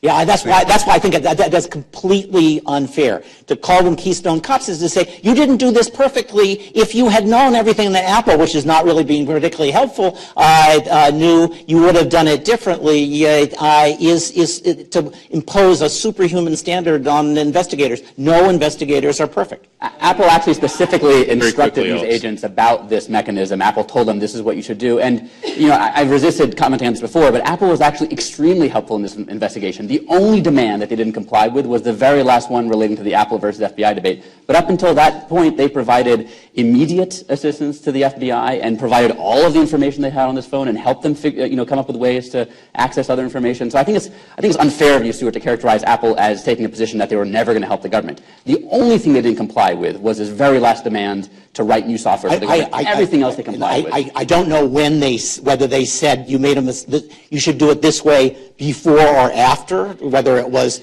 I'd like to be helpful or nanny nanny boo boo. I can't tell. I want to take a couple more questions. Greg? Thank you. One of the things that's troubling about this debate for me is that as somebody who does understand the technology, I realize very few people do, and almost none of our policymakers do. As a quick example, the comment was made about Unix being the old days. So if you use an iPhone or an Android device, you're using Unix on the internet right now. And every router and every every server. World. But encryption is something that any competent computer science professional can do. And if Apple or Android or anybody else were forced to make their phones breakable or have key storage with, with the government or whatever, you could just have somebody encrypt your data for you or have a secondary application that encrypts certain things. So you pass this law, you make all this happen, and then you've just chased it somewhere else. You're not proposing that it'd be illegal for me to encrypt things on my own, are you? We're going to take that as a question. Yeah, so I think that would be an extreme form of regulation, and as I think I signaled earlier, probably not necessary because the number of people who are smart enough to do that right and effectively keep the FBI out is relatively small, and they'd have to be relying on somebody else's encryption, which might or might not be good enough. But let me go back to the first thing you said. How plausible would you find it if Detroit or a foreign manufacturer of automobiles said, well, nobody in Congress understands fuel efficiency, and we're telling them that we don't think this can be done properly, so you should stop trying to regulate us. Or the SEC and the CFTC don't really understand modern high-speed trading, and therefore, even though it caused an enormous crash, they shouldn't be allowed to regulate. I mean, we understand that regulators have to set standards and performance standards for industry without getting into the details of actually designing them, because that's something that you leave to others. And so this is not a new or unusual proposal on the part of the people who want to regulate this. They are simply saying we want to regulate this the way we would regulate any other sophisticated technology where we know that it's producing bad effects. And the solution to that problem of having to have generalized expertise without specific knowledge is to hold hearings and have experts come and testify, and not a single expert has come and testified that what the government wants and what they say is the solution, something secure for the good guys and not for the bad guys, not a single one has come and testified to say that's possible, which is why I say that this has the trappings of the climate change debate. But on your first point,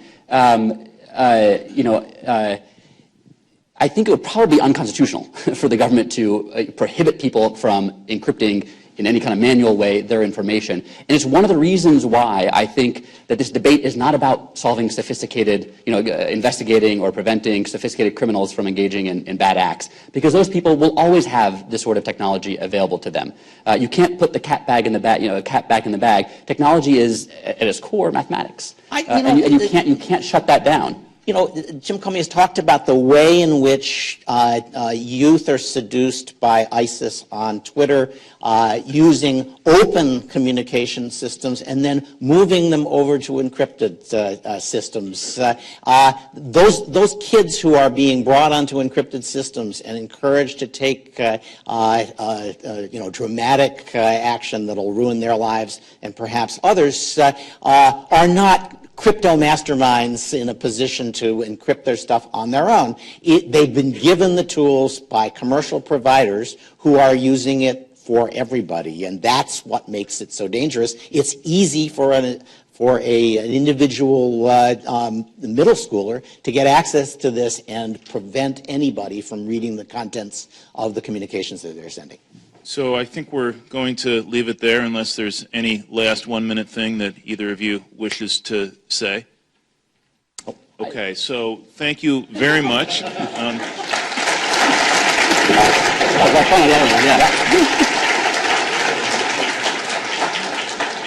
We never got. So just a few concluding remarks. First, I do very much want to thank Alex for having suggested that we also bring Stuart. This is the sort of thing, without doubt, that is well presented by an exchange of views, so thank you to both of you. I don't propose, beyond that, to make grand concluding remarks, but I do think that we have accomplished something that is very much our essential purpose today, and in fact somewhat more.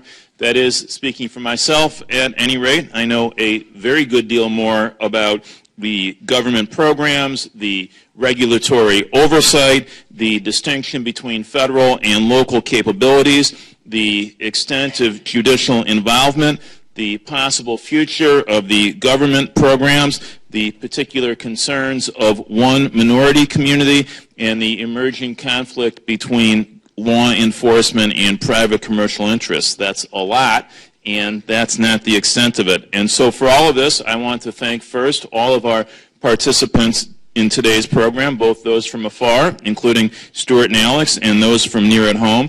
Second, my fellow organizers, whom I've already mentioned and named. And third, without doubt, all of you who are here today. We wouldn't offer these programs if there were not great interest in them, especially within the legal profession. So we hope to see you at future programs. Thank you.